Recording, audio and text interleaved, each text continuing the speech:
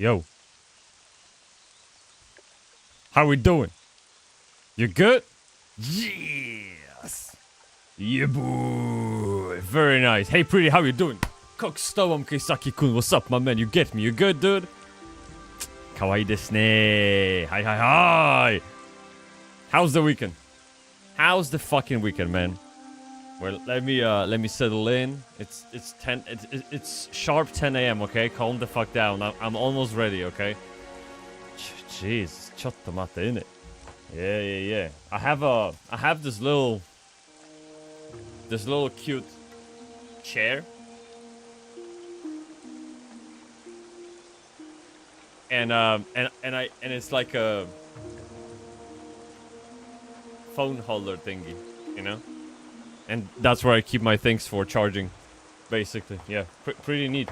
Like, yeah, just sit comfortably. What's up?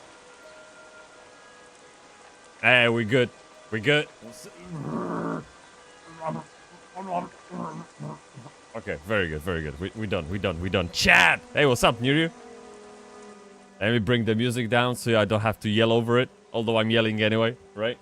Hey, Chad, we have such a big dig day today. Jesus, this will be the first stream ever that will be close to 6 hours long. We're gonna be just fine. We're gonna be perfect, okay? Harmonogram updated. Schedule-kun. Not updated. Well... You don't follow it, shut the fuck up anyway. Like, really, you don't care. Like, you literally don't care. Yeah, 24-hour stream while you're at it. Well, will you cook for me? I have recipes and I have food that I eat. You just need to go to kitchen and cook it for me and feed it to me, okay? If you do that, we can be here 24/7. I just need to eat, dude. That's it. I don't. Yeah, I already have a button for shit and piss, so that's good. We just need to eat. I came today to check 6 p.m. stream, not there. I don't get it. I'll be the cook, just quit one job, so it's okay. Hey, what do you mean? Can you not find more time? I thought that was the thing, that you can have like 27 hours in a day. Like, what's the problem? Like, most people spend more time than they have, and it seems like to be a thing. Like, isn't today 6 p.m. the interview? No. No, it's in the title of the stream. It's 2 p.m.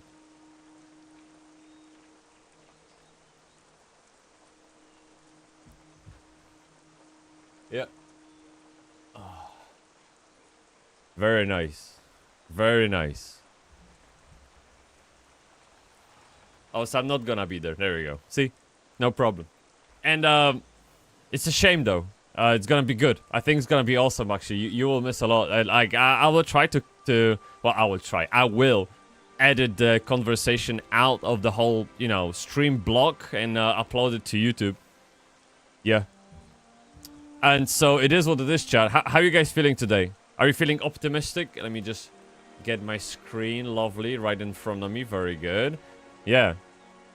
But I'm gonna be on Grandpa's birthday party. Well, good for him. No, it's awesome. Keep at it, dude. No worries at all. Let me change the screen. Chat, who wants to try the new like command or the like reward in the chat? I need to make sure it works. Come on, it costs 1 pierug. Okay, you can do it. Let's give it a go. I was coding that until like 9 p.m. yesterday with a headache. Okay, here we go. There we go. Yeah, okay. Yeah, here we go. Okay, perfect. Perfect. That works. Okay. Yeah, that's excellent. Lurking mode. Shit! Need you now. Don't go. I need you. Yeah. Let me see if the command works as well.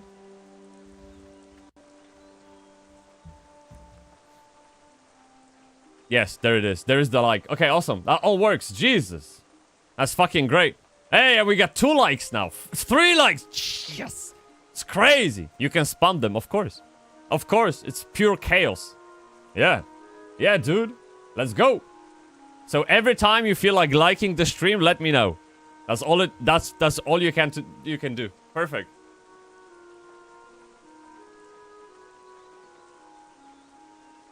This is for you, Keisaki-kun.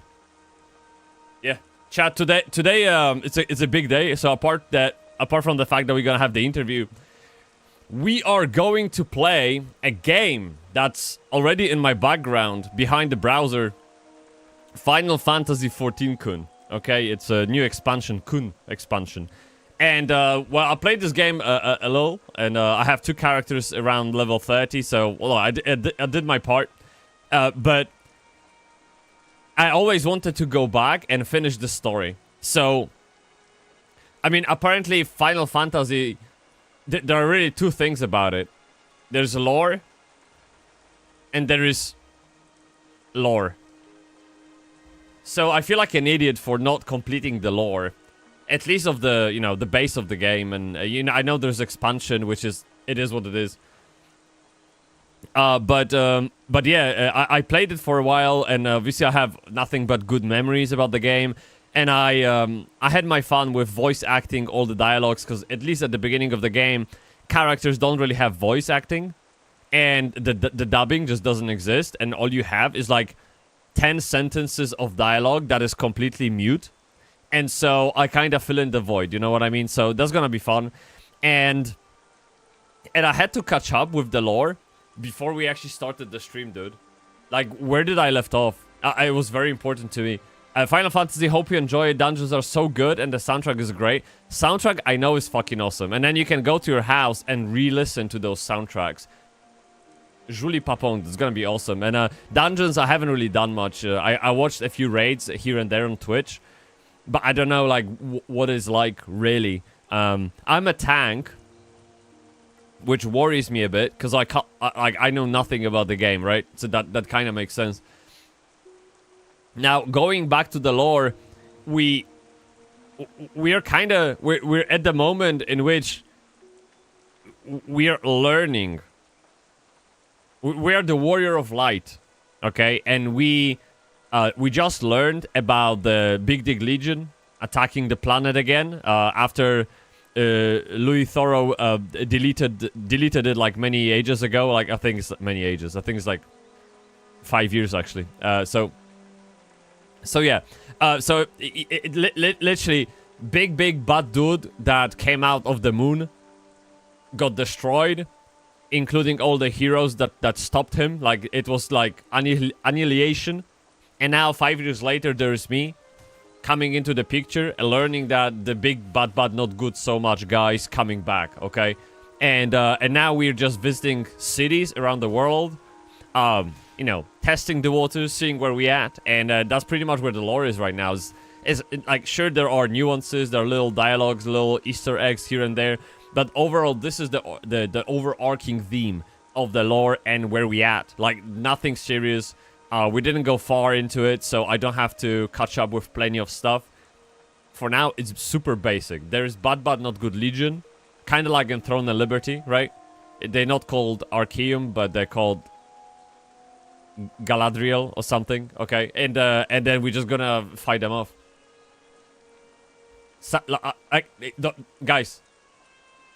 Guys, don't you think this is great? The simplicity is great. Like, straight up, try to sum up the World of Warcraft lore in one sentence. Like I did with Final Fantasy just now.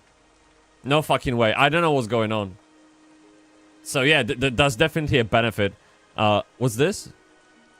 Would I trust you to hold my drink at the party? World of Warcraft Class Edition. Okay. That's funny. And so, yeah, hey, people are going fucking crazy about this. Did you guys try the new ChatGPT's ability to draw anime and manga in the Studio Ghibli style? Did you try that? What's this? This is all AI generated. Looks fucking delish. So good. People are going crazy about it.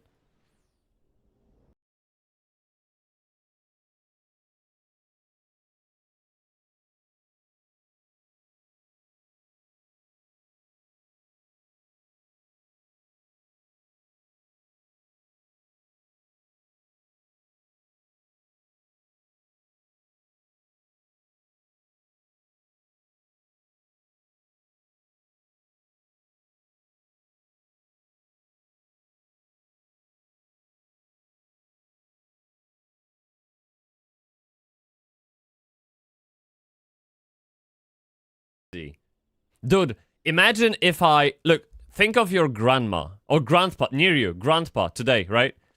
Take family photo, ask ChatGPT to turn it into Ghibli Studio style, print it out, and tell him you drew it.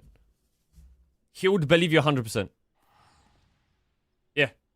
Like, straight up, you are set with family gifts for many years to come with this shit. Crazy. So good. Keisaki asks, so are you still in the base content? I forgot all about the plot. Yeah, this is the base of the base. I just got the quest. Well, I just done the quest where I could fly, well, take an airship to other cities and explore. So I did some of the lumberjacking, of the carpentry, all of that. But overall, lore-wise, I'm on level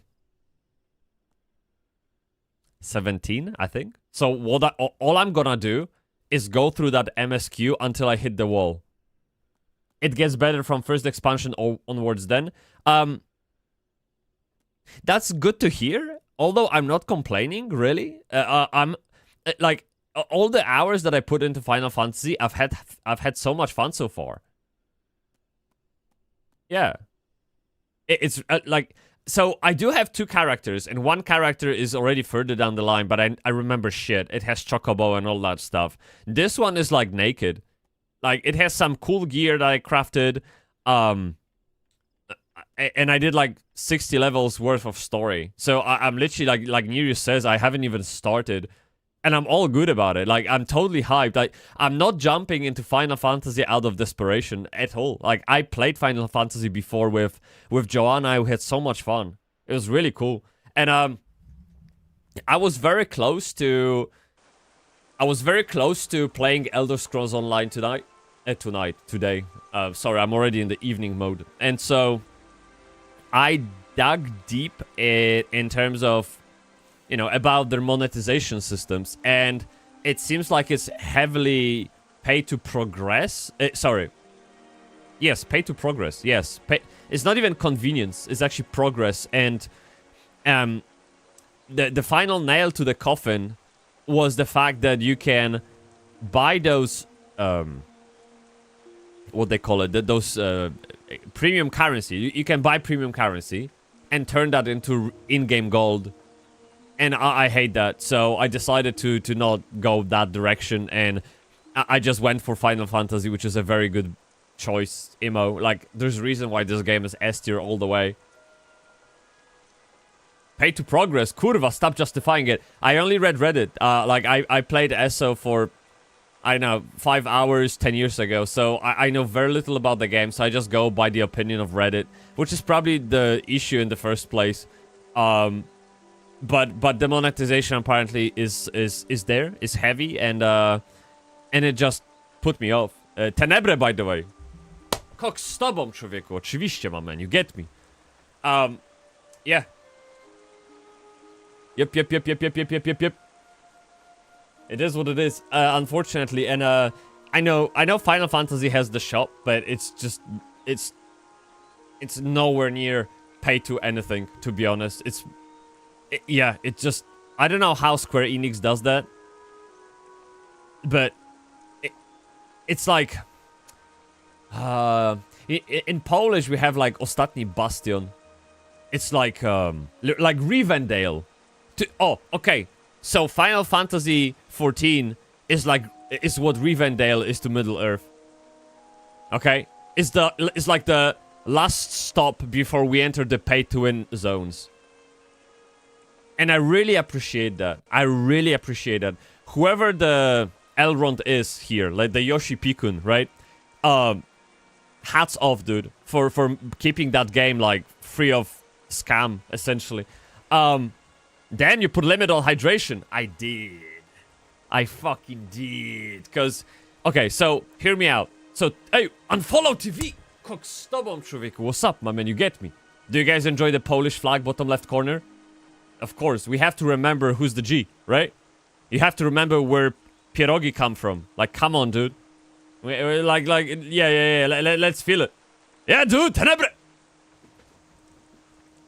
Kurwa. Let's go!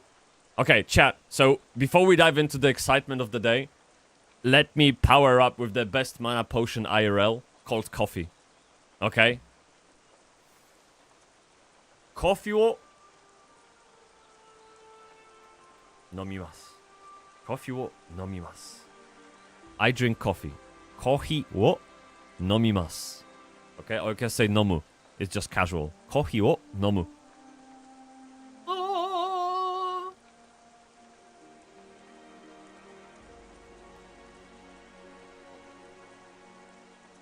O! Ja pierdolę. Oh, wow. Jeez. This is good shit, man. This is good shit. Final Fantasy Premium Currency Shop is mostly just cosmetics, no? Yes. Yes, that's what I mean. Like, it's the best we have. And we have to, like... We have to protect it, man. Although, I hope today, Ed... Which is another thing I want to talk about. When Ed comes over... we'll have a talk about MMO monetization. Because he has some good ideas. And I actually sent him over an article. Very thorough article on the monetization of Bitcraft. You guys know the Bitcraft MMO? And so, it's very elaborate. And Ed said he disagrees entirely. So I just want to know what he's thinking. That's it. Like, I'm just gonna ask simple questions and get great answers. Because he's a great mind, I think. Like, when it comes to games, so far what I've seen here and there, he's a big brain about games. And there's a reason why he designed games, not cars, right? Like, he knows this shit. And so, yeah, I really look forward to that. And, drink tons of beer and call it mana.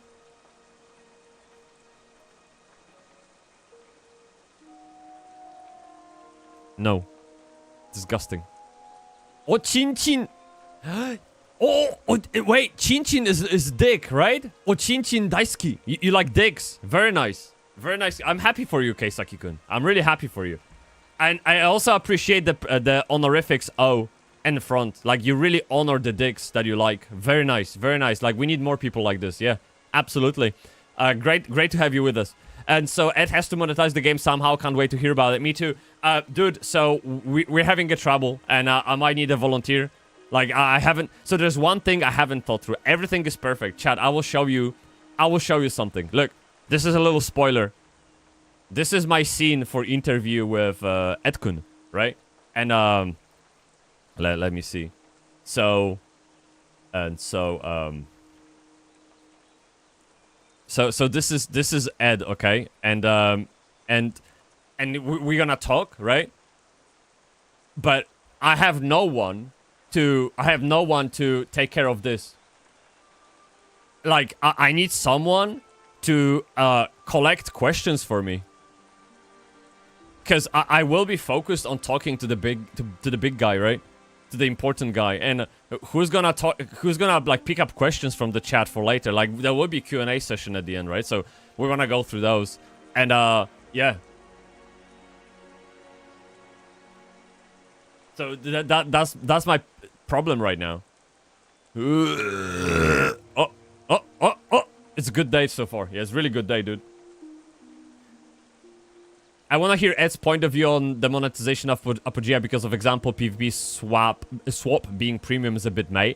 Yeah, I won't go in. So this is question from you to Ed. I will literally ask about how he wants to monetize of Apogea, and most importantly, why that way? Because there are many options, many ways, many designs. Things failed. Things, you know, people liked, and you know, there are many paths how to approach that. Why this one? Just no judgment, nothing at all. I'm just look. So one thing you have to remember. Let me go quickly to YouTube. I will show you how I run podcast. Okay, let me pull up my company. So we're gonna go here. This is all me, and so. Let's go to Nerd Cow. Agile. Shut the fuck up. And we have, I guess lives, because I streamed. So this is... So this is my interview with a guy who's like one of the biggest marketers out there in the world, really, from Orbit Studio. He's building websites anyway. And the way I approach... I froze. So the way I approach interviews is I genuinely just come completely unprepared. But I am a very good listener. I actively listen to what the person's saying. And I have immediately hundreds of questions to follow up with. So the conversation will be very natural and very chill. And I know how to start the conversation. I know how to end conversation. And I know how to keep it for 1 hour or 4 hours if needed. So we'll go and see how that goes. If the conversation is nice, interesting, engaging, we might go for 2 hours. If it's shit, we're gonna end in 45 minutes. We'll see how that goes, okay? But basically, this is how I approach talking. I just listen and I inquire. Inquire. Yes, inquire. This is the word. And that's pretty much how it's gonna be. Simple. Yeah. I can DM you the questions if needed. Awesome. I would love to have someone who can ping me questions.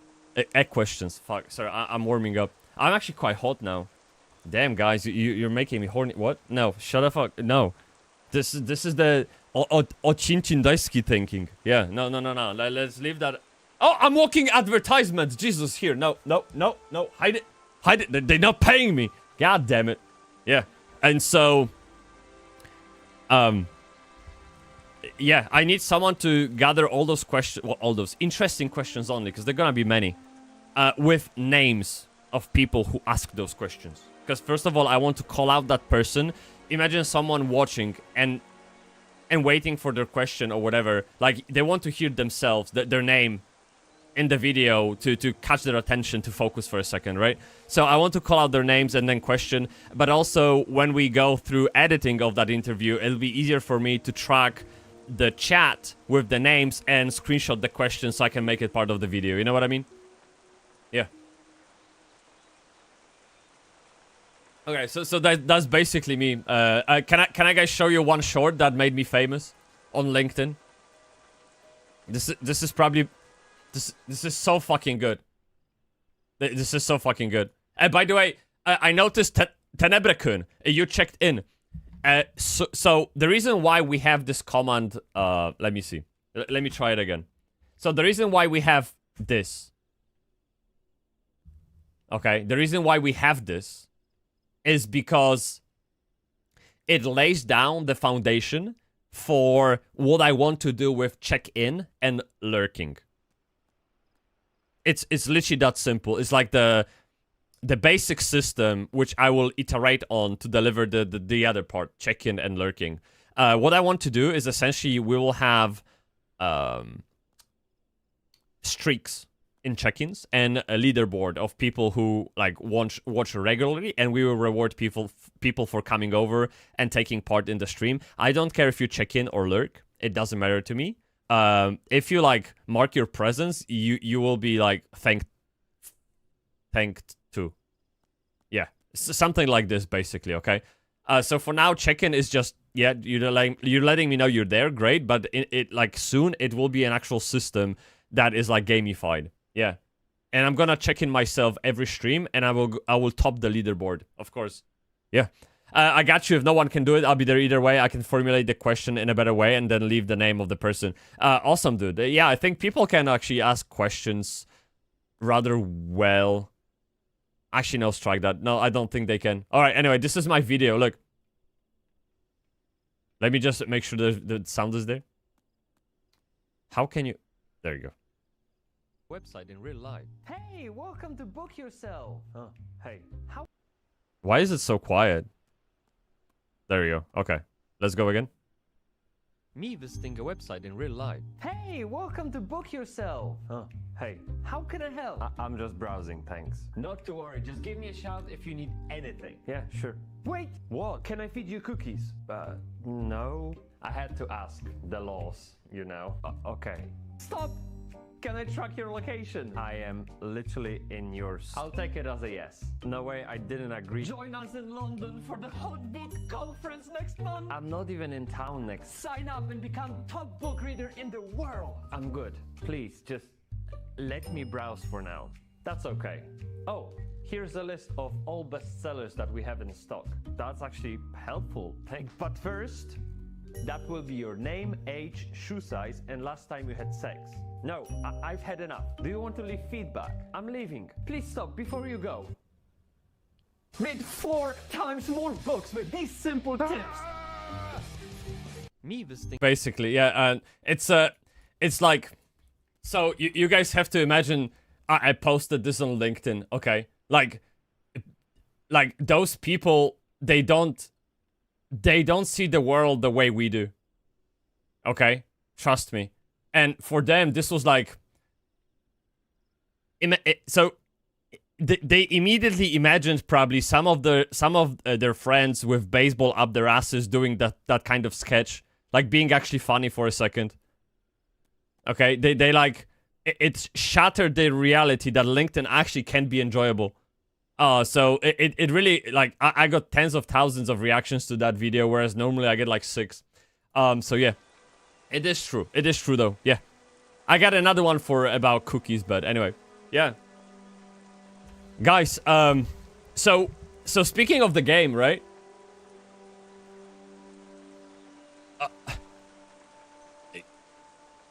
Yeah, I kinda don't even remember what's happening.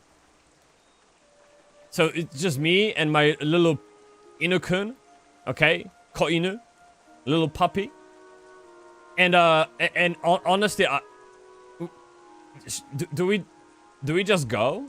Do we just proceed? I think so, right? Like, I mean, I have so many quests here, and I don't actually remember any of them. I have skills which do stuff. I used to remember all of that.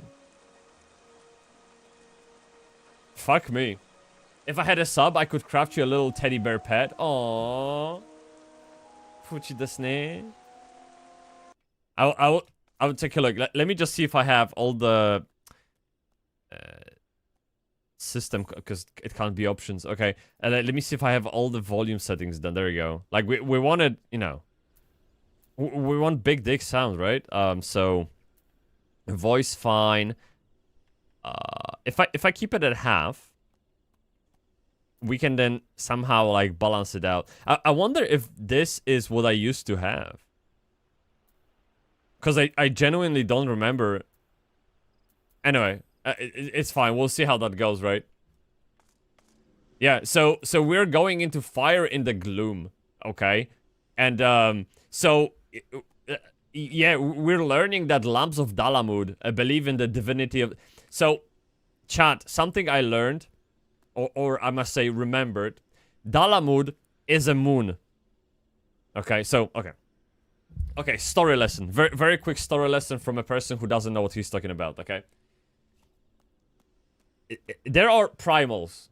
Primal beings that are bad, but not good. Very bad, but not good, okay? And they attacked this continent where we are right now, like Eozra or Eozra or whatever however you fucking read it, okay?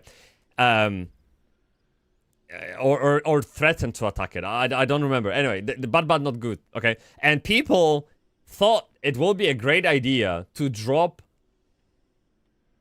a moon on those primals and kill them that way. Exterminate them like dinosaurs. That moon is called Dalamud. Or Dalamad. I don't know how you fucking read it. Okay? And so, while it sounded like a great idea, there was a even bigger but not good demon hidden inside that moon. So when the moon crashed, the demon got out, and he threatened everyone even more, okay? So, long story short, they killed everyone, not demons, they like humans killed demons, right? They killed the Balrog, they killed the moon, and all the primals, like, well, yeah, they just destroyed them. However, now we have lamps of Dalamud, which are like those little fanatics of that moon. They still believe in the power of that moon and power of that demon and all the bad shit. and we're just learning about them, and we have to stop them. Okay, like, are we on the same page? I think we're pretty much there, right? Like, I believe like I'm 90% correct with the description of the situation. I would say so. Yeah. Yeah. Okay. Okay. So there it is. Let's go. I think is that where I go? By the way, I map. No, I actually have to go somewhere else. Where is it? What is this place? How? Okay, so I think this is actually it. Holy shit! Register for duty. I'm gonna go with NPCs, okay? Because I'm a solo Andy. I love my delves. Let's go. Let's take a look what's like. Light party, alright?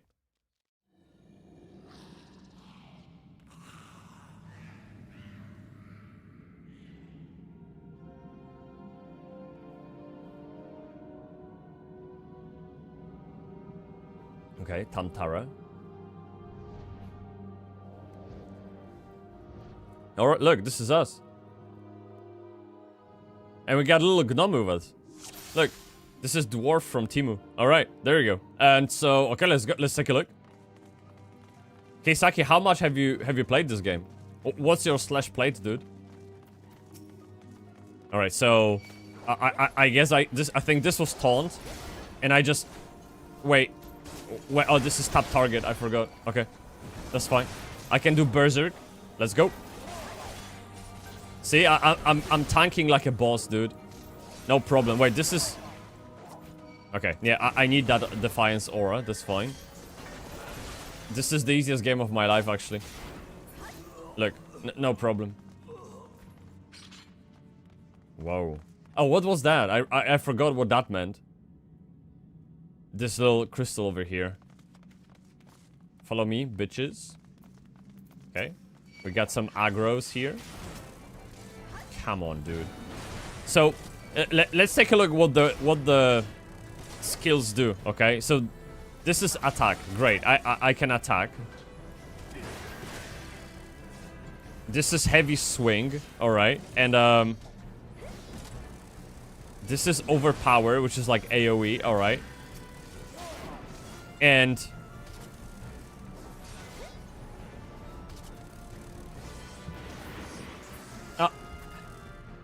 I'm sorry, all those attacks just fucking... They attack. Yeah, there's virtually no difference to any of it. Wait, where do you think you're going, man? You get me. Chat, how's the sound of the game? Is it good? Is it not too loud?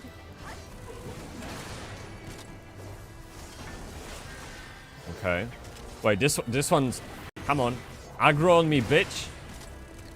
Yeah, it's very nice. Interject. Oh, so this is my...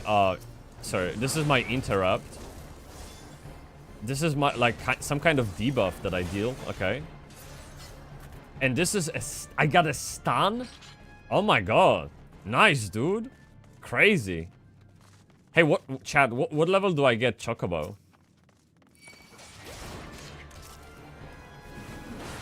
Like, my life depends on it. I want a bird. Am I holding aggro? Yes, dude. Best tank EU. Easy. Yeah. I got 90 minutes to complete this dungeon. Wait. How long is it? Okay, which way to go? I guess I'm gonna clear out this room first. I have this completionist thing about me. I really like to have things done 100%. I don't know why. I used to have all the things add-on in World of Warcraft installed, and I would go crazy on it. It's probably part of the reason why I burned out from the game. Like, seriously. I was so obsessed with that number. I couldn't get anything else done in the game. I was just going hard. All the pets, all the uncommon items, level 12 or whatever, I would be getting everything. I loved all the things. Oh, shit. Oh, they're mad. All right. Okay. Big dig, boys. Come on, dude. I feel like I should change my job and just be a DPS, like, seriously, because... Yeah, like... Those NPCs just suck. Straight up.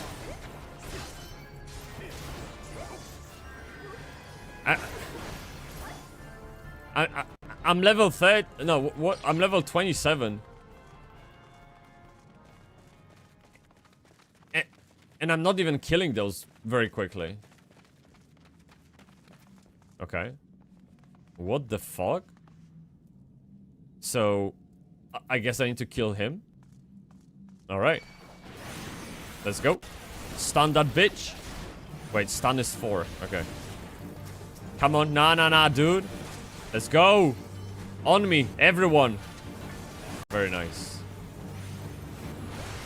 Can you actually die in those dungeons? Or is it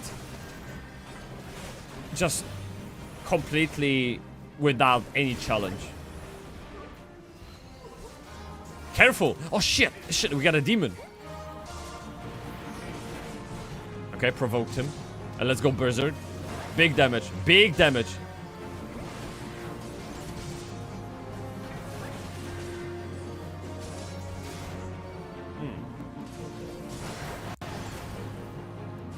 Oops. So which one is... 4 is stun. Okay, now control 4 is my stun. Right. I need to remember that. So... There are some kind of combos in this game, but I don't get it. Like, how do I...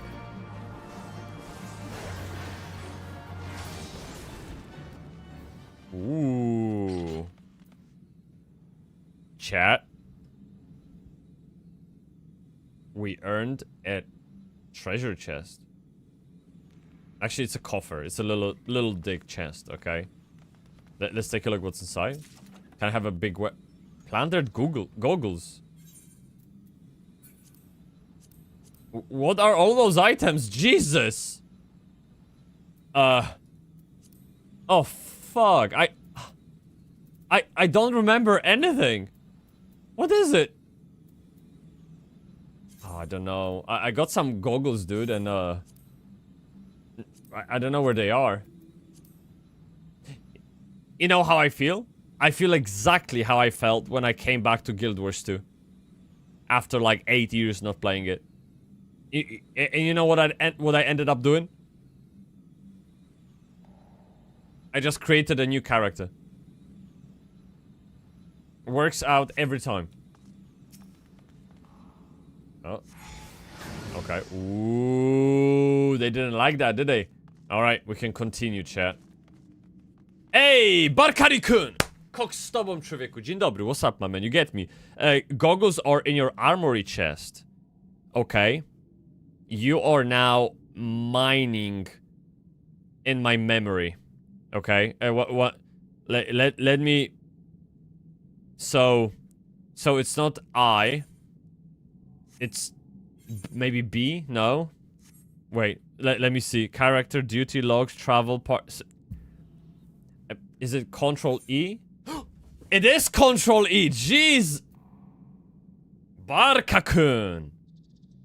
Barukari-kun! Thank you. Wow, holy shit. Now, what are the goggles for? So... Holy fuck. Wait, they're actually good. I think. So...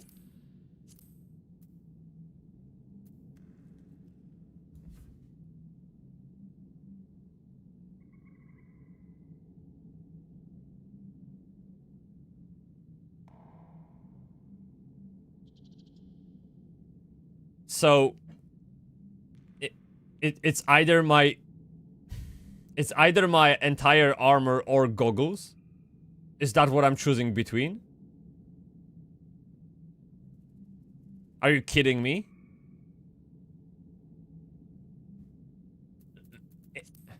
It's a...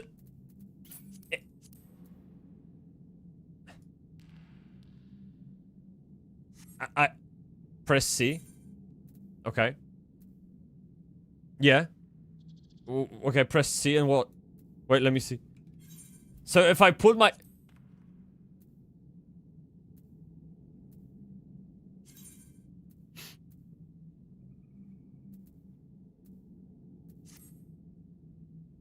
Okay.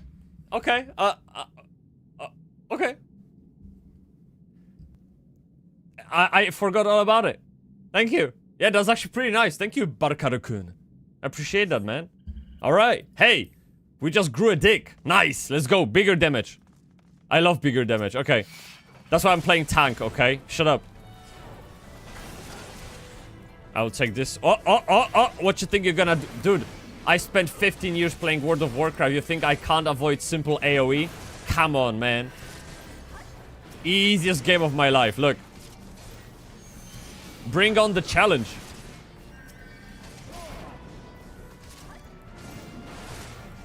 Come on, man. This, can I speed up this global cooldown? My skills are like, I can attack every 3 seconds. Like, just faster. I need speed. Save using the update gear set. Oh. Gotcha, dude. Hey, wait. Barakaru-kun, are you the famous representation? No, straight again. Are you the representation of the famous Final Fantasy XIV community? Because you're a helpful G, dude. I heard all the good things about Final Fantasy community. Like the helpest test of people. Or helpful test of people. Yeah. Skill speed makes it go faster, I believe. Affects both the casting and recast timers, as well as the damage over time potency for weapons. Ooh, unfollow. I guess we know what we are optimizing for, right? I remember playing a Tyrant in Lineage 2, and all you would do is just equip everything that gives you attack speed. And at the end of the day, when you were like level 72 or 81, whatever, like really high levels, I'm talking about C1, C4 era, okay? Your attack speed or spell speed for spell singers equivalent would be so fast, your character wouldn't have animation. It would be like, huh! And then killed. Good days. Good days. Literally. Yeah. Yeah, dude. Really nice days. Oh, those were the days. Now there are no days, dude.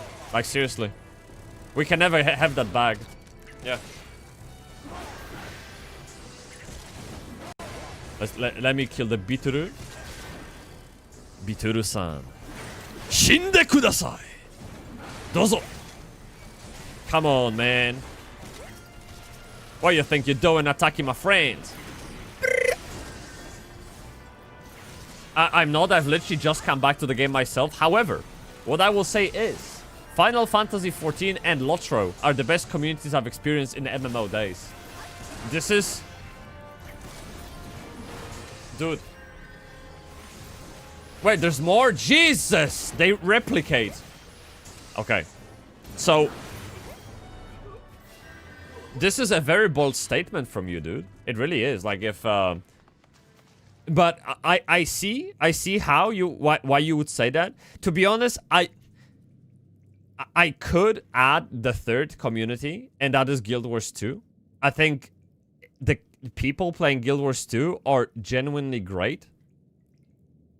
Because there's very little incentive to be competitive and toxic. The game doesn't have vertical progression at the end of the day. However, I feel sad for them. For the fact that ArenaNet and Lotro as well is taking advantage of their wallets. It really is. Like, it's such a pay to win. I can't even log in anymore. It's disgusting. Yeah, but yeah. In terms of communities, those 3 games are like holy trio. Really, so good, dude. Every stream I go to, every interaction I have, nothing but polite and genuine friendly people. Yeah. Okay, let me read all the chat from you. 1 second. I'm old as shit. Well, my shit is like 15 minutes, so I don't know. It's hard to tell. Like, you know, you'd have to give me point of reference, because that ain't one for sure. Let me get that coffer. What's that? Plundered Sabatons. Will that make me naked again? Come on, dude. So if I put the shoes on, will that make me naked? Oh, actually, it didn't. It actually didn't. Let me see what the recommended gear says. Oh, it wants me to return to what I had before. Okay. Yeah, I mean, this gear, I crafted it myself. It's such a big gear. I love this. I genuinely love this. Yeah. I'll teach you something. Okay. Okay. Unfollow Kun. Wait, first... Wait. I missed one of your chats. I played Final Fantasy recently too, just making use of the free trial on a new car. Great. I really think everyone should try Final Fantasy if they are into MMOs. It's not even the fact that I recommend the game or whatever. It's such a symbolic title. It's done so much for the industry, and there are things that it does well. There are things that it doesn't do so well, and overall, it's a very interesting, huge title that managed to gather plenty of followers around the world. Managed to survive through hell with the initial release in 2010, and then survive without any heavy monetization techniques. This is a game that a lot of people can learn something from. Just give it a go. Even if, like, you're not into anime, Japanese, you know, design, style, games, whatever, give it a go, because it's gonna teach you something about your preferences, at least. I think so. It really is a huge title that is like... It's like... I guess... I'm not saying that playing Final Fantasy is the definition of being an MMO player, but I would say it's close to. Like, if you want to really... call yourself someone knowledgeable about MMOs, you need to play S-tier games to see what made them successful. And Final Fantasy is for sure successful, right? Depending what you like, regardless of you think of it. I'll teach you something. Your car got an AoE now, right now. Yeah, it does. You can aggro 2 groups at once in these dungeons. My AoE is... Wait. All nearby enemies. This is AoE. And this is a heavy dick swing. So I guess dick swing also... It's fine. Let me try. Okay. Okay, come on. Come on. Oh, no, there's coffer. Wait. Okay, thank you.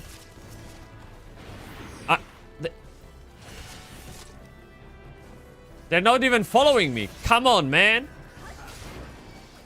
Come here. Come here. Dude. Come. Let me go for another come, follow me. Let's do a big dick pull. Oh. Oh. Yeah. Okay. I guess... I guess I don't have to because there's a boss. Alright, I'll try that later. Yeah. I'm old as shit. I've been playing MMOs for years. WoW and League are the worst I've experienced. Guild Wars people are lovely too. Very helpful. Yeah. I would agree with that. Although... It's... So, right now... okay, how to say this? I quit WoW after Legion. And because of the time frame that, you know, WoW existed, I used to be that little brat that would be probably part of the community and kind of fueling that toxicity a bit. I don't think I'm not sure if I was, but I'm just saying, like, I was young and I was big dick tank in a guild, feeling all greatness, okay? And I was probably being toxic here and there too. So being on the inside, I didn't necessarily see how toxic community in WoW is. but looking from the outside, I can see why you'd say that. Yeah. Yeah. Totally. And League of Legends, don't even get me started. It's just, yeah, like, I don't think anyone will, I don't think anyone sane will ever question that statement when it comes to League of Legends, right? Yeah. Let me see, let me get this done. Hey, by the way, we have timer. I'm so bad. I completely forgot about the timer. Maybe the reason why you have hour and a half to complete the dungeon is because it's for people who talk too much. Yeah, there you go. Yeah. Yeah. Just be sure to touch the green orb guy to get aggro. Green orb guy. Okay, I will presume it's not right there on my screen yet, okay? I will take a look. I'm just learning the game, dude. Calm down. Well, like, yeah. What? I'm not learning, I'm relearning. Because I forgot. I've played so many weird MMOs in the past couple of months. Like, every stream, we played a different MMO. Can you believe how crazy this year has been? Insanage. Pure insanage, dude. Hey, wait, what? Oh, orb, sorry. Yeah. Do you have your tongue buff thing on? Do you mean the threat thing, this defiance thingy? Yeah. Yeah, I had it on. Yeah. I think this is what you mean, right? This is wall shield from World of Warcraft. I don't even know what that is, so I can delete that. I forgot to pull up my minion, but I can't here. Okay. Oh, kurwa spiders! Jesus, this is disgusting.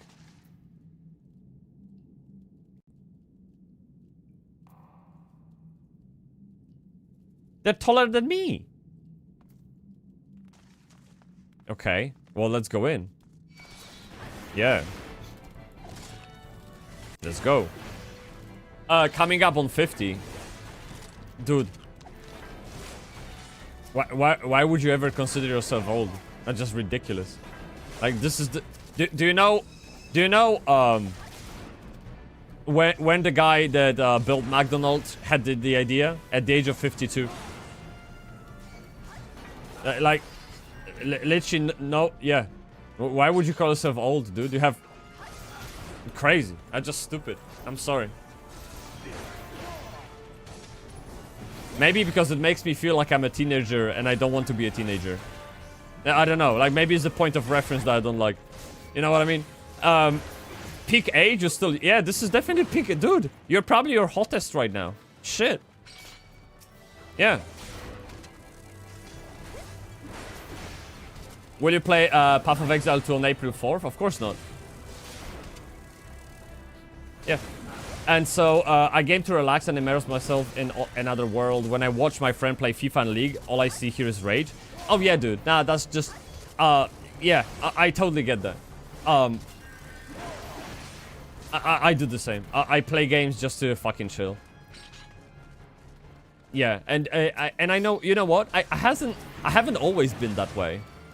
I used to play games, mainly FPS games, that would like bring the worst out of me, and I was just stewing in that rage. It was almost like my fuel, like addiction, and I'm no longer that way. And I think it kind of like goes beyond gaming at all, overall, because even in my life, I no longer want to live in a city. Really, it's too much stress. It's too loud. Too many people.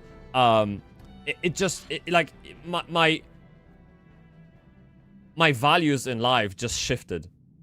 Oh, I mean, it's not from day to day. It's like they have been shifting, and the more I age, the more I enjoy relax, simplicity,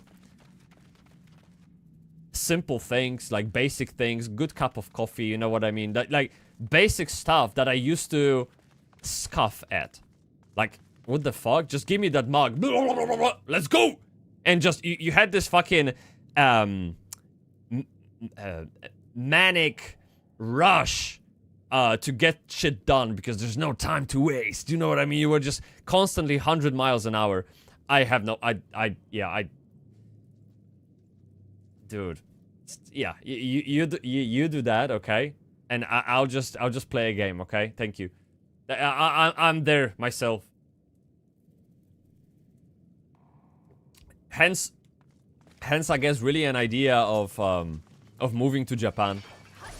Because I'm looking for a house in Japan in the countryside, right? So it kind of all comes together, I think.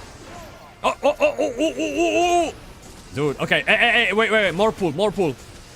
Yeah. 1 second. Let's get him, boys. Let's get him. Come on, dude. Big dick. All right, I'm gonna go berserk. What are you attacking my friend for, man? Come on, heavy swing. Look, this is the best tank in action. I've been trained on Lich King. Have you ever fought Lich King? Dude, the craziest combat of my life. Okay? Yeah. Come on.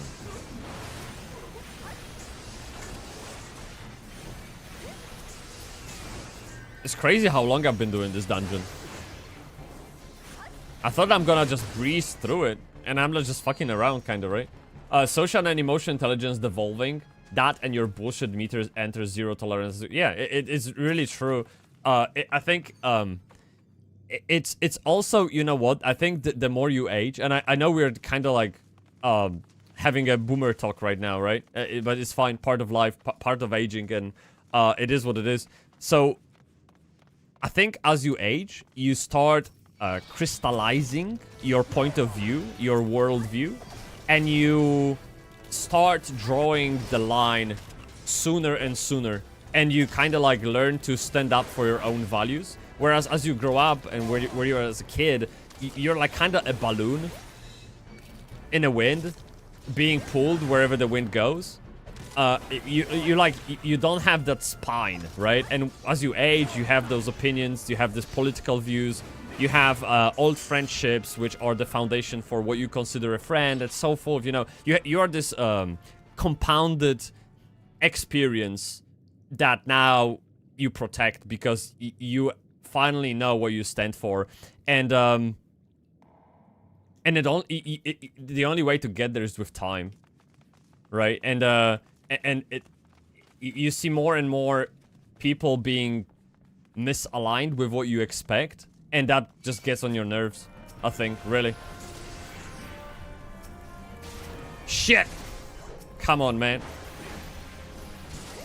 Unfollow TV, would you like me to play Path of Exile 2?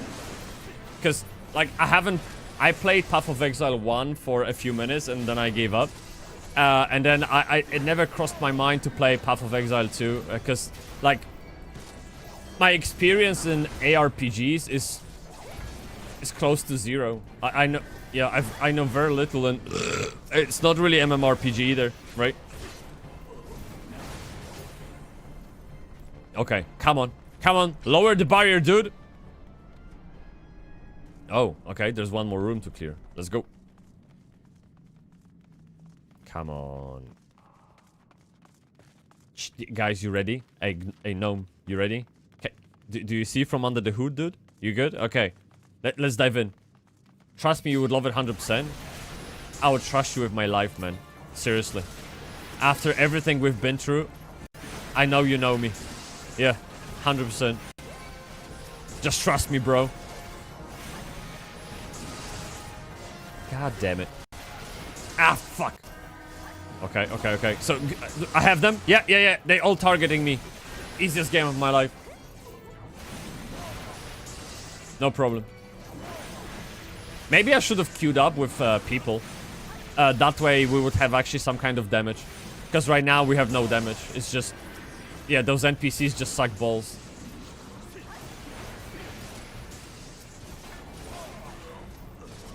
Yeah.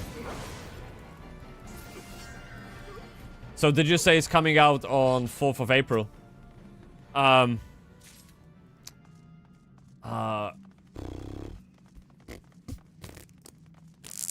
Let me see.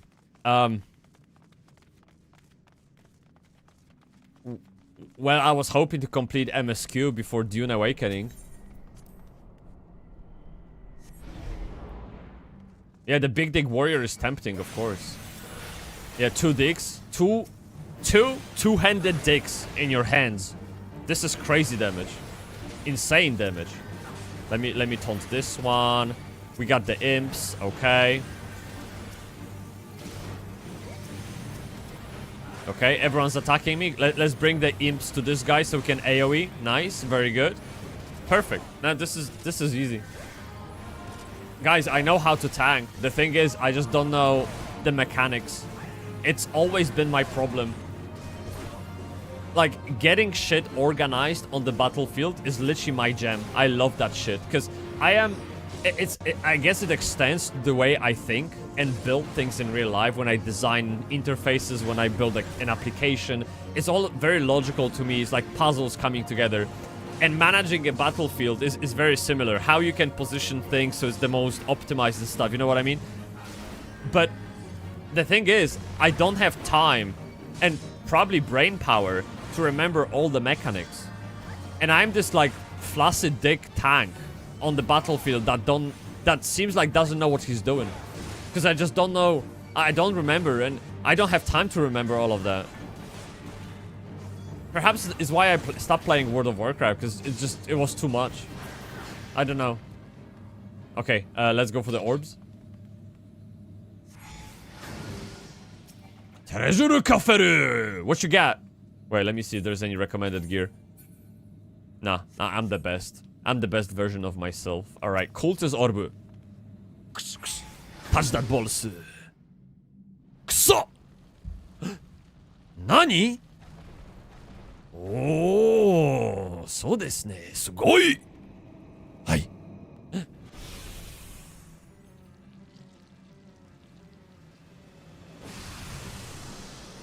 Abunai Oni-chan. Alright. You seem surprised. Did you not cross the bitch? What, the bridge? Sorry.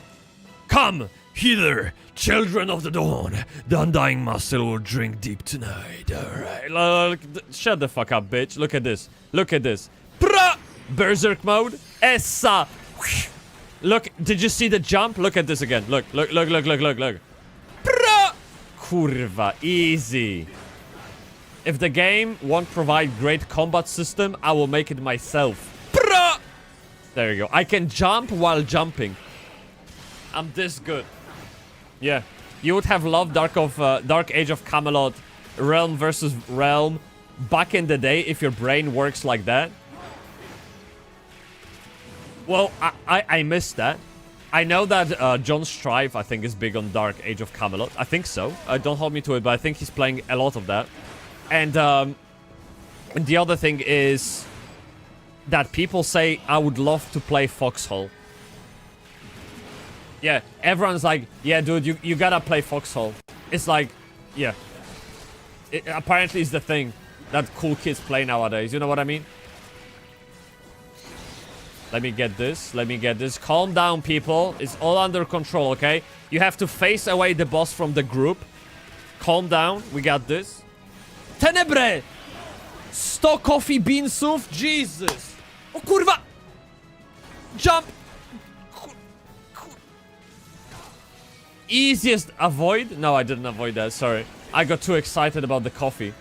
Nice, Tenebre-kun. Thank you so much, man. Are you fucking crazy, G? You get me. You just wanted that bean, right? Because everybody knows, literally everybody knows that pierogi are best paired with coffee. Literally, any go to Poland, buy pierogi and a cup of coffee, and put them together in your mouth. You're gonna love that shit. Yeah, of course. Barkara-kun, do you know about Apogea? The best game in the world? Possibly. Allegedly.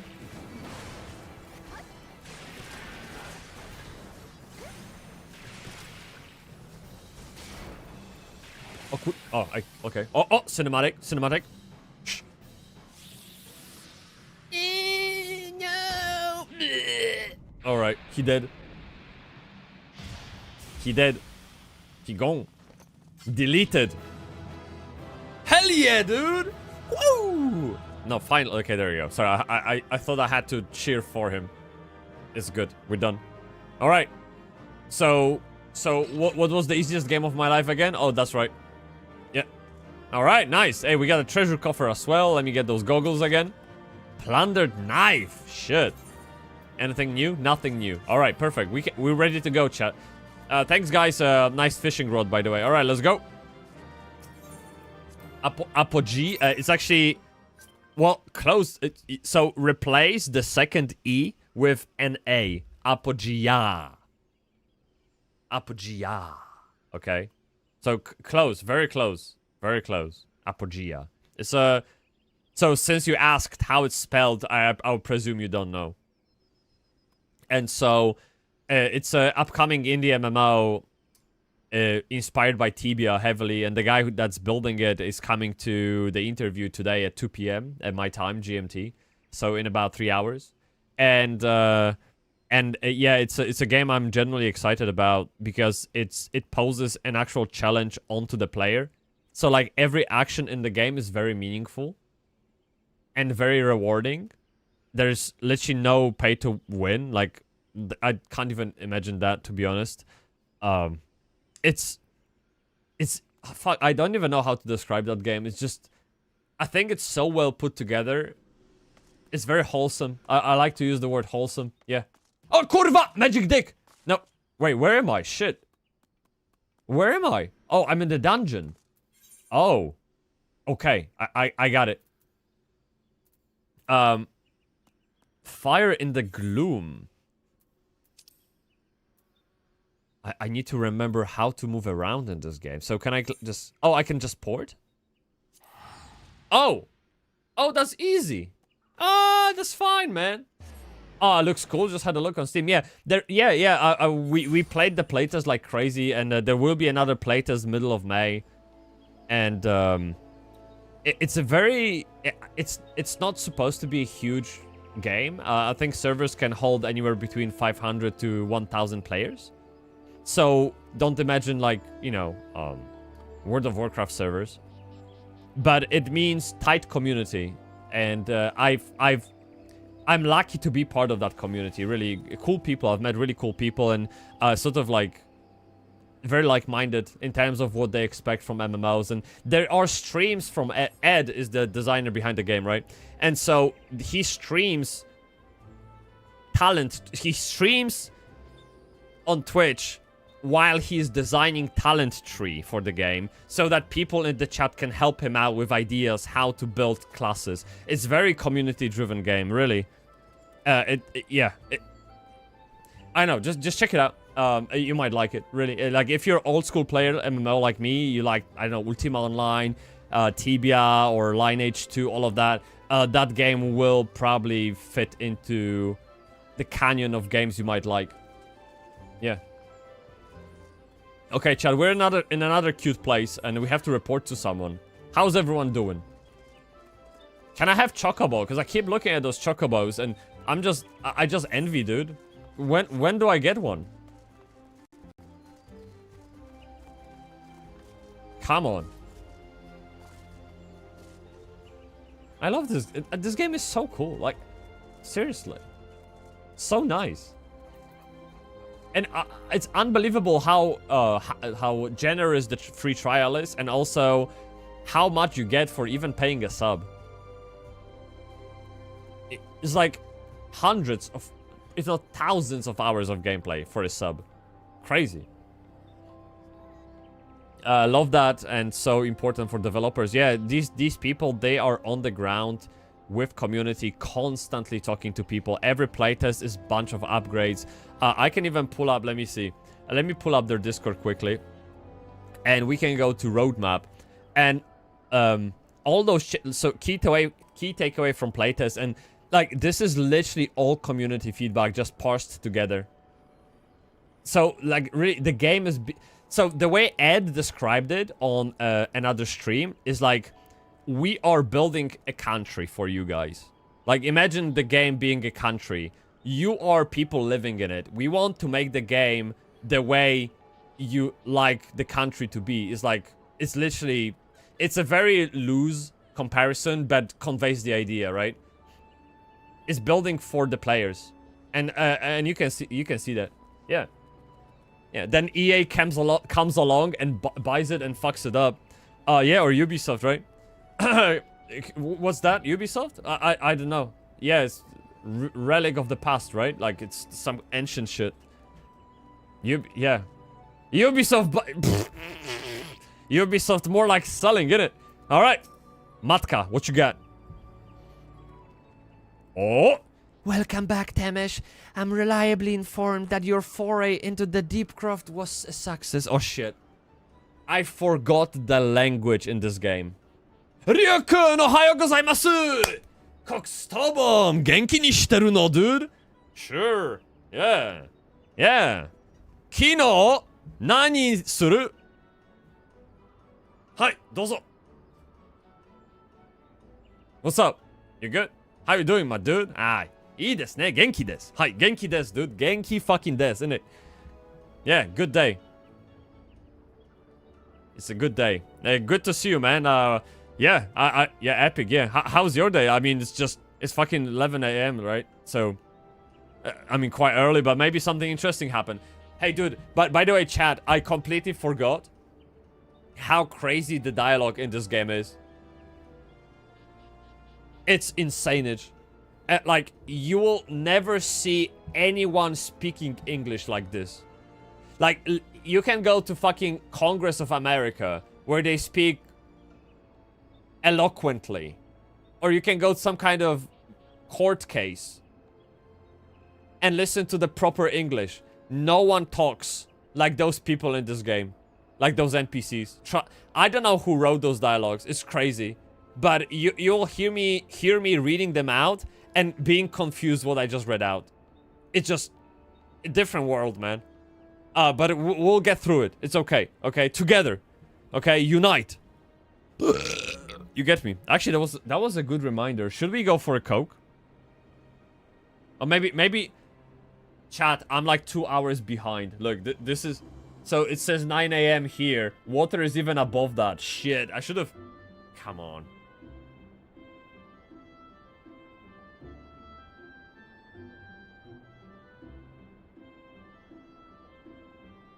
Yeah, the writing in the beginning, there's a lot to be considered. Dude, especially the guy who, the guy in the pub, right? Pub or, the inn. Like, in Linza Lominza, there's this fucker behind the bar.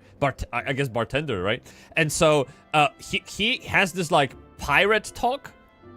It's like, you read this shit, and it's almost like a cipher. But there on 10 Fingers is the MVP, bro. Have I met him? I don't think so. 10 Fingers. Very accurate. What happened to the other 12? What happened to the other 11? Is the guy you're talking about in... Oh, so this is the guy. Oh, that's his name? Okay. Yeah, so... Okay. Okay. I don't remember. Alright, yeah. He needs to go back to school, man. Like, seriously. Alright, so she said she heard about us having a big dick. Alright, let's go. Nor did I expect anything else. Baderon's ring. Oh, there's Baderon, look! The guy himself. Baderon's ringing endorsement left me in little doubt as to your capabilities. Even so, you are to be commended. Thank you. There you go. Yeah, easy. We summoned him. Oh, enable text auto... Oh, no, I don't want to auto-advance dialogues. No, it's fine. Bowlord Lewin asked me to pass on his thanks. Alright, thank you. I'll take it. I must say, it's something of a relief to be able to call upon such a capable adventurer.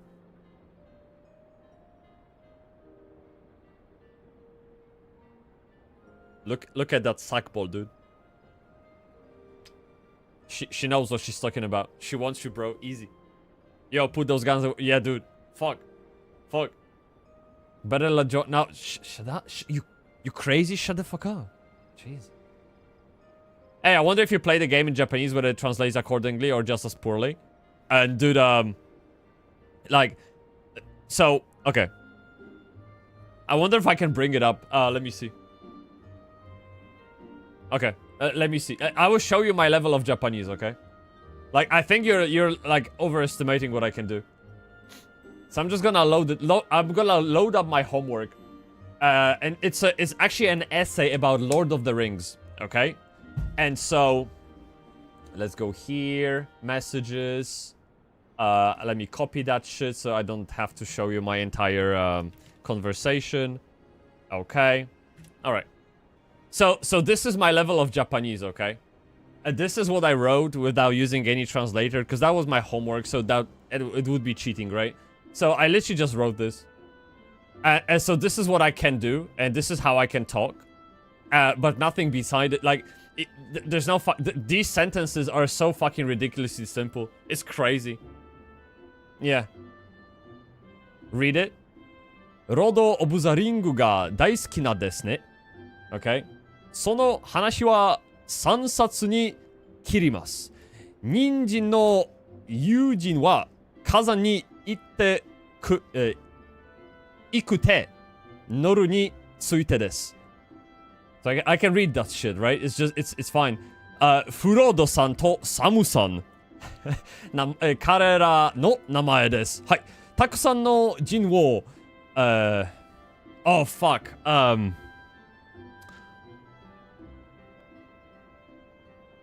受けます。はい、受けます。drop。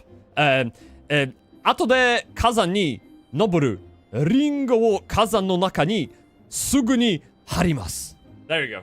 Yeah, so I can read that.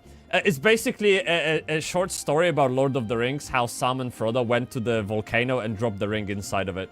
That's literally all there's to it. But this is my Japanese. Like, I can do basic shit, really. And if you ask me to turn this game into Japanese, I would know shit. Like, I would not... no fucking clue what's happening, dude. Because I only know, like, 300 to 400 kanjis. You need 2,000 to understand the language properly. Plus, they don't probably speak proper Japanese. They speak, like, a slang, and that also kills me. Yeah. What's she thinking about? Oh, fuck. Sadly, death has become an ever more common occurrence within our fraternity of late. Alright, times being what they are, the guild is constantly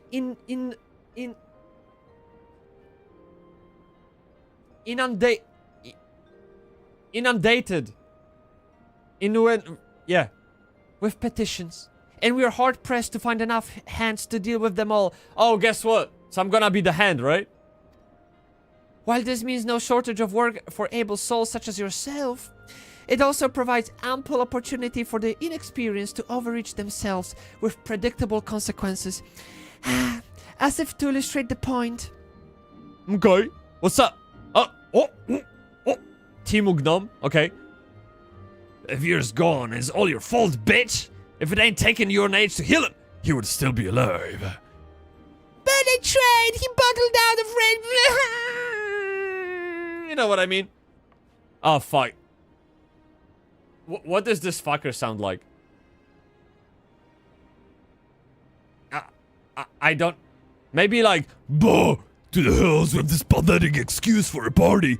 I'm leaving, and it'll be too soon if I ever see your faces again. Goodbye, fuckers. Maybe that's what the sound is. I don't fucking know. Like, he's just a little bitch. Yeah.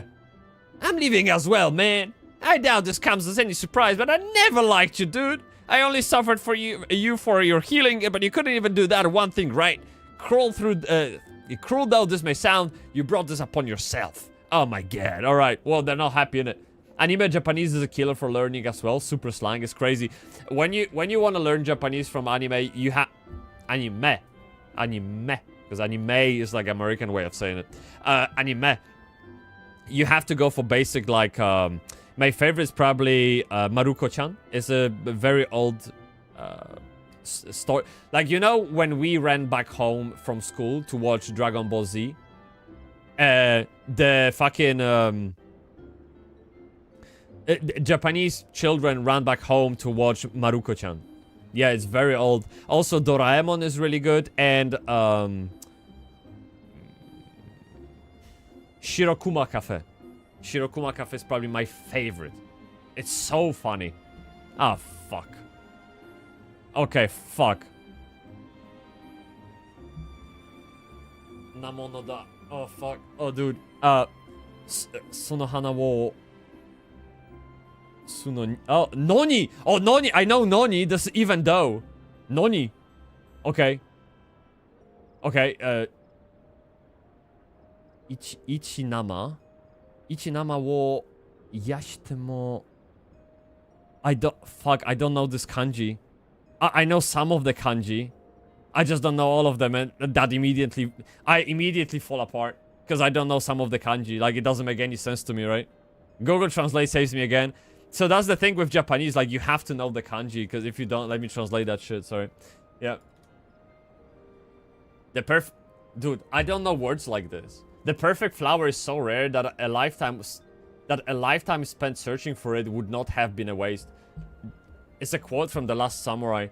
Well, I pretty much don't know any of those words. I don't know how to say perfect. I don't know how to say rare. I don't know how to say lifetime. I don't know how to say spent. I don't know how to say searching. I don't know how to say waste. I literally don't understand half of the sentence, so there's no fucking way I could have read that. Like, I'm on JLPT N4 level, okay? Calm down. I can buy food. I can have basic conversation, you know. I can say basic. I can say if have you ever been to, you know, like really, really simple stuff. Don't fucking throw at me The Last Samurai shit. Yeah. You get me. But thank you for testing me. Yeah. I'm getting there slowly. God, chat, we have ads in 20 seconds. So what we gonna do, I'm gonna grab food. Like, I need 1-2 minutes to grab food. So you guys don't miss out on anything, okay? You know more than me and you sound amazing when you speak it. Thank you. I think what saves my ass is the fact that I know Polish. And therefore I can pronounce everything very easily. I don't have English accent fighting me. Okay, I'll be right back. I never see ads, so don't worry. You're one of those. Okay, fist bump. I'm the same. Dude, I have ad blocks everywhere, including my entire home network. I have Raspberry Pi plugged to my router that filters out any traffic for advertisement and analytics. I'm clean as fuck. I don't have a single hair on my body. Yeah. I'm smooth. Easy. But I still need food. Despite all those ad blockers, okay? Okay, let's finish talking to Mother Teresa, okay? And so those little fuckers, they got mad and shit, and it was your typical Mythic Plus party, basically, okay? And so, Scenes like this have become all too common. That makes me 12 times in half as many days.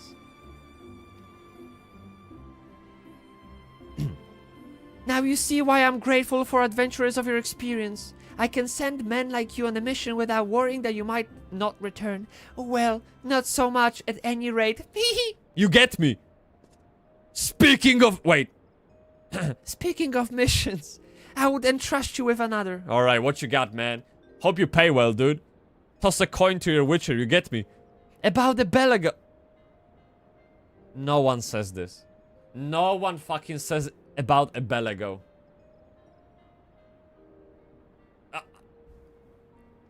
About the Belago... What does it even mean? I received a message from my counterpart in Uldaman. She meant Uldaman. It's just a typo.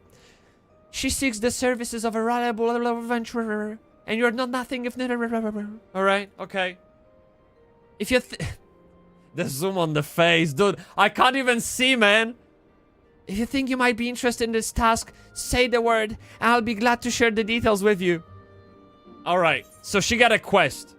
Okay, big dick quest for big dick people. And I still don't have food on my desk, okay? Chat, you're not helping me with those ad blockers. Can you put those ad blockers away so we can have a break and eat shit? Hey, a good deal, right? Hey, sounds good. Alright, chat, I'm just gonna go for food. Like, I need 2 minutes. It's like, it's liquid. Chat, it's fucking liquid. Okay? It's fine. What the fuck happened? What's the... What? Okay. Yes, dude, that's better. I'd love to hear more about your PI setup as well, to be honest. I'll take you through it when I'm back immediately. Yeah. You'll have to DM me about that later. No, I can... Yeah, I can pull up the... let me show you. So, we have paints. And, actually, I don't have that. Actually, I don't have that painting. I have a short about it. YouTube short, how I actually set it up. So this is the loot system for MMORPG. This is how I invest money, okay. Oh, this is how I hid behind the tree waiting for my parents to depart for work so I could go back home and play the game. Yeah, this is why I managed to tank Lich King, because I was the best tank in the guild. I just wasn't going to school. Alright, I'll be right back in a moment, alright?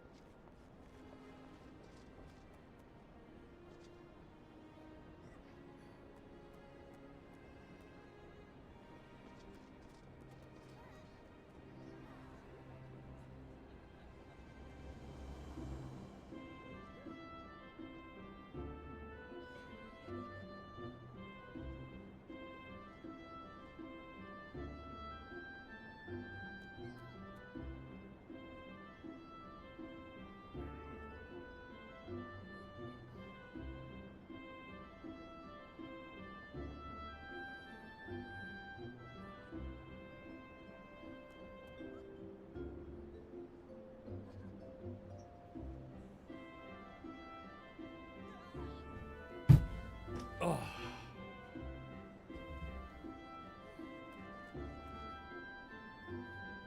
All right. Yeah, so regarding that Raspberry Pi thingy, there is this software called Pi Hole. It's Pi Hole, like an H-O-L-E, right? Not a wholesome, but hole in the ground, hole, Pi Hole. And you basically install it on your Raspberry Pi. There's like an installation wizard. And you plug it to your router and set router to transfer any any network traffic through that Raspberry Pi, and any ad related requests to your network just get filtered out, and whatever goes through is just clean traffic, like the actual thing you need. So the concept is pretty simple. Actually, the setup wasn't that bad either. Yeah. Okay, so she has some stuff on a new task. I presume this is the Laura, right? Hey, where's the sound? I didn't hear cough. Where's sound? I don't know where sound is. You love that. Yeah, it's actually fucking awesome. And the reason why I did that was I was hoping that I wouldn't have ads on my Apple TV. But that doesn't work because ads are embedded into video player and they are served from the same like request. So otherwise you would have to not watch videos, right? So that's not the way to go, but I'm thinking about the ways to do that. Anyway, so let me see. What do we have? So the sound doesn't work, did you say? Why? So we have a play casual. Let me see.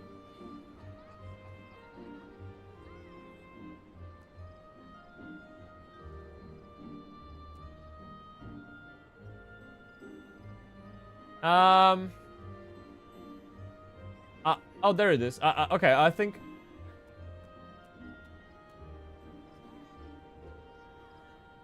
Yeah, I think, to be honest, it is with. The problem will be with my voice meter, I think.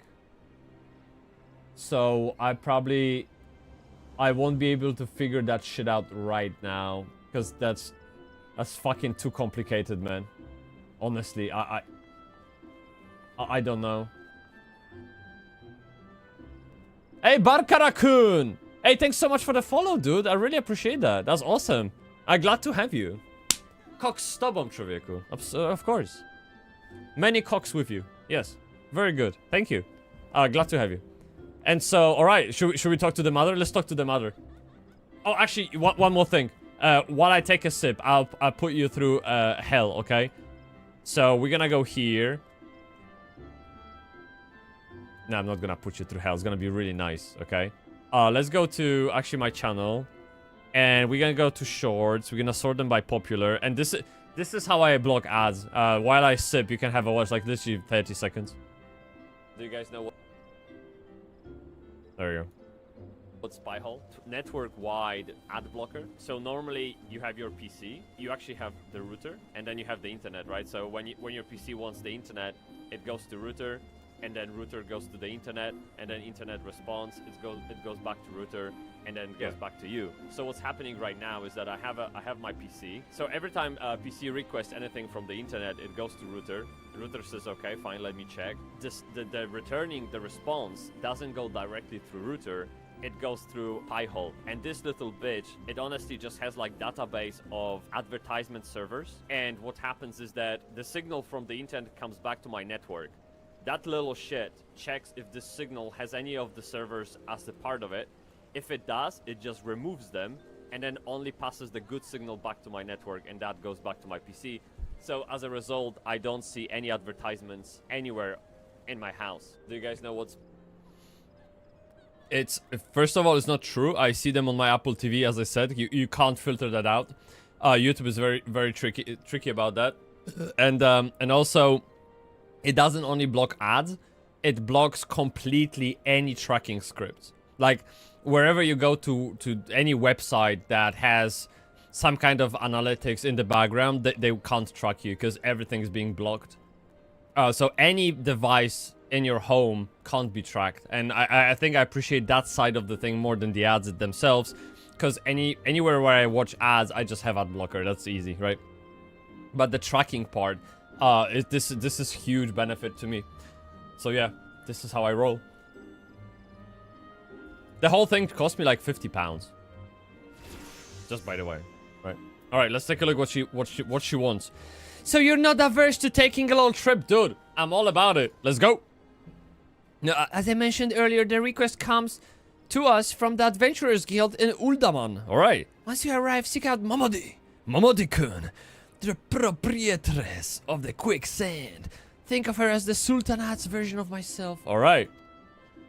Chances are she will send you into the midst of danger, but I have every confidence that you will pull through unscathed. Now, off you go, bitch! And good luck. Alright.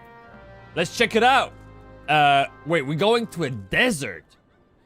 Or desert. Or desert. Chat, I don't know how to pronounce that shit, okay? Every time. So, What? So I need to talk to the shipmaster, right? Is that how it works?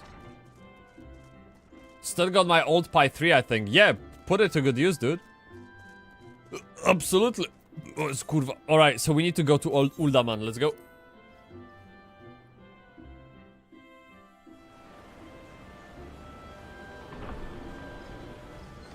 Ooh. This is the Final Fantasy version of Uber. Nice. Hey, I can't... We actually have 99 followers right now. What the... Wow, that's crazy. Holy shit. I still remember the day when YouTube overtook Twitch. My YouTube channel overtook Twitch. It's such a different being, dude. Redinki-kun! Oh my god! Redinki-chan! Redinki-kun! Redinki-sama! Thank you so much for the sub, man. Or women, actually. Women. Thank you so much. No, arigato gozaimasu. Domo arigato gozaimasu. Hi. Koks z tobą, oczywiście. Thank you so much. I hope you're fucking enjoying the stream. Yeah, boy. When I play Final Fantasy, I feel like at home in a way. It's very nice. It really is. Yeah. It feels very chill, great music, nice, actually great lore. Let's not downplay it, okay? Great lore, and cool people in the community. I mean, this is fucking awesome, innit? Yeah. Yeah. Hydrate me. Okay, fuck. Oh, okay. Oh, shit.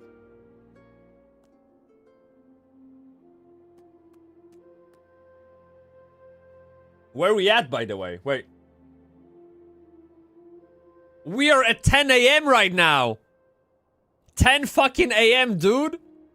That's I'm like 2 hours behind that shit. Crazy. I need to get better at this. I need to catch up. We have the same Botoru. You know what they say?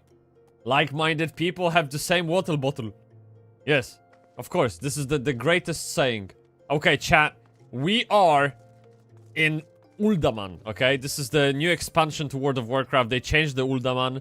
And we're gonna find out what's up. So let me just talk to this Nom. Let's go up. Yep. How do you guys like the like thingy? Is that like it's cute. If you wanna like, this is like I can show you how it's done if you want. I don't know if this is interesting to you, but so this is essentially the code for it. Wait, this one. Yeah. It's super simple. So you have empty body and the script. Like, this is nothing in it, right? It's like a browser page, like website. And so we have bubbles styled here. And you have the swinging animation here and a floating animation here. Right? And then this script just spawns a bubble at random space on the screen and saves the coordinates in the variable so we can manipulate it so it swings. And so, yeah.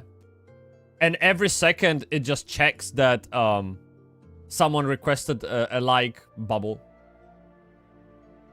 Ah, saw you as... Yeah, that was it. Yeah, you're absolutely right. You're absolutely right. Yeah, I was writing yesterday. Yeah, we have this, we have... Which one was it? This one? No, this is some bullshit. Oh, this one, yeah. Yeah, it's right here. Yeah, this is exactly what you're spawning on the screen right now. And we actually have a few animated pierogis in the chat if you guys want to try. Then we have Excited Pierog. And we have me Pierog as well. So 2 new animated emotes for people who subbed. So if there's anyone... I mean, actually, Red subbed, so she can try them out. Yeah, and this is how it's done. So, yeah, I have all that code. Like, everything you see on the screen is just handmade, you get me? Yeah.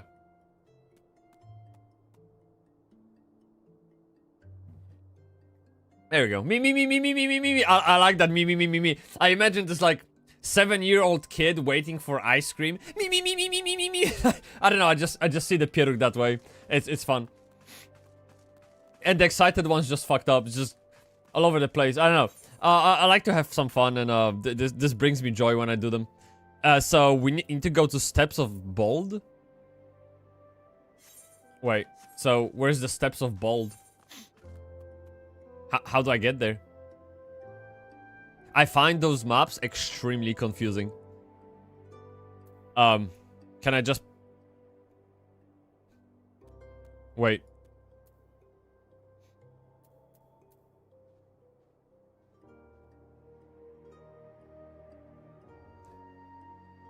I don't fucking know where I am.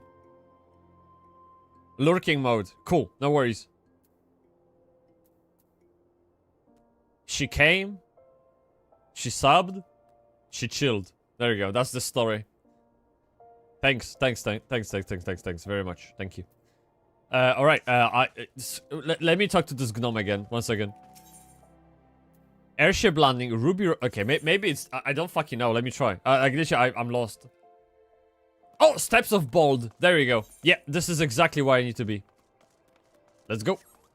Hey, we have side quests. We have...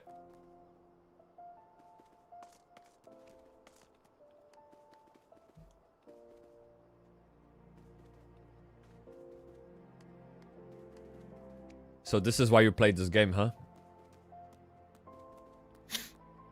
Is this how you spend your time? Great. 10 out of 10. Okay. Okay. Awesome. No, seriously, the game is so chill. I can't even begin to describe that. It's just crazy what you can do here. People have entire roleplay set out for them. All right, Momodi-kun. Yeah, this is Chan. Sorry, this is Momodi-chan. Okay. Welcome to the quicksand, friend. I'm a tad busy right now. If you wouldn't mind showing yourself to... Oh, god damn it. Judging by your determined expression, I take it you ain't here for ale, innit? Are you called Tamas Bibsh, by any chance? Well, I am. There you go. Mune sent word that you'll be reporting for duty. She also made a point of calling you the adventurer of the moment. That ain't no small praise coming from her, innit? Okay, good. But you didn't come all the way here to listen to my prattle. Doubtless... That English, man. Doubtless you're eager to get started, so let's talk business. Alright. Now she's in the business mode, chat. Big dick business. Alright. Momodi is waiting to brief you on our task. Alright. Come on. Momodi-chan, what you got? The petitioner out to be arriving any moment now. That's business mode, by the way. Okay. Gods almighty. Another second under that sun and I would have been set afire. A tankard of ale if you would be so kind, innit? Oh! Smart one. He's got glasses, that's why he's smart. Of course. Excellent timing, Papa Shankun. It just so happens the adventurer who will be handing your petition is here. What's that stare, man? So this strapping young lad is the much lauded adventurer, is he? Marvelous! Marvelous! Said, twisting his mustache. I can almost twist my beard. It doesn't want to stay that way, though. Maybe a bit. Chad, what should I do with the beard? Like, I can't have it that way. This is some Tarzan shit.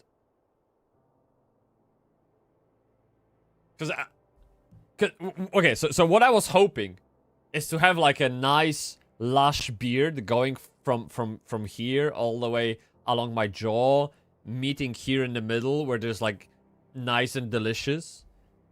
But this bitch doesn't want to grow. Like it's just full of patches and empty spots. It just doesn't look good. So I don't know what to do with it. Yeah. Very good. Mayhap, you'd like to apprise Temesh of his mission. Yeah, gimme. Of course. The petition in question was submitted by an acquaintance of mine at Amagina and Sons Mineral Concern. Alright. It relates to an unfortunate development at Copperbell Mines. What happened? To be plain, giants have seized control of the place. Jesus. These giants are of the clan known as the... I'm not gonna read this. I'm not gonna read this shit. Fearsome creatures who were sealed within the deepest depths of the mines during the bygone Thorny dynasty. Holy fuck. Hey, Captain Morganku! Stop on człowieku. Dude, what's up? You good? How you doing? Hey, hi. Oh. Very good.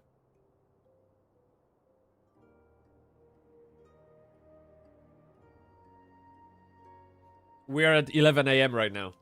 We can catch up, boys. It's good.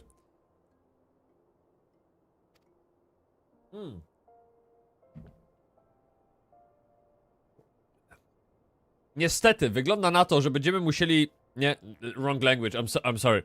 Wrong language. Yeah. Alas, it seems they have managed to break through the layer of rock which served to imprison them, and now prowl the tunnels where the miners ply their trade. The creatures are justifiably angry about their treatment at the hands of our ancestors, and their presence has forced the suspension of all mining activities on the site. Very good. Very good. Sleepy as fuck on an end it's poggers. How about you? Hey, dude! I'm good. I'm straight up good, man. Yeah, I'm playing great game. I'm having great chats with people. I'm having great discussion with Ed in a couple of hours. I'm chilling. I'm great. And I'm actually eating right now while playing games. This is the next level. Yeah.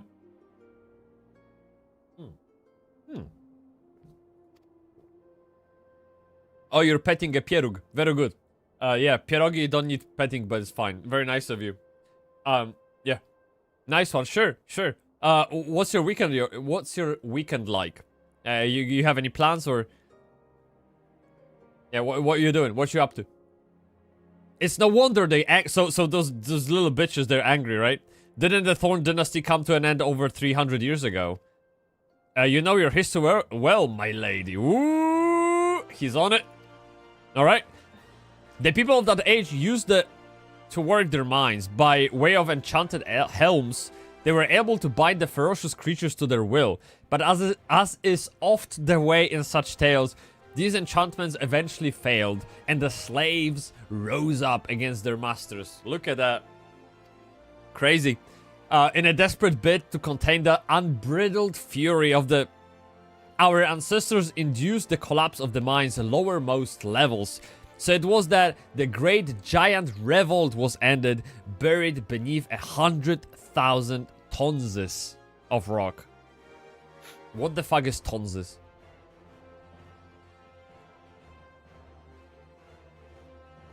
Hey, as little as possible for as long as possible. Sounds like a good plan, dude. Yeah.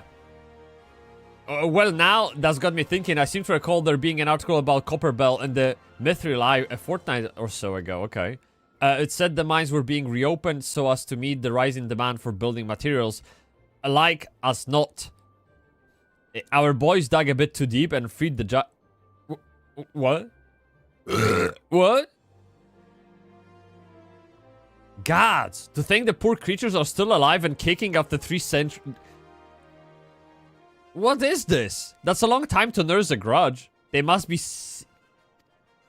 Very funny. Very funny. Indeed! Oh look, he's happy now. And that makes them a danger to all of us, alright. There will be no mining at Copperbell so long as they remain. For the sake of both peace and prosperity, they must be subdued. And this is the task which we would have you undertake. I will not deny that the mission will be rife with danger, but our need is great. And so I beg you, put an end to this fucking business, innit? Sorry, Masen-kun. God bless you. I feared you might have reservations, but I assure you it is for the best. Dude, yeah. And one last thing before you go. An employee of Amagina & Sons is presently at the Quicksand. The fellow's name is Painted Mesa, and he knows Copperbell mines well. It may behoove you to seek his counsel. What is this language, dude? What about me? Dude, my weekend is, as always, planned to the dot. Like, pretty much every fucking minute until, like, 8 p.m. Yeah. So, I'm sorted. True.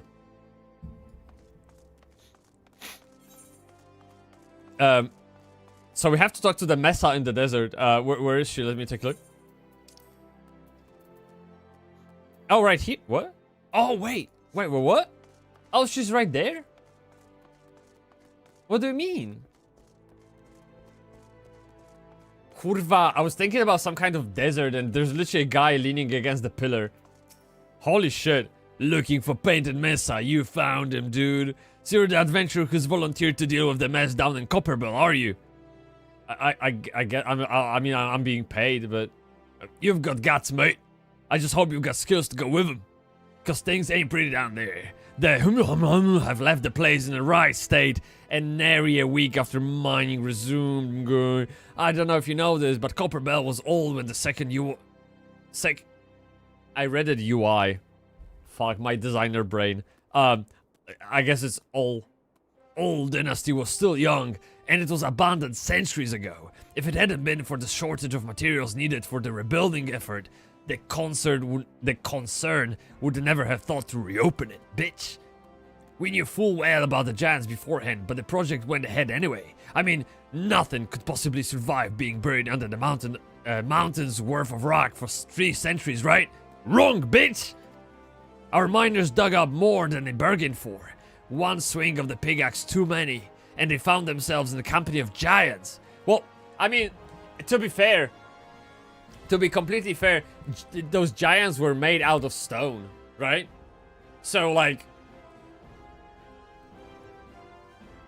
yeah, they were in their own environment. No problem, right? Unless they could suffocate. I don't know how giants breathe and shit. That's just beyond my school resume, let's just say. But yeah, unless we can subdue them, the nation's glorious recovery will grind to a halt for Went. Kurva, what is? I'm sorry, this English. I fucking wake the fuck up, bitch. Bring your game on, okay? Center yourself, Bybsie. Center yourself. Okay. We're good. Unless we can subdue them, the nation's glorious recovery will grind to a halt for want of aught to build with. There we go. See? I managed. I'm good. I can read. How about that? The stone torches are keeping watch over the entrance in case the giants fancy some sunlight and fresh air. One of them will be able to show you the way in. The hope of the nation's resting on you, friend. Best of luck. Alright, dude. Let's go to the mines and save the world, alright? So, see, chat, this is the perfect example of MMORPG that is a theme park MMORPG. You are the guys with the biggest balls, and it's on you to save the world. No one can save the world but you. Literally, this is the whole principle behind... Oh, sorry. Behind theme park MMO. It's just the way it is.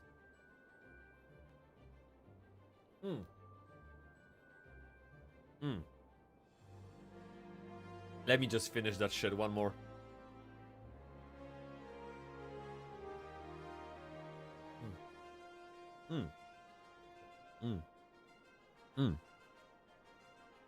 Pretty good. Alright. Alright. We got 40 grams of protein in our body. Now we can big dick it, okay? No rest. So we going into the copper hell. If you show me where that is, we can probably get there easily, right? So let me see. So if I follow the outer ring, I can probably exit and then run around. That should be doable, right? I think. Let's go here. Let's follow Lulu. Hop. So chat, I know Keisaki-kun played Final Fantasy. I know Niryu played Final Fantasy. Who else played the game? And why haven't you? You know what I mean?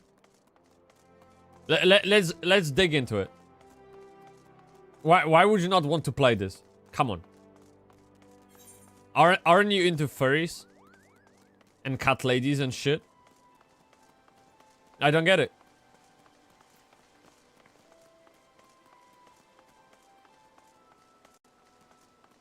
Dude, vibes in this game are so nice. Seriously.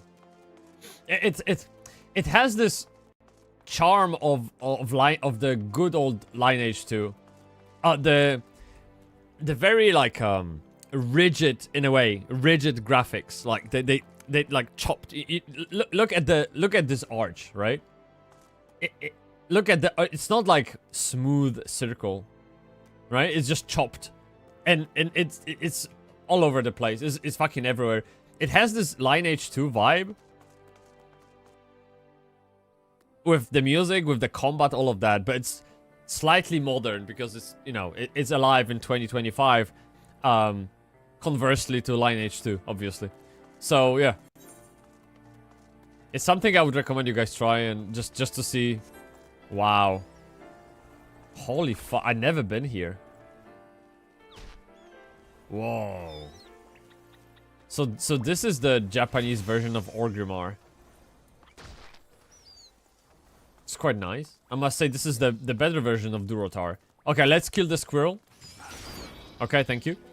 So we need to kill squirrels because there's this Pokedex, okay, in the game, and you have to like essentially kill a few of each type of the mob to get a reward. Okay, so they literally encourage to exterminate ladybugs and squirrels. I mean, this is the game we play today, chat. What can you do? It is what it is, you know what I mean? Yeah. There's plenty of bugs in the world, it doesn't matter. So, where's this codex, by the way? How do I bring it up, chat? Do you remember? Was it recommendations? No. No, 1 second. I'll get that up. And so, hunting log. I think that was it. You see? And so... Oh yeah, so these bitches are actually in a higher level. No, 1 second. Where are we? So if I go to duty and I go to collection... That's some kind of bullshit. No. Actually, I don't know. I'm confused. Yeah, but basically this is like all the things equivalent in World of Warcraft. You just keep killing stuff and... Yeah.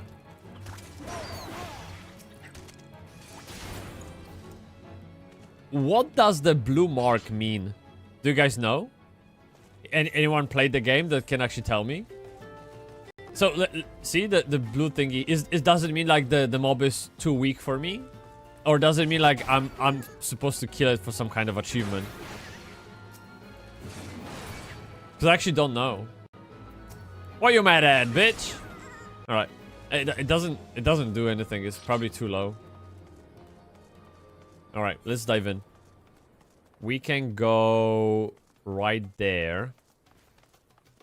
Yo, that's a big boy. Oh my god. Mr. Turuturu. This is Gamekun. Or Kamekun. Very nice.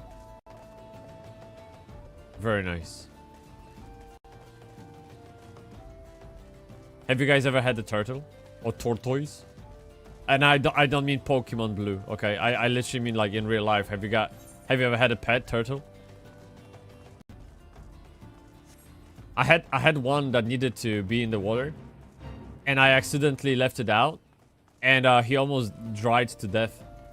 I found him beneath sofa, just barely holding onto it. And yeah, and then I kind of like put him back into water, and he was fine. But that's basically, yeah, where I am with the pets. So how do I... Oh, I can't join because I'm too high level. Okay, that's fine. Hop. This is awesome.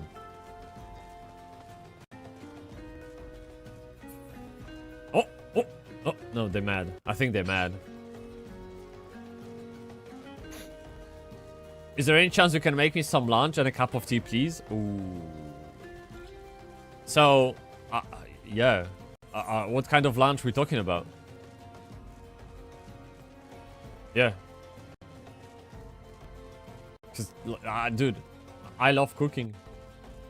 You know, this may sound like weird, but I'm very happy when my partner, she's like not feeling very well, or she doesn't feel like sitting in a kitchen for a while just to cook food, and she asks me to do it for her. I'm like, yes, dude. accept. I accepted the quest. You know what I mean? Yeah, totally. For the past week, I've been eating, essentially, fried tofu with, with how to say this in English? Fuck me. Oh, fried tofu marinated in a mixture of soy sauce, garlic, sesame oil, and a few other spices. That together with chopped onion, broccoli, and rice. Right, it was very, very delicious. I actually look forward to having that today again. Takes like 10 minutes to cook, and it's so fucking good. Unbelievable. Something Polish. Oh shit. Yeah, there's plenty. I probably.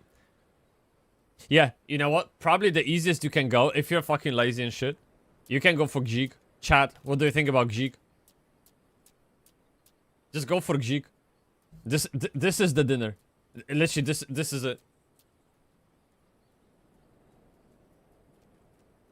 Yeah. This is what we eat in Poland. I actually eat that shit when I'm on a diet too. Because this is nothing but white cheese. That means pure protein, close to zero fat. So you have nice young potatoes just boiled with a blob of white cheese mixed with chives, salt, and a bit of yogurt, so it's a bit moist. It takes you like 1 minute to put together and whatever needed to boil the potatoes, right? It's so fucking easy. I would probably make you that because I need to play the game, you know? I need to get back to it. Yeah. I would just put the potatoes on boil, play the game for 30 minutes, then assemble the meal, give it to you, and go back to playing the game again. Yeah, cottage cheese. It's not cottage cheese, it's actually curd cheese. But cottage cheese might work as well. We have this white curd cheese. It's very uncommon outside of Eastern Europe. But it's curd cheese. It's different. It's like this thick, drained white cheese. It's like step after cottage cheese. It's very dry in a way. Dry and moist. And we put that on bread, we put that into pierogi, we put that on top of pasta. It can be savory, can be sweet. You can do whatever the fuck you want. This is probably one of my main sources of protein on my diet anyway. It's fucking cheap and fucking delicious, so versatile. This is literally what I'm buying. But this one is fat. I'm buying half fat. Yeah, this one. Yeah, if you ever have like Eastern Europe shop with Polish shelves, get this shit. It's just, look, this fucker, look. This fucker has 60 grams of protein per 100 grams. It's almost like a chicken breast. Yeah. Yeah, cottage cheese is runny. You can go for what I found in England is quark. Quark is essentially a it's something between cottage cheese and the curd cheese that I'm talking about. Quark. This one you can actually buy that shit in British stores at least. I don't know where you're from, but yeah, I assume you're not from Poland, so I'm giving you options. So okay, let's take a look to Let's talk to Stone Torch. Wow, I wonder how that works. Okay, you good? There has been an incident inside I know all about it, man. I've read like 100 text bubbles about it. Yeah.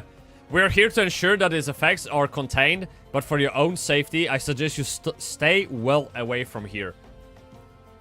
Don't worry about it. What? You are that? Yes, I am. I'm the one. Yeah. I didn't think that Papashan would be able to find someone so quickly, if at all. Yeah.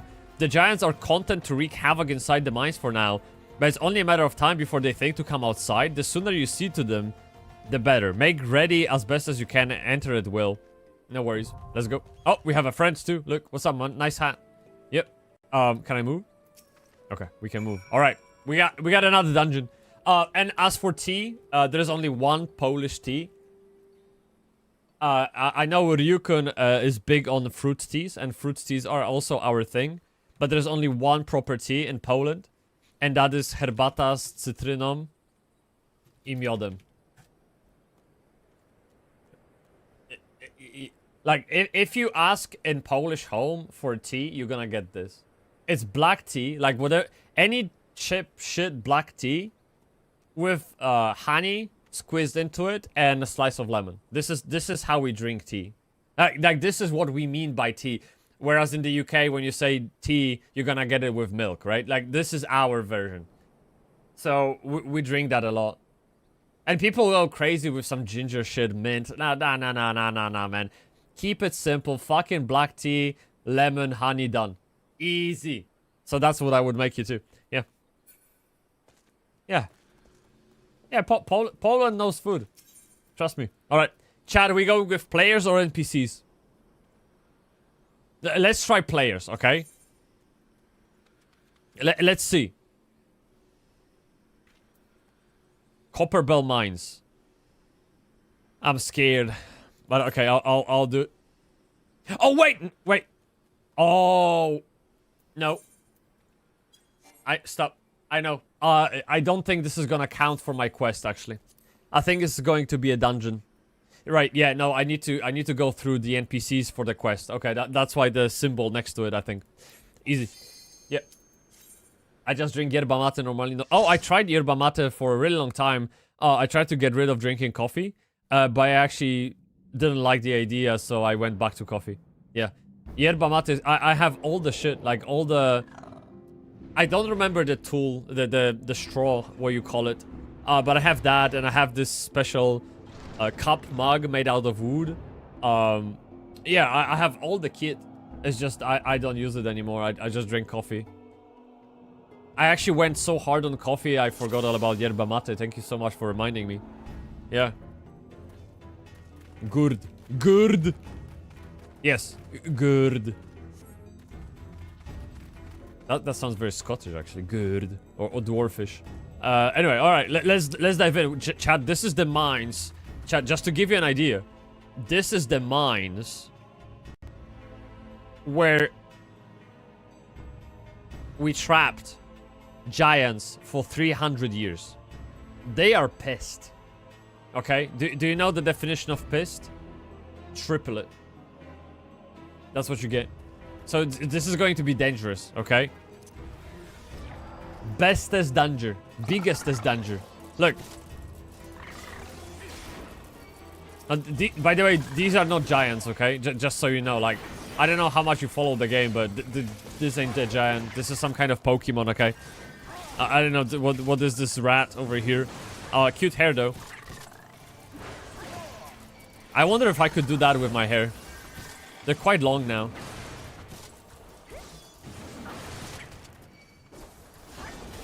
God damn it. I posted on our Discord.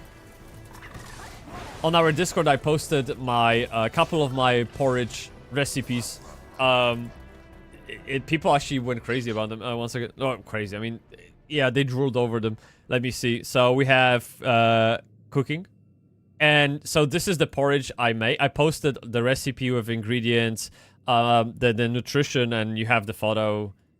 This one is actually with caramelized apple. Recipe doesn't call for caramelizing apple, but I just went one step ahead. And I added pumpkin seeds because the oatmeal is with pumpkin puree. So we have that. And then also there's a summer edition. Just like this is oatmeal cooked with water. Added cottage cheese into it for protein. So I didn't add milk. All right. So just water-based oatmeal with cottage cheese. Some Greek yogurt with fresh raspberry and honey. And that's it, simple as that, right? So yeah, I posted those, and someone actually came in with an idea of where is it? Here. I put oats with a bit of buckwheat in a bowl, then pour some apple cider vinegar with water and let it rest. The guy is doing overnight oatmeals with apple cider vinegar. Never heard it. He's from Sweden. Maybe it's a Swedish thing. Maybe it's his thing. I don't know. But yeah, I will definitely try that. I love porridge so much. I could have porridge all day. Tiny key. Jesus, this is tiny? It's the size of my hand. Crazy. All right. First one looks lovely. It's really good for autumn and winter. Especially in the morning when there's like, you know, dark and you want to warm up a bit. It's really good. Alright, so I guess the tiny key is for for these doors? Open the... Yeah. Easy. Yeah, no problem. Come on. Come on board, chat. Come on. What? Where you not going? Oh, don't leave me alone, dude. Come on. Nah. All right. Well, God, fuck. Chat, we're alone. This is what this is what you get for being a dick. People leave you at your most vulnerable moments. Unfortunately. Yeah. I mean, yeah, I deserve that. I call them gnomes from Timu and shit, so I deserve that. It's fine. All right. Oh, they okay. They're here. Sorry, I didn't mean to say that you abandoned me. It's fine. Hello, rat. There's more rats. Let's pull them up. Let's pull all of them. And I don't know how I do that. Try this. AOE. Follow me. Come on, come on. Yep. Move your legs. All right. And we should be good now. Okay. Perfect. Hey, we group them up, and we just cleave them down. Yes. I can't wait for dungeons with people and the heavy metal music and all. It sounds super fun to me. And actually, I was thinking to get Joanna back to playing with me in Final Fantasy. She loved the game too. And it could be a fun stream when we do it again. Yeah, because you guys don't... Some of you might not know. We started this channel on Twitch as a duo, me and my partner. She just decided to leave. I'm on my own. Kind of thing. Yeah. I made my own cold and flu remedy for my daughter.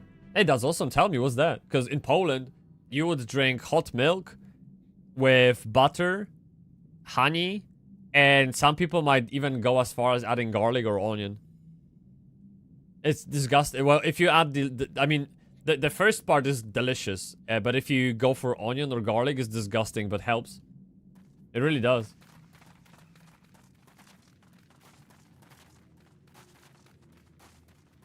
Okay, man-eater rip.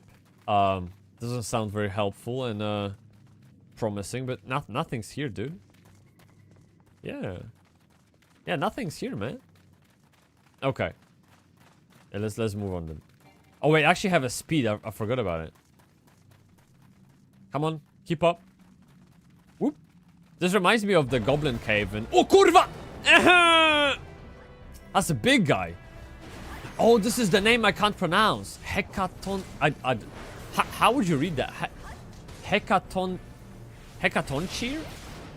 Hecaton... Kair? I don't know. I just decided to omit the name. Okay, it's much easier.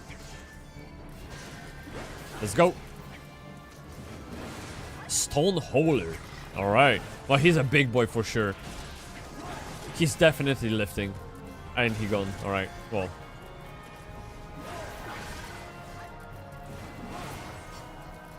Okay.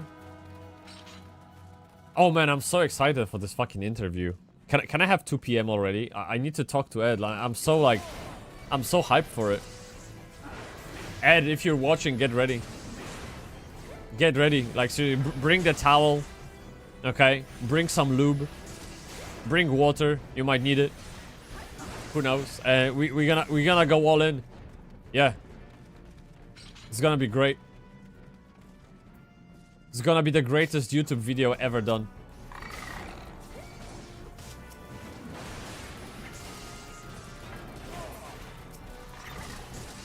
Okay. Yes. Oh! You think you can get me with that shit? No problem. Alright. Do I have to... But chat, by the way. Hey. I believe I leveled up a couple of times, but I completely ignored it. Is there anything I have to do when I level up? Like some kind of... I don't know, stats? Talents? Or do I just go, like, I don't care kind of thing? Oh.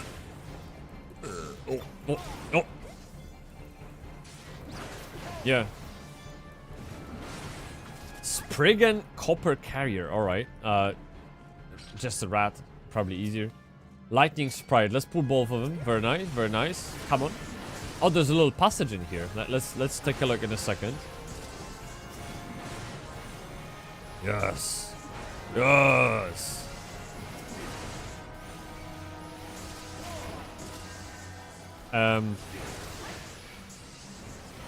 Let's go berserk on this one. Yeah, just kill it faster. Heavy swing. Combo. 188. Jesus. Oh my god. Alright, we gotta... Oh, I can't go in here. Ah, that's disappointing. Organic everything. Okay. Red onion. Garlic. Turmeric. Ginger. Cinnamon. Stick soaked in organic honey for 24 hours. Oh, cinnamon stick. Okay. Cinnamon... Sorry, it broke the line. Cinnamon stick soaked in organic honey. Strain ingredients and keep the mason jar in fridge. It's good for 3 months.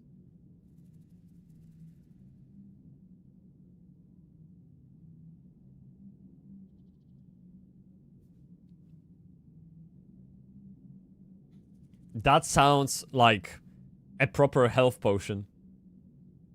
Did you learn that from Kingdom Come Deliverance? Because that sounds like something you would do in alchemy lessons. Yeah, that sounds really powerful. I don't know if I'm ready for that kind of magic. Yeah. Snow White was supposed to make 100 mil to break even. Yeah, I know. It's crazy. I know, it's so crazy, dude. This Day Crisis, yeah, it's another Ubisoft situation, right?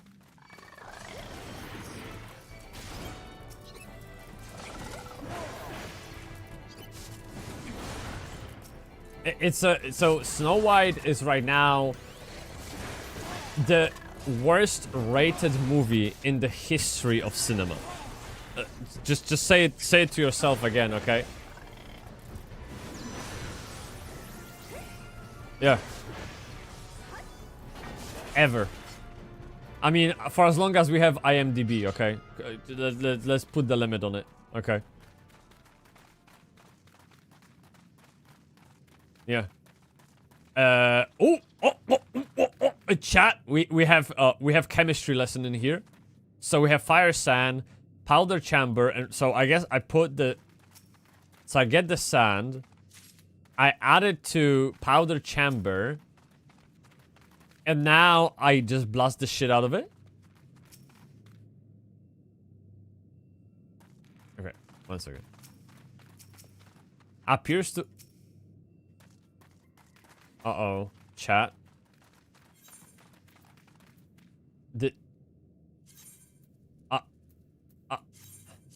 Chat.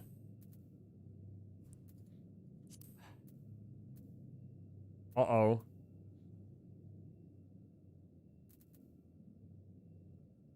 I have a toad. Okay, great. Is there a surge in here? Wait. The powder appears to hold. That's great, but... Okay, I know I have to put the fire sand in the powder chamber. But where is the powder? Wait, do you really want me to read every fucking thing in here?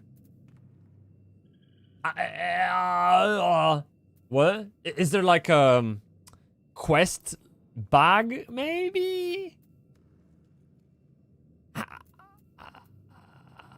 How does fire sand look like? Dude. Ah, shit, I regret I skipped school now.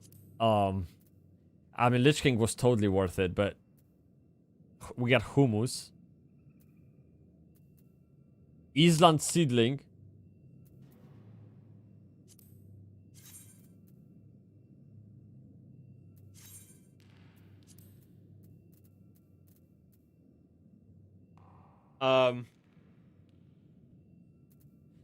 Separate tab for quest items.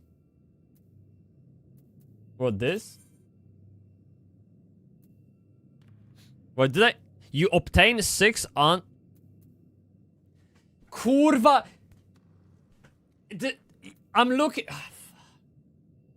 Dude! I completely ignored it the first time I've seen it. Because it looks like a bunch of letters. A bunch of envelopes. I'm like, nah, dude. And then I hover over. It doesn't start with the fire sand as the word. It's just six letters. Okay, doesn't matter. But it's actually it. Cannot be this. Okay, use. Kurwa, ziomeczku. How do I use that? Oh!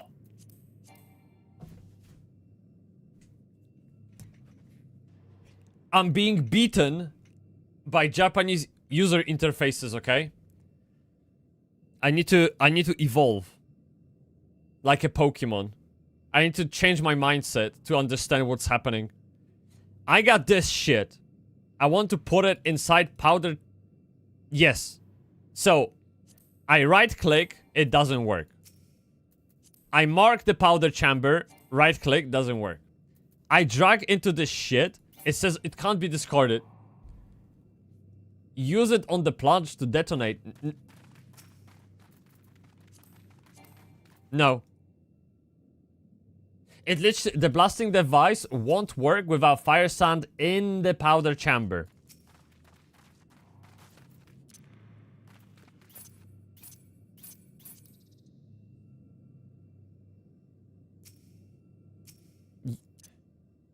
I tried it. I remember this. You do? Help. Alt key to hide shit.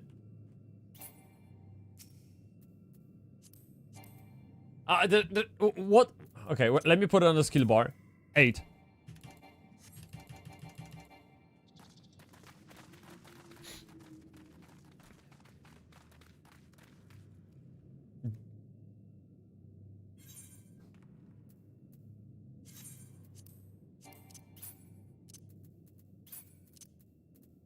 Well, it is in my inventory. I just clicked right. I clicked right and I get menu. Yeah. You can actually use it for cooking on the skin, but I give it her like calpol when needed. I bet the cast of cats are glad Snow White. Oh, this is the back to the Snow White movie. Okay, I got you. Yeah. Yeah. There's so many things wrong with Snow White movie. I don't think it has.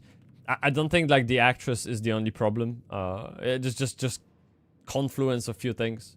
I clicked right on the chamber. Okay.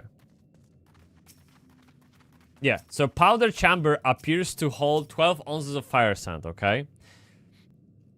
Yeah. Great. So.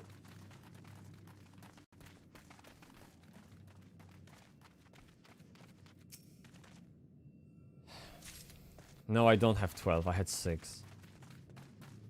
Okay. Okay. Shut up. Alright. Shut the fuck up. Shut the fuck. I know my numbers, okay? I know how to count. I just... yeah. Let's continue, okay? Hydrate me. O kurwa, jebło! Co to było? Are you guys okay? A little friend, you good? Oh, he didn't hear. He has hood on. Alright, it's fine. So, okay. Take a sip. Yes. Yes, I need to take a sip and a piss.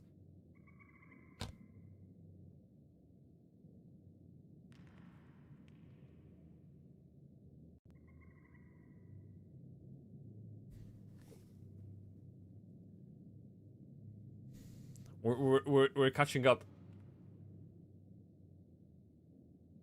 More.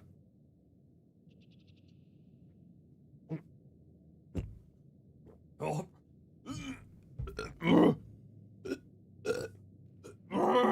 Oh, too much. Yeah, very good. So we are at noon now. So almost, we have half an hour to catch up. It's good. Well, we were 3 hours behind, so there you go. This is how you play real life, okay? In Final Fantasy XIV, doing those dunks with NPC sucks ball. It does.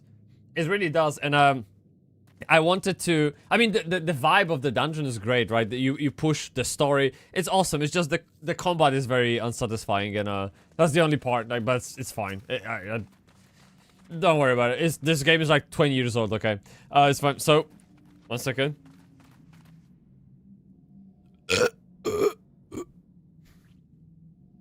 Yeah, a little cough. Alright, we're good. We're good now. Right, Kotos-kun! Kotosuru! Ima wa shindanai! Hiya! Tra! Let's go. Berserk mode. What you gonna do, big boy? Look at the moves, look. Oh kurva, he's real. Dude, oh kurva.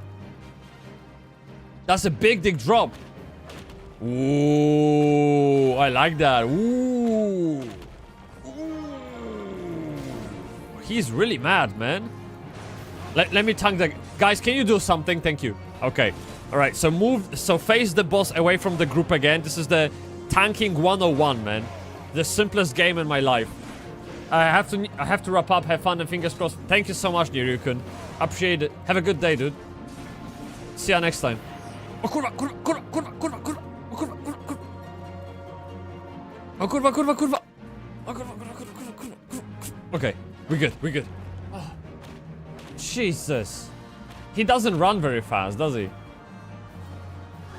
Alright, it seems like this is the only mechanic that he has. Easy. That's manageable. Yeah, even a WoW Classic player could do that. No problem. Like me. There we go. Okay, so we're gonna... Can I stun him? Actually, uh-oh. Oh, shit.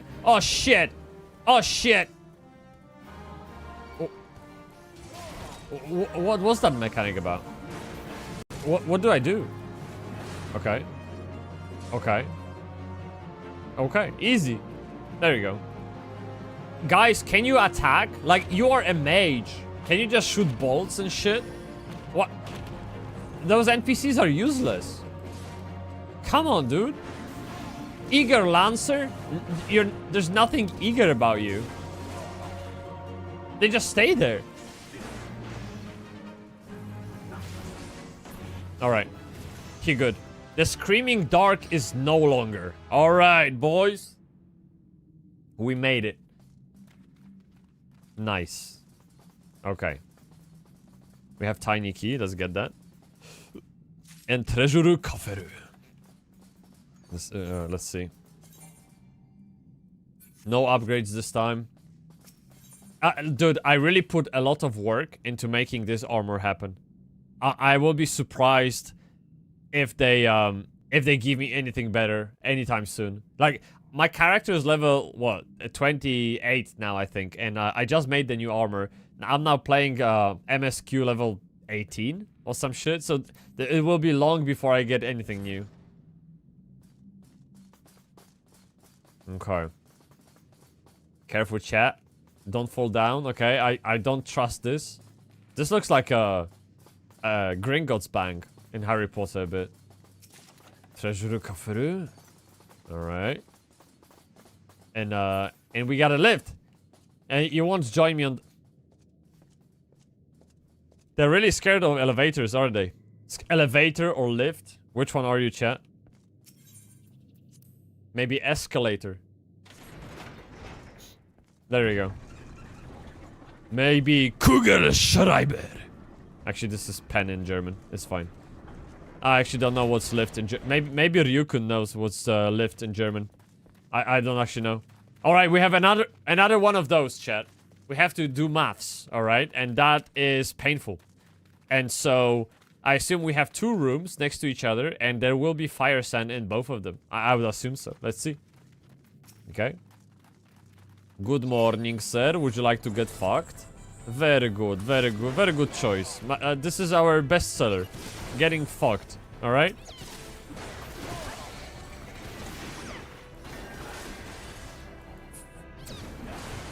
Chat, so if you were to okay, so because I don't know what's ahead of me, right? Like, I don't know what I don't know. If you were to estimate or guesstimate, either is fine. Both are the same, pretty much.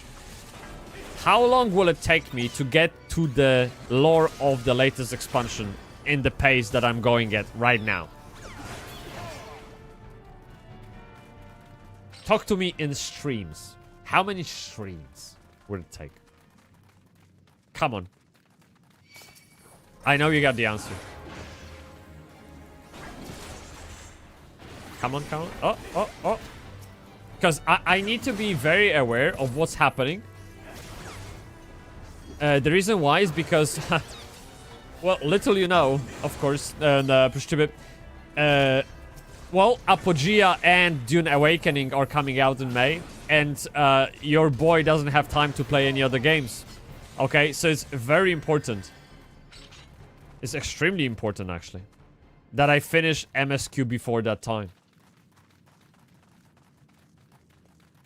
Yeah, it's like, it's crucial. Because I don't know when will be the next time I play Final Fantasy after that. Because, you know, Dune Awakening and Apogea just might be it. Oh, fuck, I didn't pick that one.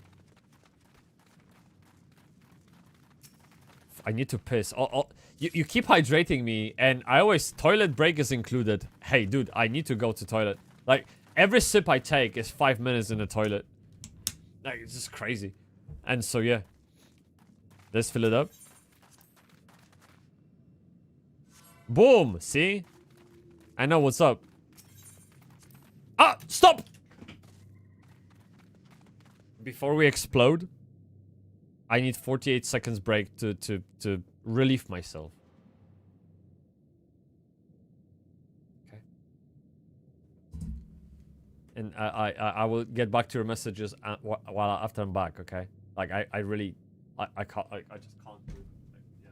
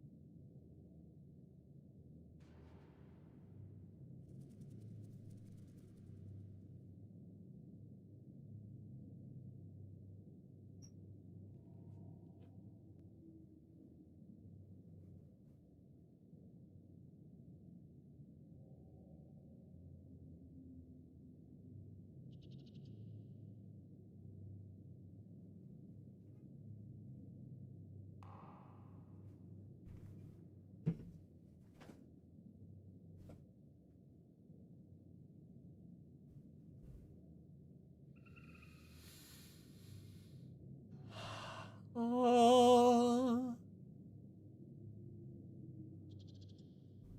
Delicious. Chat. I bring you the ammunition. I bring you the energy, okay? I bring you cancer. No, it's fine. Let's not talk about this, okay? So, I think around 1 month, maybe more. They say it's roughly 50 hours per expansion. Per expand? No. No. You both are wrong. Actually, no. I like Unfollow's version of reality, okay? So, how many expansions in FFX? Come on. Okay.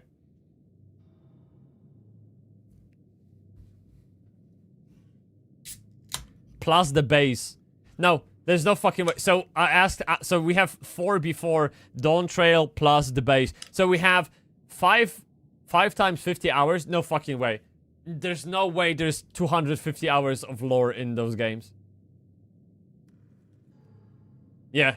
Okay. How long to beat all of them?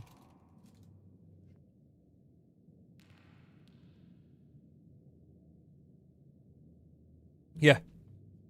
Okay. base game is around 8.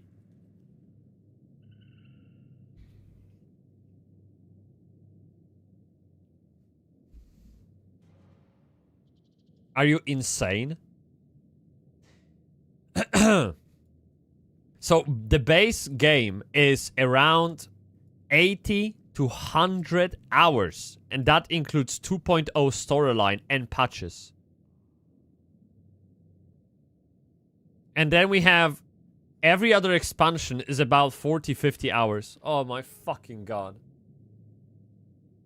All 5 expansions ranges from 300. Dude, this is crazy. And that is only if you focus solely on the main story. Oh, I think Barka-Raccoon was actually quite right. I've never seen anything like it. No fucking way. Like, if you want, you can be done with any other MMO lore in 2 days. Or 3 days. I don't know. Like, pick Guild Wars 2 or whatever. Just, yeah. Done, kill, next. Okay. You know what I mean? This is something. This is another league. And getting a lot. Yeah. Yeah, dude. And you can actually play all of that for free. For the 30 days, right? And then you just sub and have it. Anyway. Wow. So, okay, so let's do the quick math. So, okay, I stream 8 hours a week, right? So, can I go through the main storyline before Dune Awakening releases on the 29th of May?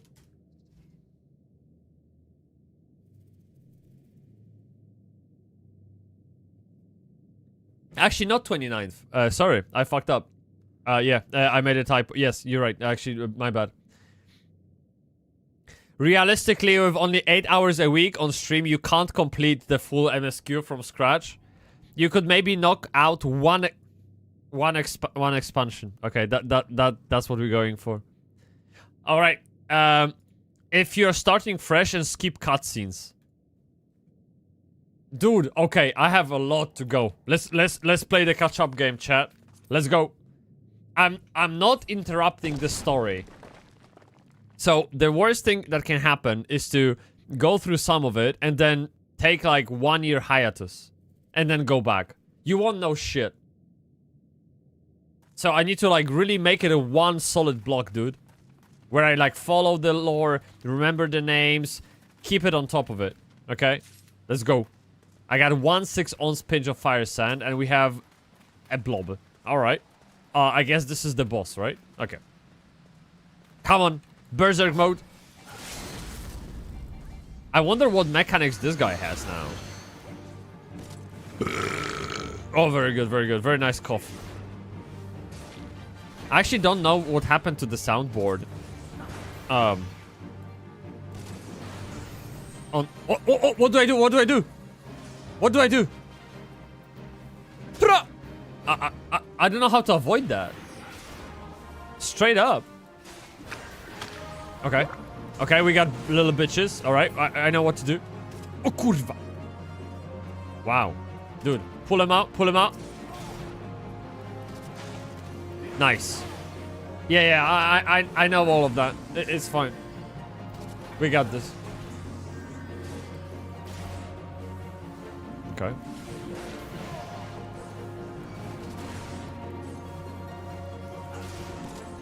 Uh-oh, he's doing that again. Let me hit him. Oh, big dig damage. Okay, whoa. We're gonna get explosions. Move out, move out. Nice. See? No problem. Like, this is the this is a mechanic equivalent to the one of Hoggers. It just doesn't exist. It's just so simple. You might as well not take part in it. Yes! Very good. Pull him up, pull him up. Oh, kurwa, this is a lot now. Shit. Move out. So when is like, what is the first like challenging dungeon, I guess, or some kind of, I don't know, raid. What I'm getting at is that if you play, let me think.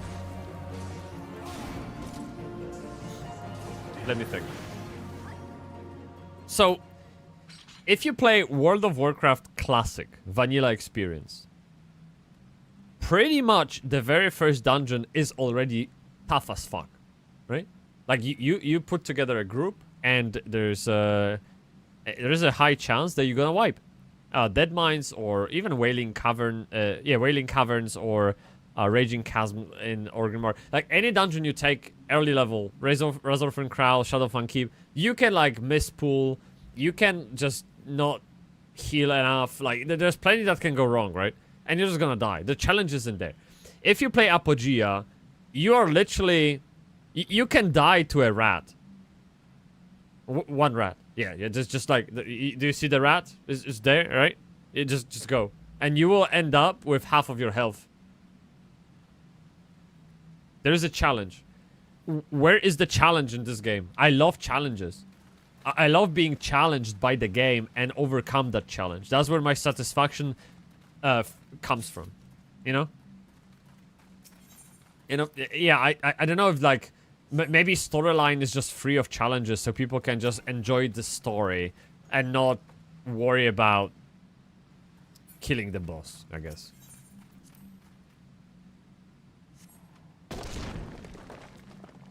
That was dangerously close. Alright. Good morning, sir. Ooh. We got Hippokerfe and a living fossil. Alright, very nice.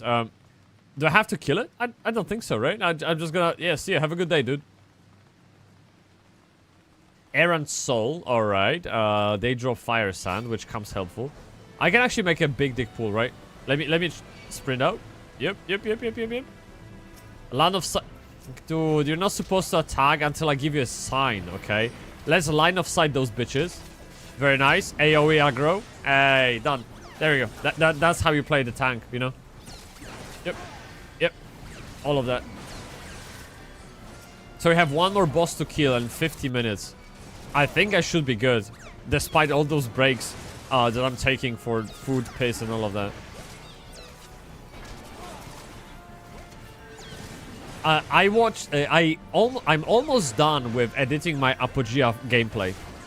And it's fucking unbelievable how bad I was at the game. Versus where I was after I done playing like for 10 hours or whatever. Crazy. And this is exactly where the inspiration for my series of shorts came from.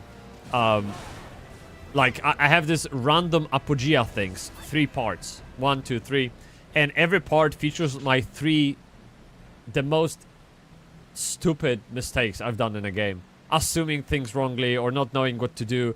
And I am just literally reacting to my own gameplay in those shorts. It was very well received because the game is really challenging. It takes time to figure shit out, but it's challenging enough, not too much. You know what I mean? Like, it really knows the balance. That's why I like it so much. I think it starts getting difficult around level 60. At least there were wipes. Oh, okay. So level 60 because we have wipe mechanics and some raids and stuff. Oh! This is big Wukash. Come on, look. Come on, man. What you mad about? Ooh, he really pissed. They call him in for the emergency and he was just chilling in a gym. God damn, I have to take care of those noobs. And guess what? Noob's gonna take care of you, bitch. Yip. Alright. Done.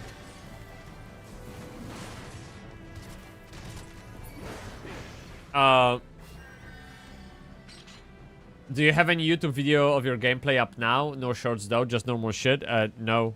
I am halfway through the stream of my first impressions. It's a journey to make a video about Apogea because there's so much to it. I sometimes don't know what to cut and what to leave. And so I will put that video out. I was actually thinking to put it out this weekend, but I have shorts to make, so I don't know. No, unfortunately, no. But oh wait, no, wait. Well, I mean, wait. What am I talking about? You have VOD of my stream from Apogea, right? If you don't mind watching me stream the game, so like literally replay of a stream, you can go to live, and there are a few, like 3-4 streams of the Apogea, and so you can watch it that way. Actually, yeah, it's completely unedited though, right? Yeah. Did someone say Apogea? Yeah, we keep talking about Apogea all the time. Because we're just so hyped, dude. I can't wait. But I'm the most worried about the fact that it collides with Dune Awakening release. I already bought Dune Awakening with the head start. We're actually gonna play on the 17th. Slaves, no more! Free! Oh, they're mad. Who's mad? Come on. Show yourself, dude. Oh! Big boy. Oh, kurwa, is that Genghis Khan?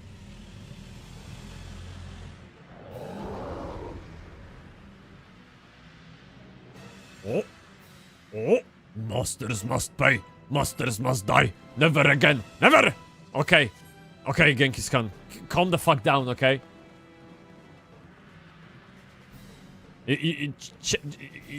Have care.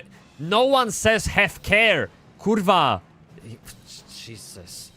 I ain't gonna lie, Dune lost my respect with that pay to head start garbo. Ah, dude, every game does that. It's fine. Like literally, I don't give a fuck. It's a bullshit. I don't like it. But think about it from the game perspective. They're milking the cow while it gives milk, right? So, it's extra money. And assuming they're a good business model, I can forgive that. They literally want to make as much money up front as possible so they can sustain the business model long term, right? They're really against pay to win, so I can respect that. And to be honest, when the game launches on the date for everyone, there will be fresh servers. Yeah, I see what you mean, but I don't give a fuck much, to be honest. Just don't buy it with the head start if you don't like it. Yeah. But this will be a game that doesn't actually have pay to win. I can respect that. I fucking genuinely respect that. No pay to win, no in-game cash shop, nothing. You get it? Yeah. The thing is, the dev said the end game zone is shared. No, you're not right. No, you're no. No. The deep desert will be fresh for people who start on the launch date. Yeah, like there. Look. Okay. Come on. What's her name? Come on, let me find her. Because she corrected that. Because she noticed people. Oh, there you go. She's the PR person. Wait.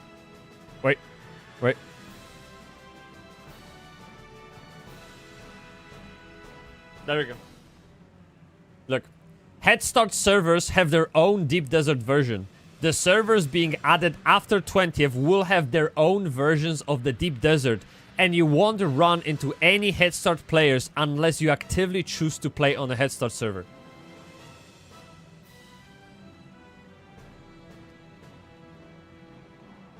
Yeah. I would be sad. Look, unfollow. If they did that, I would be sad as fuck. That would be terrible. Yeah. That would be so bad. I totally understand your concern, but it's just not true. So you're good. Yeah. PR person's hot? Yeah, she's good. Yeah. Sure. She's good. I actually haven't watched Force Gaming video about it because I watched the whole shit live. Yeah, I kind of like I didn't feel like I had to. Yeah. All right, Chad, you ready for Big Dick? I think I'm ready for the Big Dick. Yeah. Look at this hammer, Jesus! I hope he drops that hammer so I can get that. All right, I have 47 minutes to kill it. I'm gonna go full berserk mode. I'm gonna turn off my thread generation so I get more damage. And I'm gonna put the debuff on the bitch. Turn my berserk mode and let's go. Come on, let's go for combos. Okay. One combo incoming. Oh kurwa! Oh kurwa! Yes! Okay, hi. Okay, you have to stand next to him. Okay, I get it. Easiest game of my life. No, this was such an easy mechanic to figure out. Like, really. Yeah. So I bought Dune Awakening, the middle edition. I didn't want to go for the ultimate, although now I'm kinda regretting it because the difference is very subtle. It's like 10 quid difference, and since you're paying already like 60 pounds for this shit, it doesn't matter, right? And so the ultimate edition has something that I really appreciate about the games, and that is soundtrack. You actually get soundtrack from the game, and I think it's really beautiful because this soundtrack is like it's completely custom made here in London. They actually hired composers, entire fucking orchestra, and music director, all of that, put them into one of the best sounding music studios in the world here in London, and they created everything from scratch. Every kind of bit of sound you have in the game has been done here in London. And the middle edition that I purchased doesn't get it. So it's like, so I'm like, yeah, you know what I mean? So I might even upgrade. I don't know.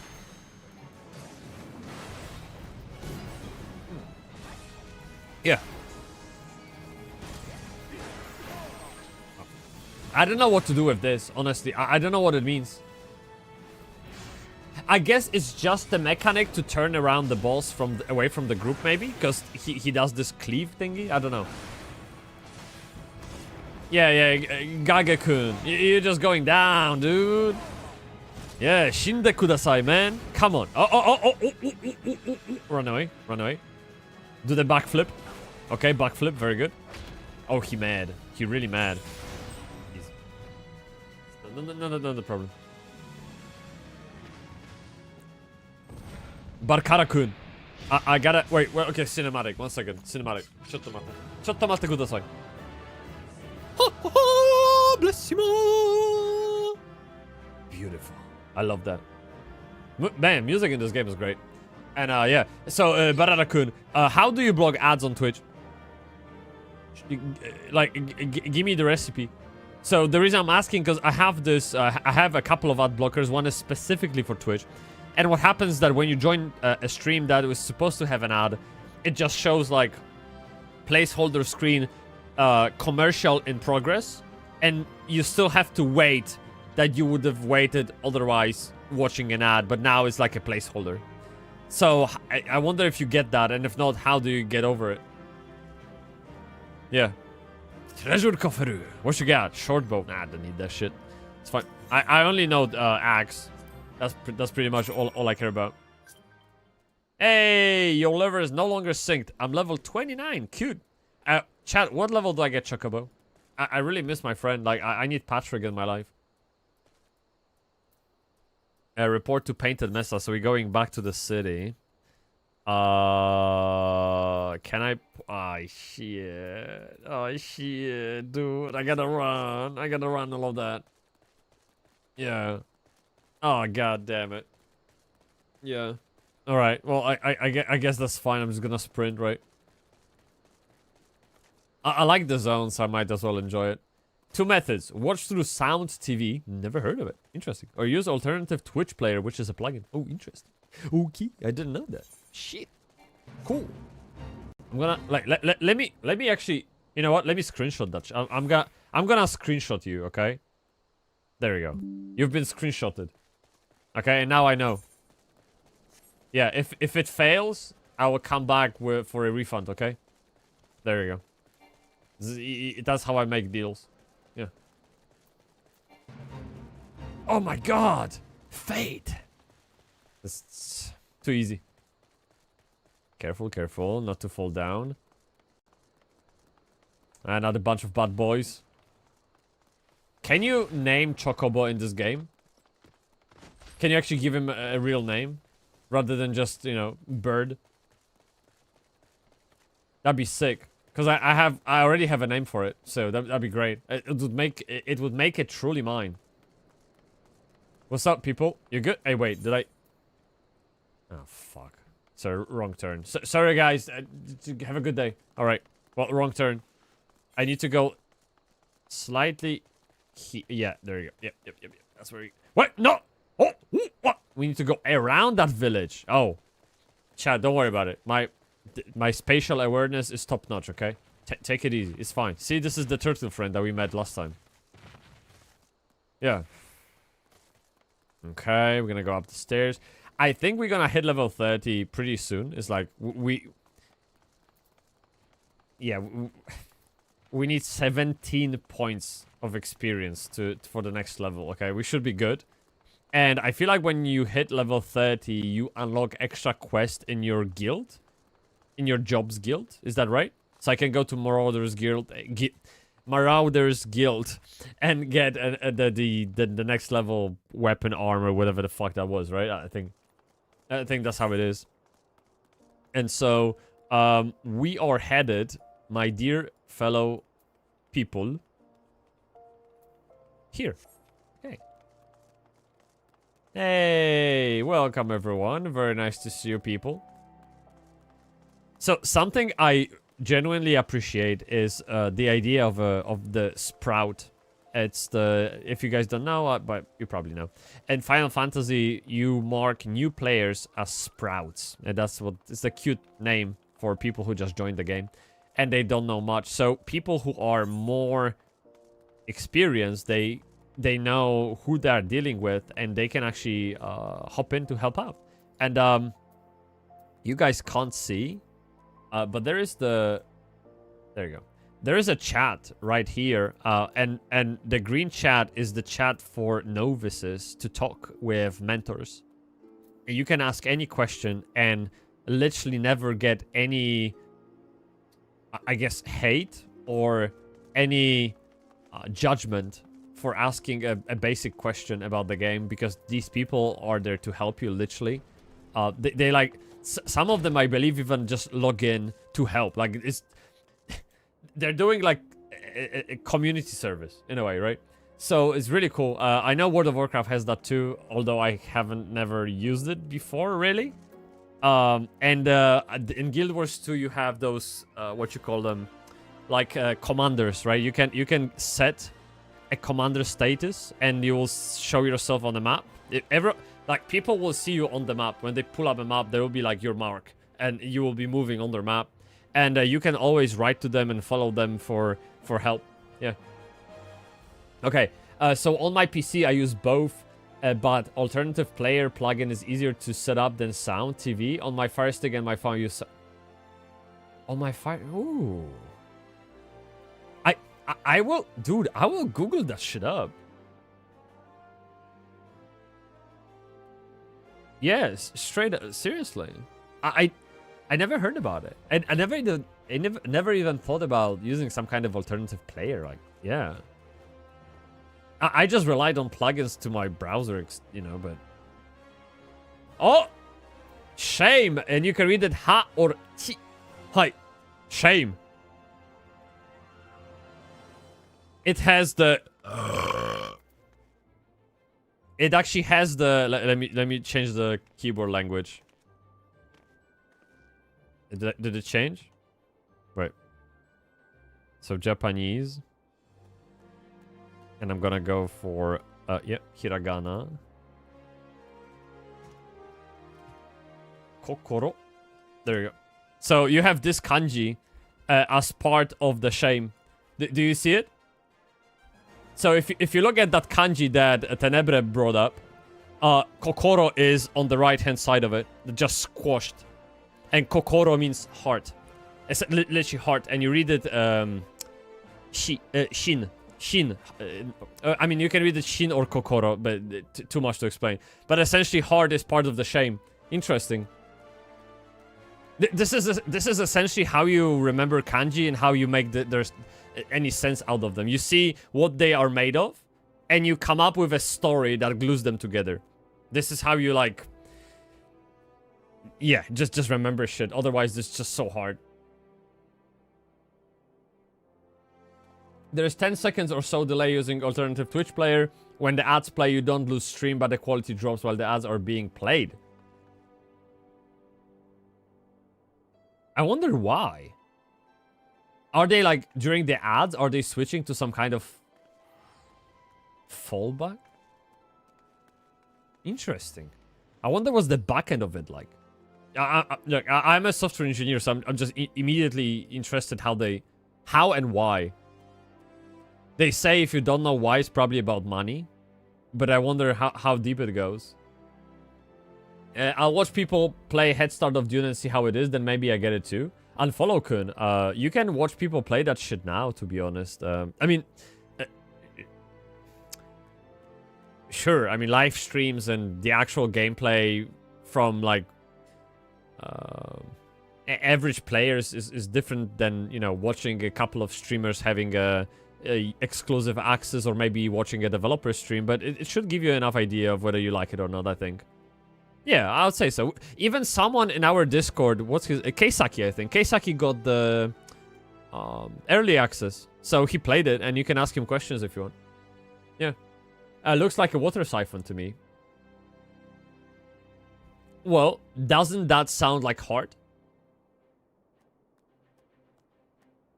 See, this is how you remember kanji, dude. This is literally how you remember kanji.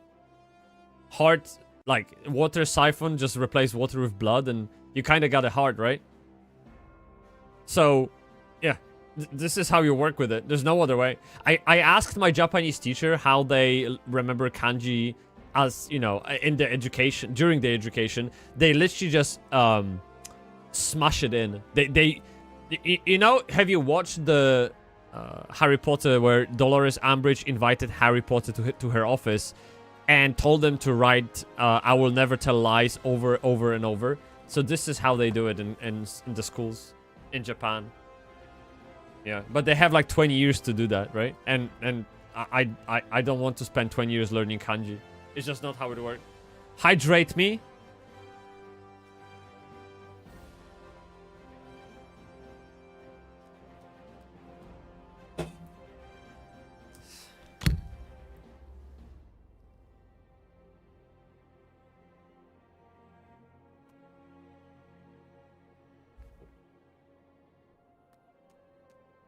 Okay, we caught up. We are at 1 PM now.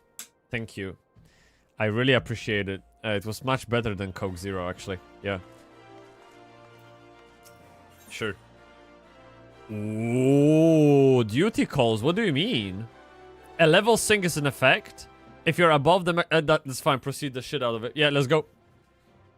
Is that gonna be a cinematic or dungeon? What's happening? Ah, the Conqueror of Copperberure. Oh, wait, no. This big boy had a different voice. No, he was a big dick voice. Okay. Oh, the Conqueror of Copperbell returns. Kurva. No. Thanks to you, our mining operations can resume, and Uldaman will have the materials she needs to rebuild. The entire nation's in your debt, friend Kun. Tomodachi desu ne. I will share the good tidings with Papa-chan the next time I see him. As for you, you'll want to report to Momodi-kun. I will do the woman well. It will, okay. It will do the woman well to see you alive in one piece. You get me, fam, yeah? I can feel the hate, chat. Tenebre, I could never hate you. Look, you've played... Oh! Who was that? No! What happened, dude? No. Wait. Uh-oh. Obnoxious merchant. Shut your mouth, you thieving little sphin! You stole from me and I don't even think to deny it. Yes? No, please, sir. I didn't still know nothing. You get me from you, boy. Okay. I bought this. I paid for it with my own coin, man. Come on, man. What a ride! Your refugees are all the same, bitch! Couldn't afford maggoty mole meat, much less a choice cut of Dodo. Well, Dodo sounds like a good dick nickname. Dodo. Yeah, that works. Alright. There you go. The more you know. I'm going to say it one more time. Give back what you stole. I'll make you wish you'd never set foot in this town. Alright. Uh-oh. Chat, this is dangerous. Hey, Keisaki, welcome back, dude. You good? Where you been? You playing Apogea in the background, huh? Like, you have some kind of backstage access, dude. Wait, I've seen a hentai from this scene. Gotta be real. God damn it, unfollow Kun. Tell me the title later, okay? Alright. Alright, let's have a look. By rights, I should turn you over to the brass plate. Uh-oh. Look, chat. He is a snitch. Help keep the streets safe for law-abiding citizens. But I'm a reasonable man-kun, alright? If you agree to serve me. Uh-huh. And what would the serving be looking like? Okay, what does it be? Yeah. In whatever capacity I require. The authorities needn't hear of your crime. So wait. So we have a sleazy merchant. Sleazy merchant telling me I committed a crime and at his mercy he won't report it. Bitch.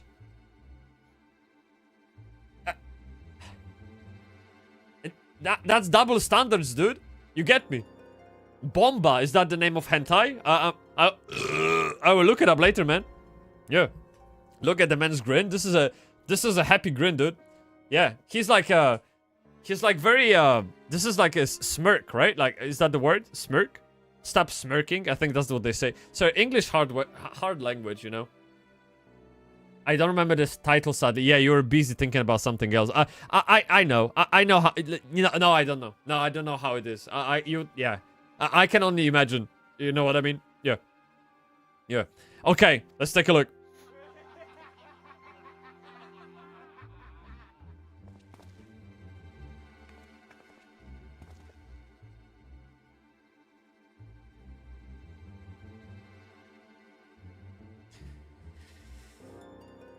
Very funny. 楽しかったですね。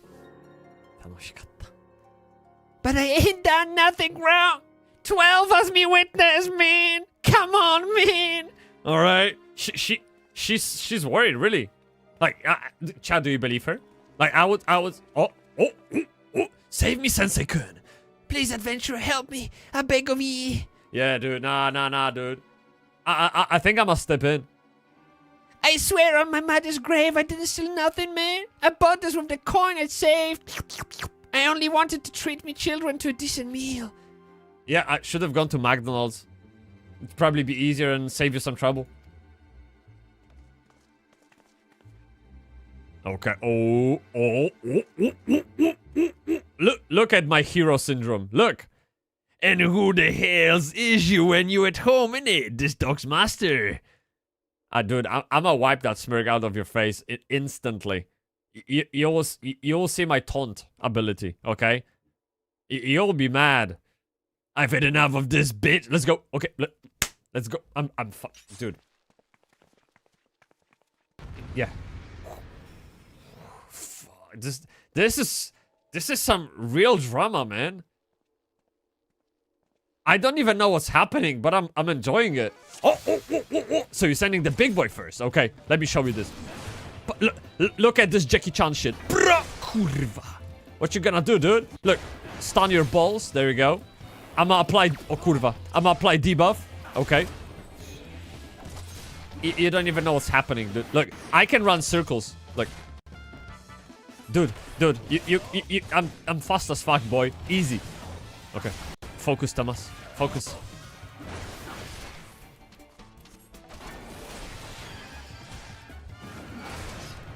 Okay.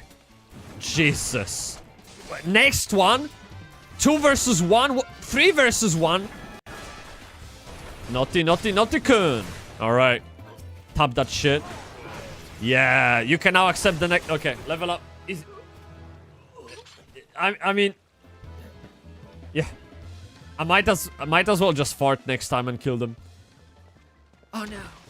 Oh no. Oh no. Ain't going. He's crying like a little bitch. Hey, where the hell do you think you're going, dude? Hey. Oh, all your dogs are gone, dude. What you gonna do? Thank you, kind adventure. Thank you, thrice over.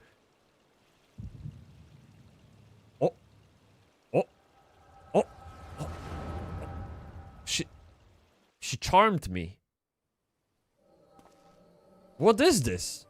Who is she?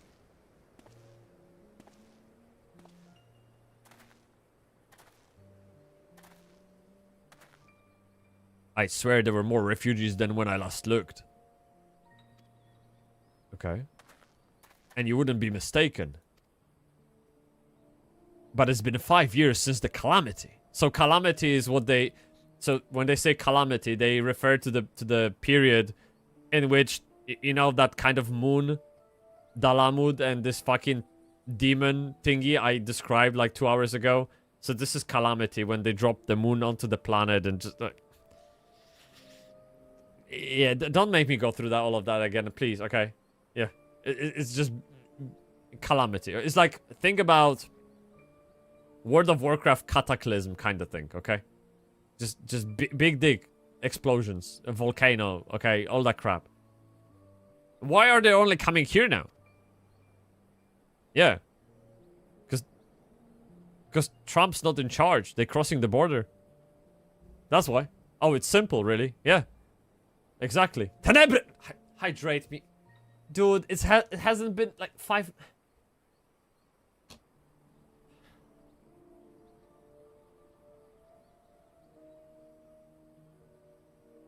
Thank you, it's delicious. It's my favorite water of them all. Yeah. I longed for drinking it. Okay. Okay. Okay, I'm glad it's over. Fuck. Alright. It's simple, really. While a number of hamlets survived the immediate aftermath of the calamity, many were no longer able to support their communities. The residents found their lands had either been rendered barren or cut off from trade routes, and problems like those aren't easily solved. By the way, I had people in YouTube comments telling me I pronounced the word roots incorrectly. They were wrong, not me. Because, you see, the only English is British English. American isn't English. This isn't routes. Okay? It's roots.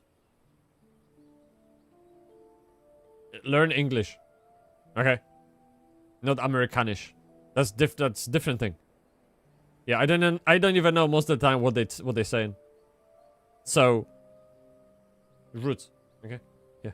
English. Exactly. Yeah. Eigo de. Hi. By the way, English in Japanese is eigo. England is igirisu. Igirisu. But English as a language is eigo. Yeah. Yeah. Just so you know. A little little gem of wisdom. Okay. Eigo. So if you are in Japan and they're like to you, you know, oh, migi hidari machi desu, you know, they keep talking to you in Japanese, you can say, suimasen. Eigo de. Like, in English, eigo de. You know? And they'd be like, oh, sumimasen, eigo de hanashimasen. And you can just go the other way because they don't speak English. Yeah, that's pretty much the experience in Japan if you want. Yeah. Though they tried to make the best of it, it was only a matter of time before they were forced to abandon their homes. Uh-oh, we have mass migrations, chat. Big dick problem. I see. Yes, you see. You have eyes. But the calamity affected the whole realm, didn't it? Is the thing happening in other cities? If the talk is true, it is. Alright? Though perhaps our situation is more pronounced. Uldaman has a reputation for being prosperous, so it's natural that the refugees would try their luck here first.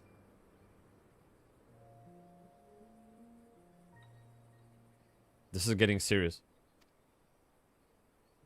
My heart goes out to them. It truly does. But I would be lying if I said that I wasn't apprehensive. Oh, we have a liberal versus Democrat right here. This is a real chat. Yeah. We're getting real. We're getting into politics of it. We have conflicts of interest, chat. I hope their presence doesn't fall.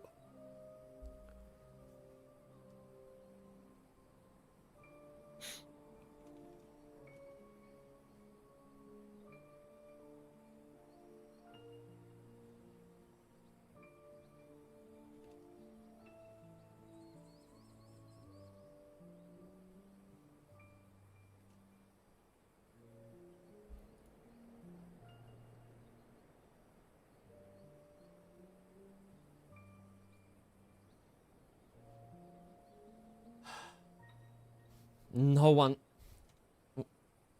talks like this. No one kurwa talks like this. I don't... Okay. I don't even know the word in Polish. Straight up. I don't... Like, yeah.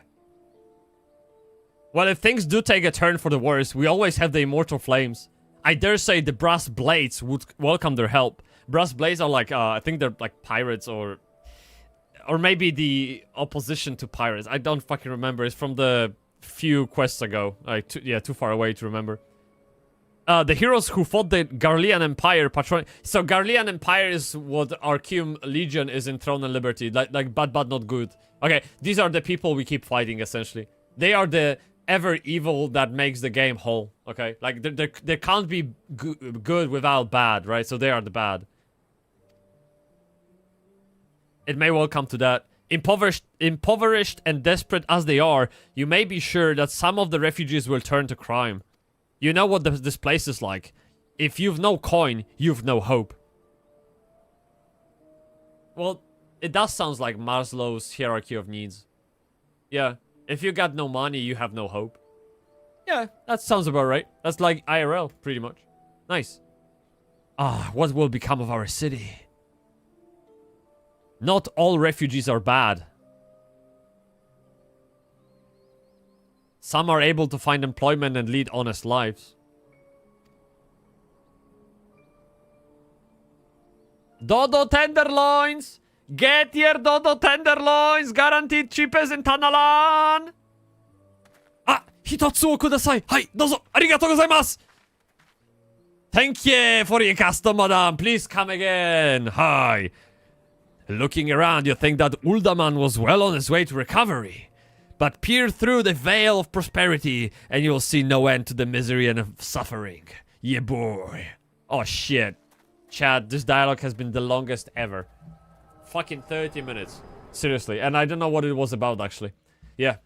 It is what it is. Sumimasen. Oji-san. Daijoubu desu ka?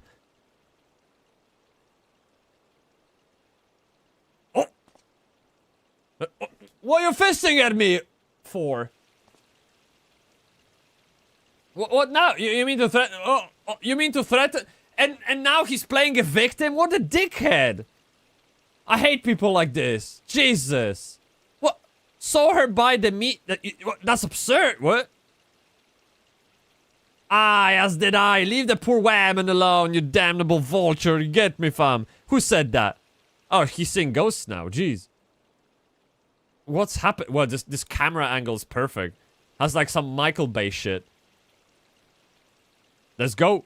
I will overlook this. But he's threatening me. Okay, he's threatening me and running away. There you go. That's the English I wanted to go for. God bless you, adventure. If you hadn't come along when you did, who knows what that monster might have done? I don't bear thinking about it. All right, and she just fucks off. Brilliant. I don't know what that vision was about. Straight up, like, I don't know where that come from. I know nothing. Yeah. Oh, we got nice weather. Okay. What's next? Ever the selfless hero, I see. What? Nani? Oh, we met before. It has been a while, adventurer. That's a cat lady. I remember her. I have been watching you closely ever since you flew out of Lamlinza. You discharged your duty as the Admiral's personal envoy with admirable humility, and you have displayed unfaltering courage in the face of danger ever since. Oh wow, whensoever you came upon those in need, you gave them succor. What a great word. Oh my god. What the fuck? I'm sorry, like, I'm learning English. I'm just straight up learning English. No fucking way, dude. There's no way it means help.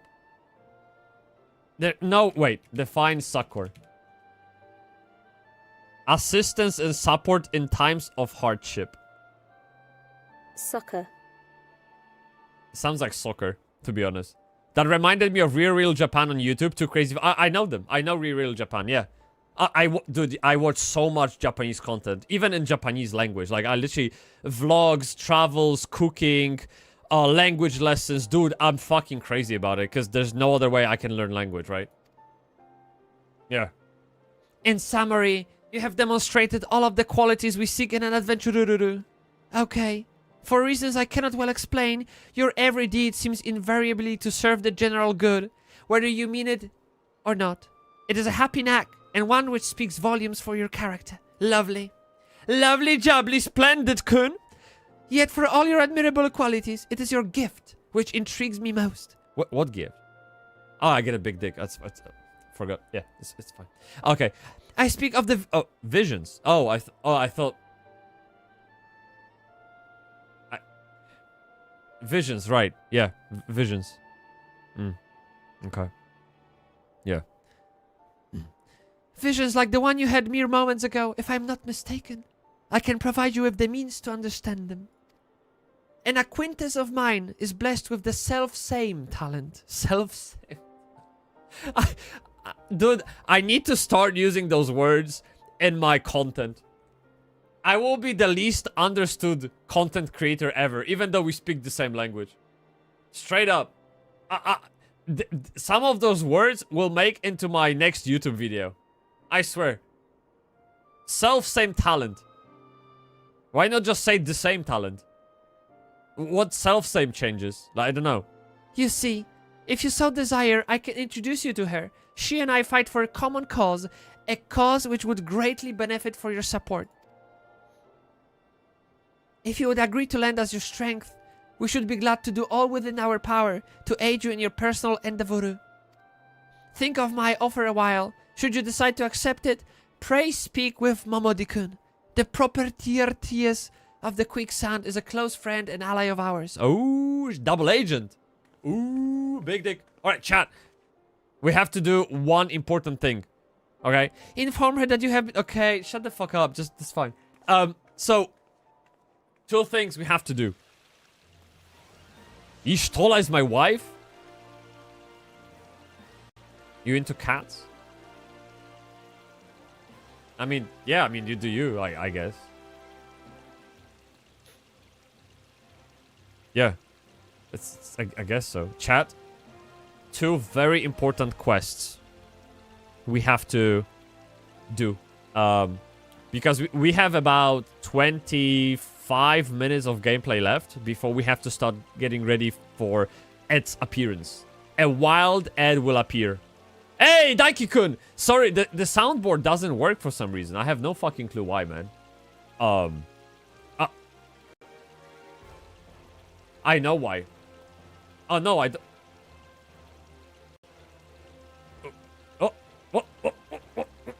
What happened? What happened? No. So okay, I will do everyone a favor. Okay, I will play the sound that everyone's trying to summon today. Okay, because I have this sound on my PC. It just doesn't load up in OBS for some reason. There you go. Are you guys ready? Oh, actually, I don't know if it's gonna work.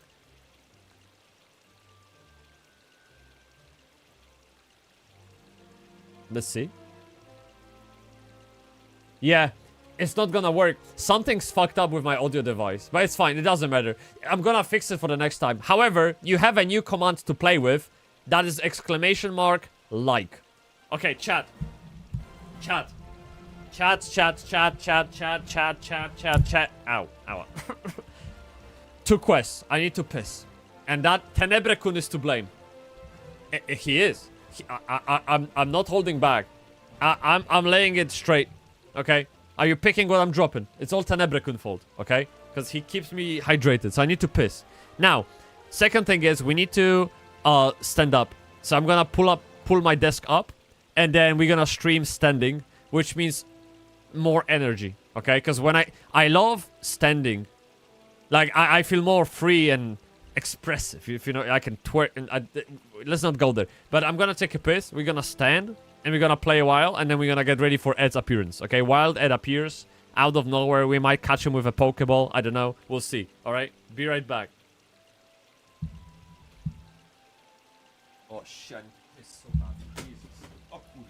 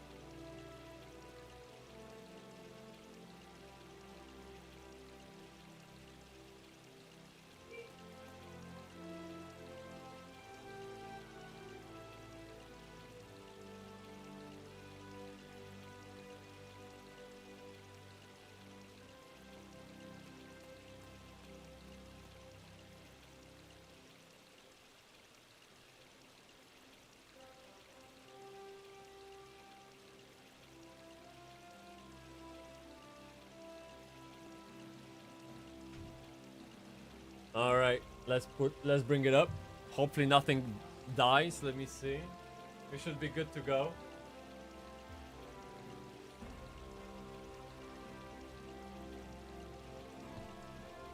We're good. We good. All right.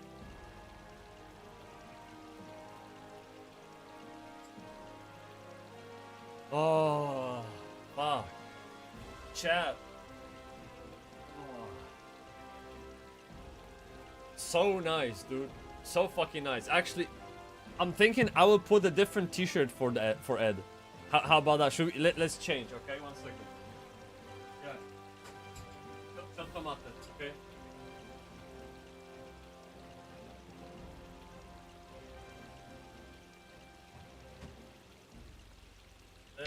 Let's see. What can we do? Oh. Okay. I'm putting a big boy suit. Okay. Wait.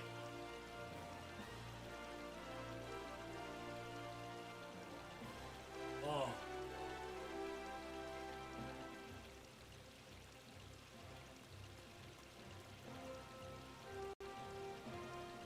Very nice. Very nice. All right, chat. We're fucking good. So let me see. So when I'm I don't think I actually streamed standing ever. So it seems like my head is half cut off, and I don't think you like that, huh? You like seeing my big forehead, right? What do you guys think? We good? It's a bit weird. I will hold on to it. I'll fix it for the next time, okay? I can't be bothered for the, like, 10 minutes of the gameplay. Cause then when Ed comes over, we're gonna have a different view on the stream anyway, so who gives a fuck, right? Alright, Daiki-kun, how's it going? How's it going? We have a big day today, Daiki-kun. We have a interview. Alright? And I'm just speed running the MSQ in Final Fantasy. Because it's pretty good, apparently. I heard it. Okay, that's what people say. It's all good? Awesome. Fucking kun. Great. Genki. Genki desu. I have so much energy. I have so much, like... Dude. I have so much fucking, I don't know, hope and happiness today. Like, genuinely, I'm feeling great. Like, what's up? Is summer here already? Do we have spring? Is it the food? I don't know what I've done, but it's good. It's really good. Wait. Oh! Alright. I barricaded myself in the room. I don't want to do that. Yeah. Chad, how are we feeling? Are we feeling excited for Edkun? Please say something. Tell me. I feel so much better as well now that sun is shining every day. Hey, exactly. Like, seriously, the weather lately has been so great. いい天気ですね。いい天気。とてもいい天気。Yes. とてもいい天気ですね。Very good weather. Yes. Very good. Very nice. Like Borat, okay? Hype! Of course. Dude, I am like immediately a different person when I'm standing. I can't. I'm just... Yeah, dude, I need to stream standing. Seriously. I don't know why I haven't done that. I love that shit. But I need to sort out the camera, because right now it's like a bit maybe too close. Like, you know what I mean? It's a bit weird. Yeah. So, so Momodi-kun says like, it seems like that are becoming ever more common. I'm afraid. Don't worry though. If you work hard, you'll probably be alright, man. Oh, god damn it. Hey, chat, should I talk like this to Ed? And I don't mean the voice. I mean the zoom in on the face. That'd be lovely. I think he would really like that. I don't know, for some reason he's a cool guy like that. Yeah, just... Okay, so tell me about Apogea. You know what I mean? He might like that. Zoom... Nah, I'm not gonna hit him with everything I have. That might be too many sausages, you know? Yeah. Saying that if you ever find yourself in a spot of bother, come and see me. Just don't go pestering me every time you graze your knee. Okay, man? Okay, man, let's go. All right. Big dick. Okay, I'm gonna zoom out. Okay. Okay, Temesh-kun. Why she changed the voice for me? I don't fucking know, actually, man. Ah, Temesh. Sorry to keep you waiting, dude. I was just providing guidance to a fresh of the carriage adventurer. Oh! Oh, kurwa. Okay. Okay. 行動にしているとくれ I don't you used two kanji that I don't know. Like the first one I know. First kanji I know. It means a craft, construction. For example, like if you want to say man-made, you say jin ko. Right? Jin is human. Ko is construction. Jin ko means man-made. So this is ko. The first kanji is ko. So ko do ni something kanji shite iru to something ete kure. I don't fucking know what those kanji mean, man. Like, stop killing me, dude.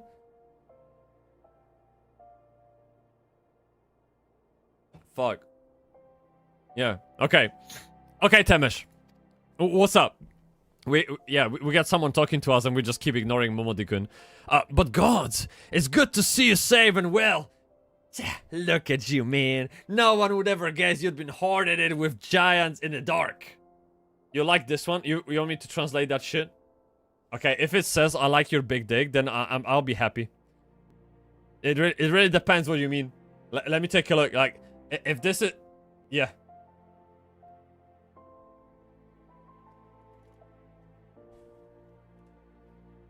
I mean, it's not Polish. Wait, what I'm doing?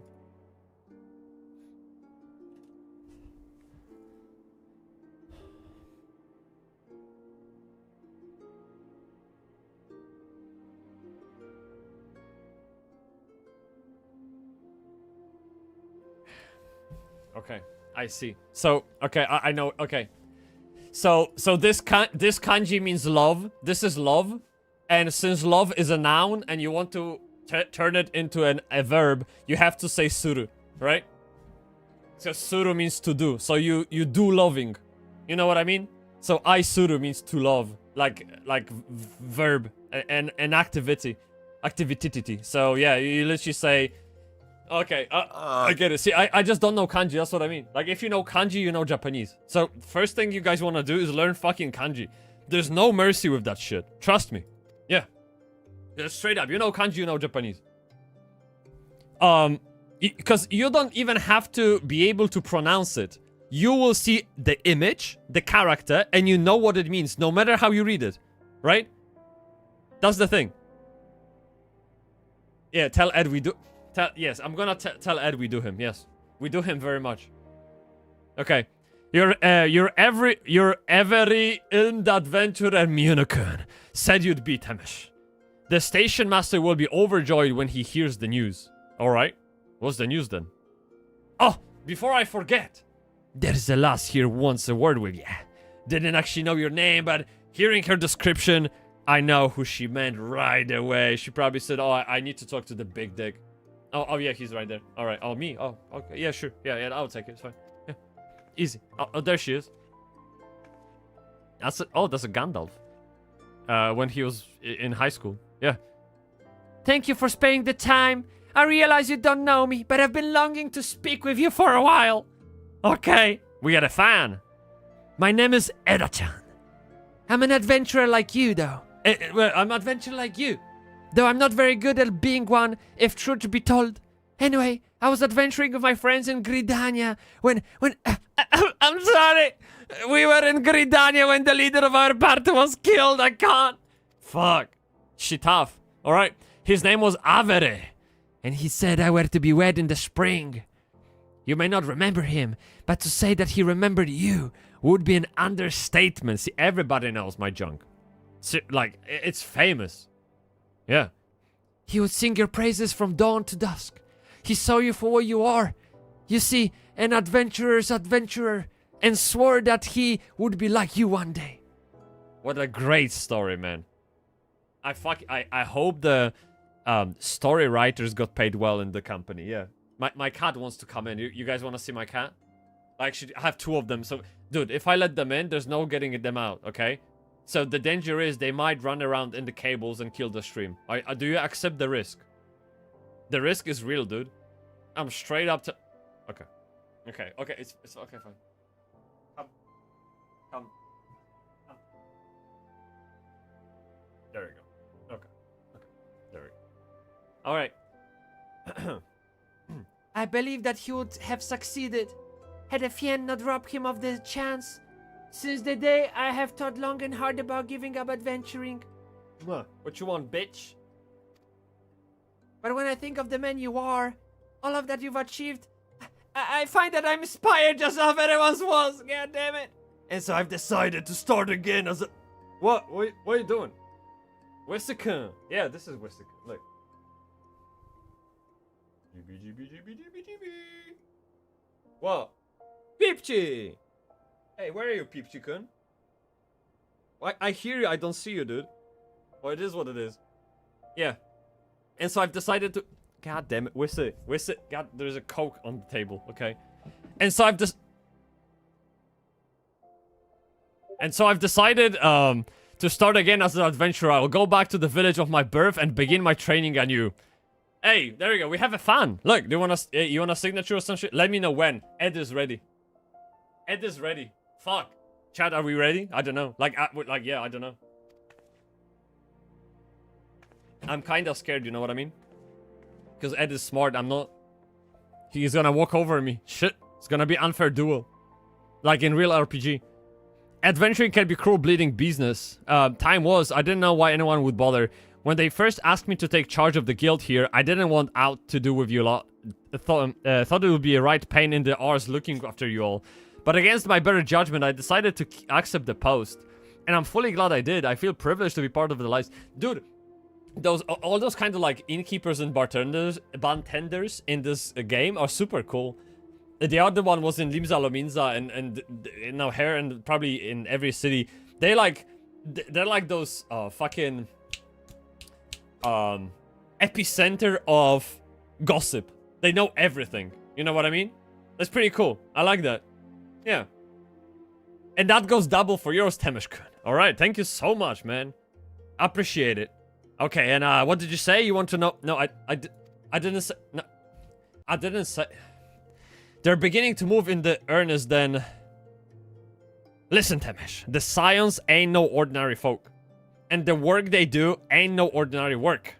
I know full well how capable you are, but even you would think twice about attempting some of the stuff they do. Okay? Check DMs. I checked it. Yeah, I seen you. You ready? Yeah, it's not 2 PM yet, yeah? You know what I mean? Like give me a minute. Let me just wrap it up, okay? Take it easy. Yeah. And, yeah. Knowing that if you're still certain you want to get involved, I'll tell you what I can, alright? Momoji, what's up? There you go. See? Easy. She's using Northern dialect, the Game of Thrones type phrases. Shit. I don't think... do you think I can do that? Do you think I can do that? Maybe. Oof. Well, chat. I guess that's pretty much it, right? Like, I mean, I don't want to start the talk with Ed before the time given, but we will need like 10 minutes to get shit ready. So if you guys want to, you know, grab a drink or take a piss or the other thing, or yeah, cook some food, whatever, before the call starts, you have 20 minutes. It just sounds like Sean Bean and you're good. Sean Bon. Oh, I love Sean Bon, although I was very... So, okay. So, Sean Bon is great, but I absolutely hated his character in Lord of the Rings. It was so fucking bad, man. Let me see the DMs, though. Maybe there's something else in it. 1 second. Okay, gotcha. Yeah, give me a minute, dude. Oh, okay. Yeah.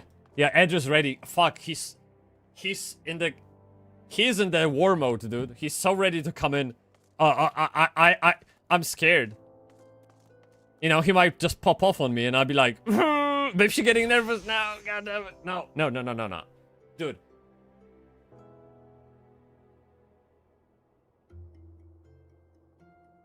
Maybe a little, okay? Shut up. Shut up! What's wrong with that? There's nothing wrong with it, okay? I'm having a great person talking to me, okay? This is a privilege. Yeah. I'm gonna...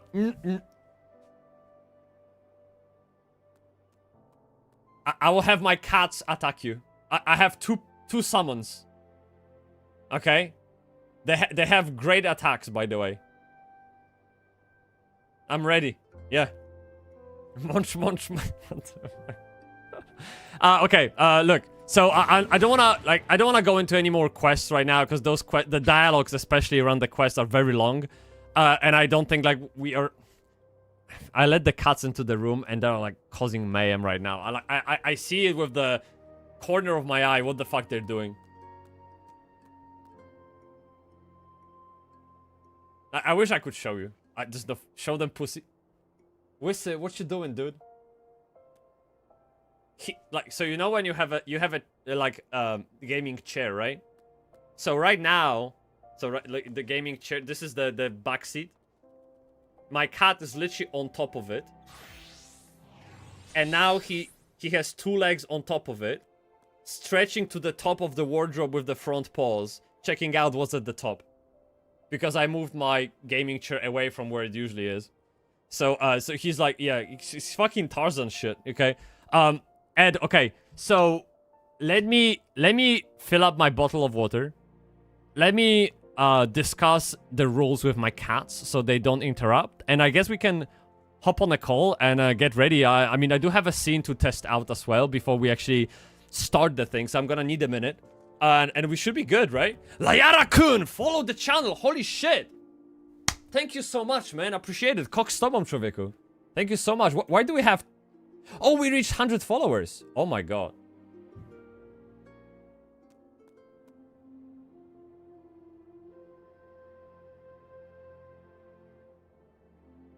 Yes, kurwa. Third time's a charm. There we go. Easy. Easy. Yeah, hey, thank you, dude. You are 100th follower. Thank you so much. I hope you're having a great day. Straight up, genuine. Thank you very much for stopping by. I totally appreciate that, man. And yeah, so what I'm gonna do, I'm gonna exit that shit. And well, it's a great game. I'm just, you know.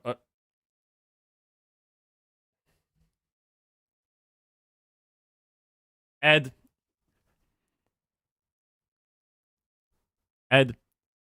they wanted me. They wanted me to tell you that.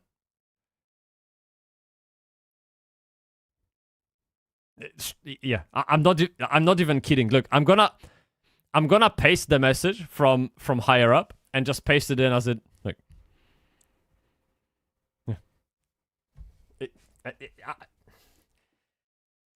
Don't ask questions, okay? Just the way it is, I guess. And yeah, the more you, the less you know, the better probably. And so, let me change the category for the stream. We're gonna go to Apogea. Jesus, so cool! I can't fucking wait for this. So let me delete that. We can go interview. Interview sounds like a, I don't know, interview with Trump or Elon Musk. Like, it's like. Yeah, I'm just gonna... I'm gonna leave it like that, okay? No tags, just English MMORPG chat, okay? It's fine. Your good luck charm, may the force be with you. Thank you, but here, I'll have you know, here we say, may the cocks be with you, okay? It's a little different, different power, but same meaning, essentially. So, okay, so I'm gonna change the title of the stream. Okay. Happening now. Plus bring questions. We're gonna have someone picking up questions in the chat, and so whenever we're done with talking and whenever we feel like we need some break, there will be questions from the public, okay?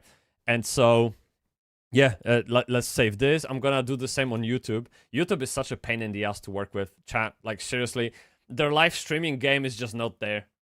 It's really not there. Let me change the on my, oh, there we go. If it helps, let me know. 1 second.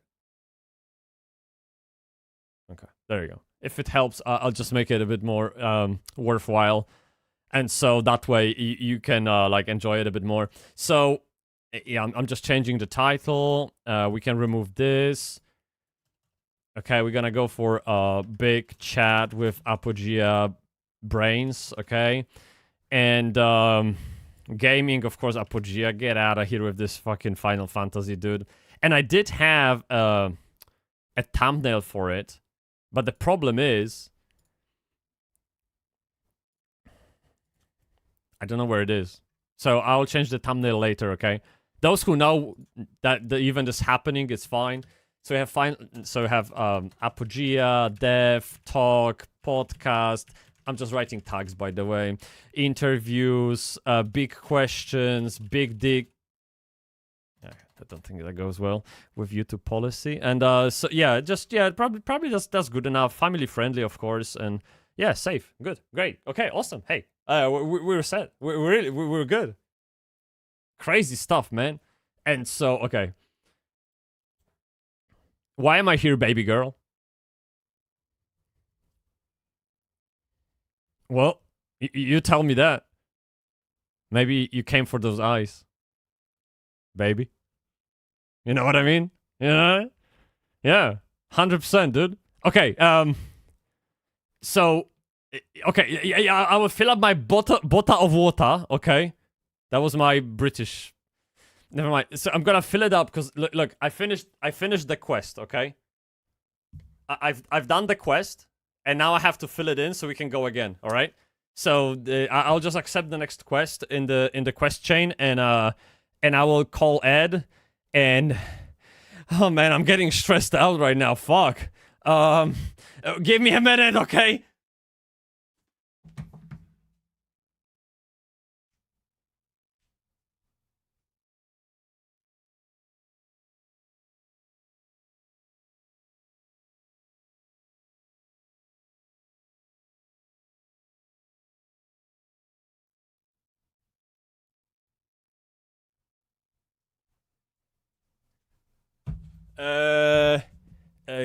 Quick piss. 1 second.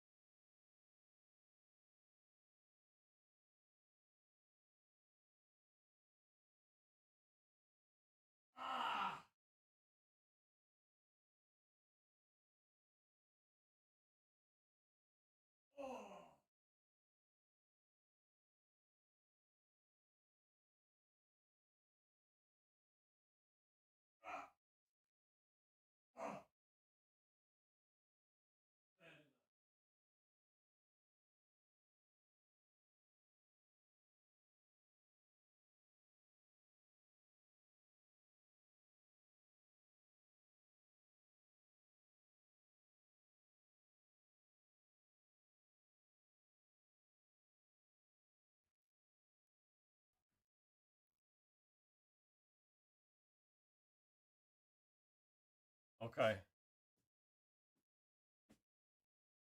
I need to do something with this fucking beard, man. All right. Let me reveal myself. Okay. Yo. What's up? Cooking stream, making Apogea, dude. I like IRL stream when? When I actually moved to Japan, like. What else I'm gonna show you? Wait, let me fucking add you to the call, dude. Like, seriously, why are we even... Oh, I like that. So, I can't read Russian, but I can read big dick. I appreciate the sentiment behind this message. It's very important to keep that in mind. Yeah. You fast as fuck, boy. 48 seconds to the minute, to the second. Yeah. Easy. Okay, so I guess let me pull it up. Chat, by the way, we're gonna have like So here's how it's gonna go, okay? So, no more jokes. This is a serious conversation between two adults about the future of MMORPGs, okay? So, the minute Ed comes on, please behave like a normal human being. And ask questions if you want to. You can write them in the chat. There is a person in the chat right fucking now. Right? Right?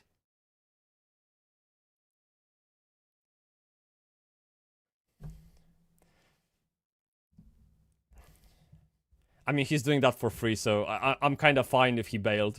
Yeah.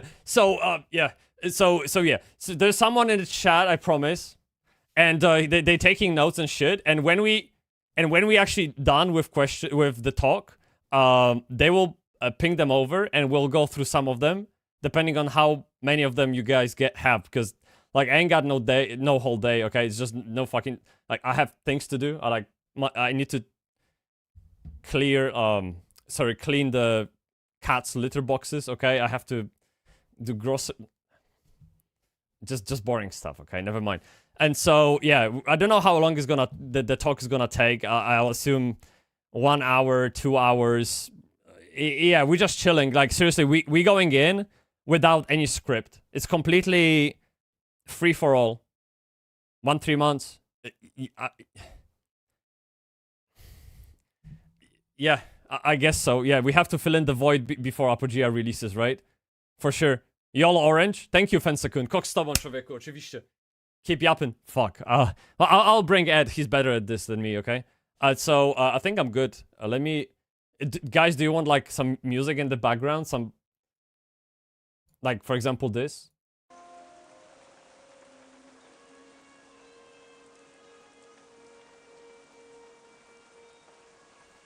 We could have this. Are you a good dancer? I twerk a lot, actually, yeah. I don't know if that counts as a dance, but... is this a League of Legends music?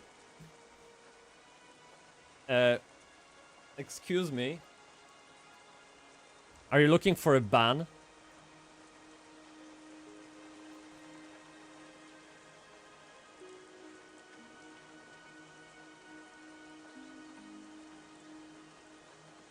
Yeah. Yeah. This is Elwyn Forest from World of Warcraft, okay? This is a holy grail of musics. Okay, Ed, let me fucking call you, let's do it. Yeah. What's that? Never heard of? Oh, okay. Oh, okay. Okay, did you hear about this? This is your last resort to redeem yourself. There you go.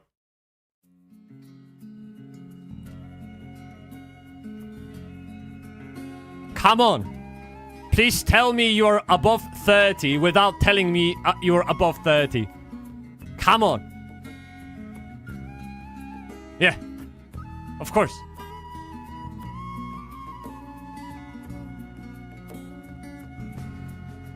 No. Well, you had your chance, dude. Good to have you anyway. I will fucking accept that. That was Lineage 2, music from Dion. And Dion is like the city, very famous city in Dion. What is the current focus on the dev that we'll see on the... Okay, they are already in the talk mode, okay? 1 second. Ed, where are you? Ed, let me bring you in, okay? You ready? Did you take a piss and all of that? You good? You good? Let me ask you... yeah, you good now?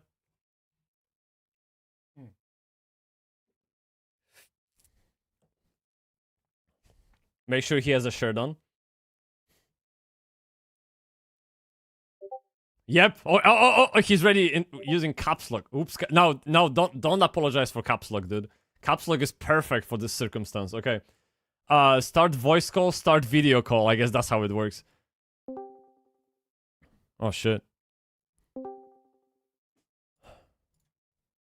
Oh, yo, dude. Yep. You hear me? Hello. Wait, let me mute your stream. Yeah, sure. Your microphone good? Yeah. Are you okay? Can you hear me? Yeah. Awesome. All right. So let me try to change the scene. Oh, it almost worked, dude. Look. Almost worked. There you go. Let me sort it out. How about now? You're so fucking huge here. That's good. Now, can you zoom out a bit? Or is that too much to ask? Oh, there you go. Perfect. Now, this is some serious shit. This is perfect. Great. I think we're gonna work out You with mean it. zoom out? You mean like putting the camera further away? Yeah. Oh, or just... Like this? I think so. That might work.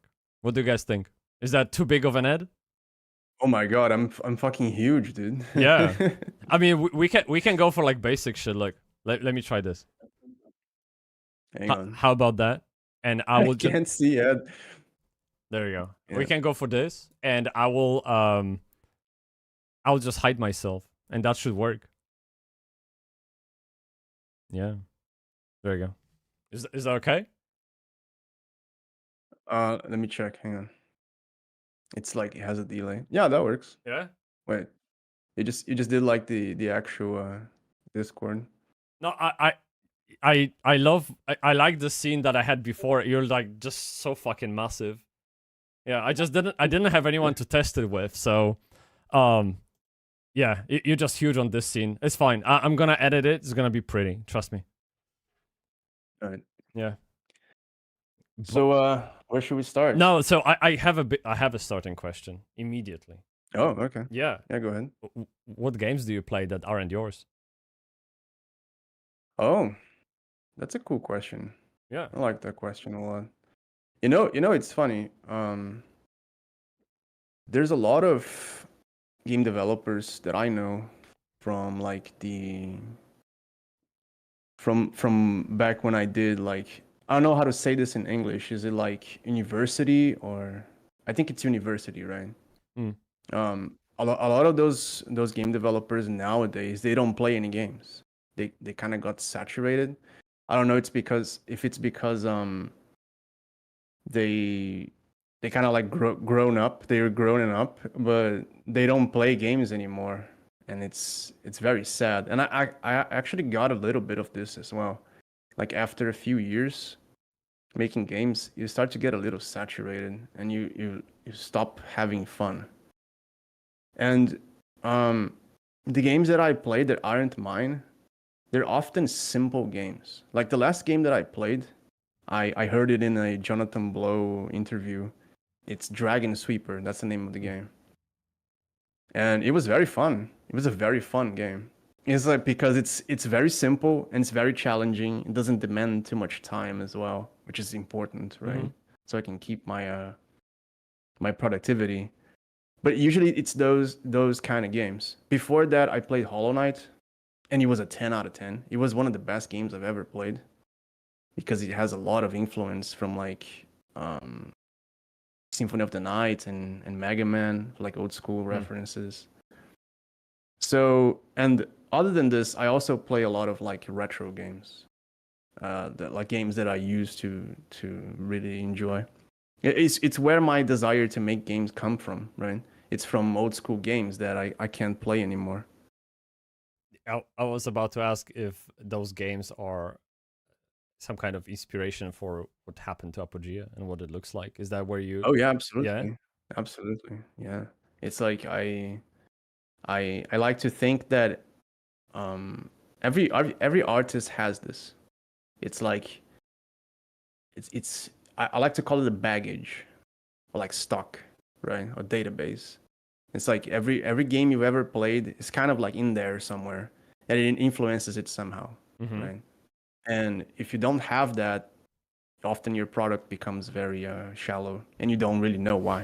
You know, which is why a lot of like, you know, these like influencers, like internet influencers, they when you go like, oh, I don't have any inspiration, what should I do? The default response from these people are like, oh, you should consume more content, you should read a book, you should play a game, you should listen to music, because what they're saying in simple words is like, oh, you lack stock, you lack database, you lack knowledge, right? It's something that immediately comes to my mind. There's a book. Yeah.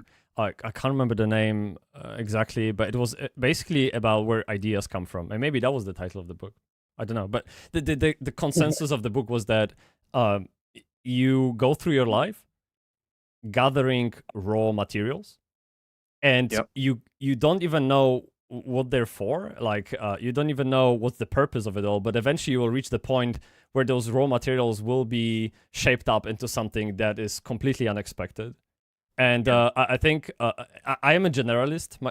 Just overall, I take like this kind of even unhealthy interest in things, which are seemingly completely unrelated. But when I talk about things or design, because I'm a designer, they like come together all of a sudden. It's like Steve Jobs said you can connect dots looking backwards. Yeah. Okay. So this is the vibe I'm going for, and I really appreciate how people building products overall step out of their comfort zone to go and travel, go taste new food, and read a book that is nothing about the industry they're working in. All those stuff, all those kind of things, because ultimately that leads to a richer experience for the end user when they finally build something, right? Is that Exactly. do we align on this? Yeah, absolutely. It's like it's a cathartic thing, right? When you relax and you do like this in psychology we call this floating attention. I don't know how if it's correctly translated, but in psychology we call it floating attention. It's when you don't focus too much on doing something. It's when you don't try hard, right? When you do floating attention and you produce content, the stock comes from the unconscious, right? So without the stock, it's frustrating. You go, I can't put anything out, and I don't understand why. You know, that's why we need the experiences you talked about. Of course, there's always a limit, right? There's always gonna be someone out there who says like, oh, I've read every book, I've traveled to every country, and I have no inspiration. And that's like another subject completely. But what this person lacks is discipline, not stock. And that, dear viewers, is Ed. Welcome, Ed. Thank you so much for joining us, by the way. Yeah. That's Cool fucking question, man. Yeah. What games do I play? yeah. Because look, I think it's important because that also makes a good foundation for what you're thinking about Apogea's future and all of that, right? It creates your point of view on the design of the game, and since you are leading the efforts for Apogea, I think it's important for people to understand like where you're coming from. Oh yeah, absolutely. Yeah, I mean, if you ask me, I'm coming from World of Warcraft, and I just played the reference to World of Warcraft on YouTube, and Akis was like, "What the fuck?" Right? So we clearly have different walks of life and different experiences, but ultimately we want best for MMOs. And I've seen a couple of videos lately about the state of MMOs, and you watched my video. Thank you, by the way. I didn't know it was that interesting, but It was a cool video. Thanks, dude. I put a lot of effort into actually the effort was around having concise idea of what I want to say rather than actually thinking about what to say. You know what I mean? Just convey the ideas because in a brevity way. So what I'm getting is the videos that I've seen lately about the state of MMO is that it's rather stale industry, and it's someone else's opinion. I'm not saying this is the fact, right? I'm just saying that MMOs overall. Look, yeah, it's kind of a fact. It kind of like it seems like we all feel this way, and because there's a very important issue when you're making MMORPG, and that issue is money, right? Yeah, it gets in the way. Oh, isn't also Money the gets skill in the the way. problem? The what? Sorry. Skill. Like, because MMO is essentially the confluence of so many things in game development, just crazy. I don't think so, man. Really? Have you ever talked to someone who's worked in a big company, like I don't know, like worked at Bungie or Blizzard or whatever? Like these people are very talented. They're very talented. They know a lot about a lot, right? These people are like a silent majority. They don't talk about it too much because they don't want the flack. They just want to work, and they know a lot about a lot. And I think the issue with MMORPG specifically is money. I think it's like the biggest issue because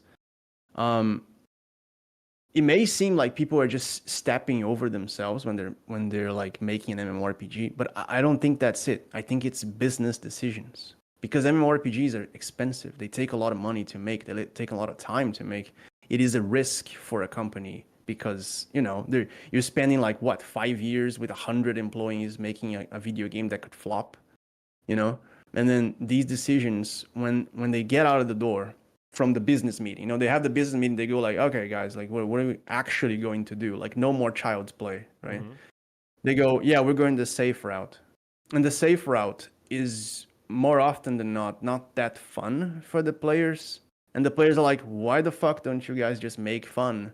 I don't understand. This is the reason. The reason is because business decisions and profits and paying employees and debt, right? Yeah. Like if you ask a developer like that has decided to make something big, how much debt they had, they're gonna probably say that it's pretty high, right? And because they take a lot of risks. So when these decisions are on the table and you have kids to feed, quote unquote, you don't think like, well, this is gonna be very fun for the player. Like you don't care anymore, right? Yeah. Things get dark. And I think that's the issue with MMORPG is that it's big companies doing big stuff, and they don't fuck around. Yeah, They I get think, to the look, by default, I think by default, a company, especially in the creative business, which like gaming industry is, they are like risk averse, essentially. I mean, they don't want to try anything new. They ideally, if they had their ideal world, they would probably walk the same path over and over as long as it makes them money. And we need, I mean, there's another streamer I watched, and I had a little argument with him just a while ago. He said he can't like support indie development studios. He only has to play big titles because he's creating content full time, and that's the only way to stay afloat, etc. I actually believe the opposite, and probably that's why I even like reached out to you and I pay so much attention to Apogea, because like small companies overall, they are the most likely to be the next disruptor for the industry, because they can pivot literally the next day. Like you can wake up tomorrow. They can do decisions that have nothing to do with business. Yeah. They can be like, oh yeah, let's just make something fun. Exactly. Let's make it's something not gonna make cool. us any money. Who cares? Yeah. Right? Yeah. Exactly. So okay, you kind of touched on this briefly. Can you tell me how you are thinking about business decisions when it comes to Apogea, and how you keep this still fun for everyone going forward? Just to touch on what you said about the streamer who doesn't support indies, real quick, and then I'll answer the question. Yeah. I understand him, okay, because there's a point that, look, there's a difference between you supporting an indie business, quote unquote, that has some seriousness to it, and supporting an indie company that's just producing, how do I say this, like some sort of MacGyver kind of game, right? Yeah, an asset store bought recycled garbage that's like not a lot of effort put into it, and then just trying to make a quick buck. There's a huge difference there, right? It's like a gigantic valley in between these two. It's important to discern between these two companies, because the difference is potential versus you're just losing your time and money, right? So I understand the streamer. I understand where he's coming from. He probably had this exact experience I'm talking about right now. He played a game and he found out that all the assets are from the asset store, and that the developers don't give a shit, and then they're not going to do anything.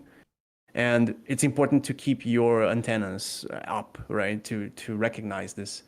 And the latter, you know, the indie, the artists, the real artists, they usually have a vision. They usually care about the product. They usually listen to the concern of the players, and they're usually active. That's a giveaway, right, for developers that take things seriously. And now to answer your question, can you ask that? Yeah, sure. Again? So you mentioned how businesses are, risk averse. They Oh yeah. And how do you prevent that with Apogea? How are you thinking about business when it comes to your game? Yeah, so that's a very, very good question. The thing is, look, I've been making games for like almost 12 years now. I don't know how many years it has been. I need to do the math. And I was very lucky. I was very fortunate. A lot of my games worked out, and they were not the model of Apogea, right? Apogea was the first game that I did not try my luck, quote unquote. It was the first game that I was like, yeah, I don't care. And I just made it. I just made it because I wanted to make it. Instead of like laying out a business plan and being like, okay, step one, blah, blah, blah, like this is going to give me profit. This is not going to give me profit, etc., etc. It was the very first game that I just didn't care. I was like, I'm going to lose money. And I have been losing money. I have been losing money for 3.5 years. And in fact, a little addend to that, last month was the first month ever that I did not lose money. I was even. It was the first time because of Patreon. But I digress. That's okay. It was the very first game that I just didn't give a crap. I was like, okay, I'm gonna take decisions based on what I want rather than what's trending or what's popular or what works financially or what works economically, right? Mm-hmm. So that's how I handle it. It's by not caring, which is insane. It is an insane position. Mm-hmm. If you tell this to anyone, to any game developer, say like, look, dude, all you have to do is not care. It's like, I mean, it has to pay the bills, right? It has to do a lot of things, a lot of grown-up stuff. But I don't really have to worry about that. You know, I'm very fortunate in that regard. So, yeah, that's how I did it. It's very unusual. I must say, like, you kind of caught me off guard with that one. So okay. So just to reiterate, so far you've been thinking about games as a business, as, you know, profit, the next step on the ladder. But Apogea was the moment in which you said, Polar opposite. fuck that. Let's go the opposite way. Yeah. Okay. But it's still business. It's still like, It is still business in the sense that I have to pay my developers. oh yeah, I mean, look, And- so I'm running an yeah. agency, and I know that my biggest asset is human that can Yep. literally walk out the door any day they want. That's literally Yep. the fucked up realization. Like, the minute you realize that, like, oh shit. However, that said, Apogea is here to stay, right? Like, we want the game to succeed, and we want people to be interested in the game and get new content, and you guys be happy. Oh, on the depth. I really have to elaborate on that if you Okay. allow me. Okay. Yeah. In a second. Just a moment. So you have that. Yeah. How do you think about Apogea long term in terms of monetization and keeping that afloat? Yeah, okay, look. Here's what I think about Apogea. It is art. It is art that me and the other developers, the very talented developers, made. I don't think in terms I don't think of success in terms of sales. I think of success in terms of making a game that is good and honest with my artistic views. It's like if you were to paint a painting to your daughter, Mm-hmm. would you care if it has any monetary value? It's Not for at your all. daughter specifically. It makes no difference, right? Yeah. That's exactly that's the precise parallel. Apogea is like, it's a game that I made because I missed old Tibia. Mm. And I missed games that were actually hard and took decisions that are not based on monetary things. And I just made it because I miss it. So if it doesn't work financially, Mm-hmm. and it doesn't pay the company, then I have to make changes to make it pay the company. Okay. I'm not looking for profit. There's a difference, right? Because you have to understand this difference. There's a difference between decisions that are made for profit and decisions that are made for sustainability. Okay? I'm not going to make the game 100% free because then we have to close the company. Yeah. Yeah. But at the same time, I'm not adding like gotcha mechanics because I really need to buy that Lamborghini. Mm-hmm. You know, there's a huge difference there, and the way that I take decisions and that I carry the company is by making decisions for in order to allow the company to sustain itself and grow. So if the game dies, quote unquote, like no one plays the game, it won't really matter in the sense that I did what I had to do. I did the deed. If it doesn't work out, we're just making more games, which is what I have done for the past 11, 12 years. But the reason why we opened the tests Okay. 6 months ago was to make sure that someone cared about this. You know, I have like, before Apogea was open to the public, I had another game 50% of the way there. It was a car game. Like if you scour the Discord, you're gonna find some screenshots of the car game. It's a very cool game. It's probably gonna be like a good idea to make it after Apogea, like a few years after. Mm-hmm. But it was like going to be a mobile game with like traditional in-app purchases, like the loot box kind of thing. And that's gonna give me money. Mhm. And it's like I said, I'm not really worried about that right now. So yeah, like it's not that complicated. Apogea is an attempt to be honest with myself and with the gaming world. And if the gaming world doesn't want it, okay, I'll move on. I think I cut my losses. I don't think it will come down to that. I mean, from maybe chat can spam a few W's for me if they want, but from my perspective, like the game has been well received and there's nothing but bright future, right? And can you take us Yeah. very briefly through the numbers of the first playtest versus the latest playtest? What's the difference in Oh playtest? yeah, absolutely. It's very fun, dude. Yeah, go for it. The very first playtest, which was like Aches and Grief and Zaishin and Addled, Pigeon Mage. These were all like players from the first test. Mm-hmm. It was like around 50 active players, and it actually worked out pretty well, surprisingly. Like 50 players was enough to keep the server alive. Nice. And we ran it for months, by the way. It was like 2 months, I think. The server the test lasted. And back then we had around 2,000 wish lists. And the last playtest we had, I think it was around 1,500 active players, which isn't concurrent players, right? Concurrent players was a maximum of we hit the plateau of 600 active concurrent players, but active was like 1,500. It was like a lot. It was a really huge number. And we just hit 33,000 wish lists. So it was like, I don't know. I don't even know. It's like a 20,000% increase from the first test. Wow, well done, dude. It became very big. It became very big. Yeah. Okay. So going back to the drawing the fine line between artistic vision and the business model, right? Yeah. I kind of want to just poke a bit more around the scalability of it.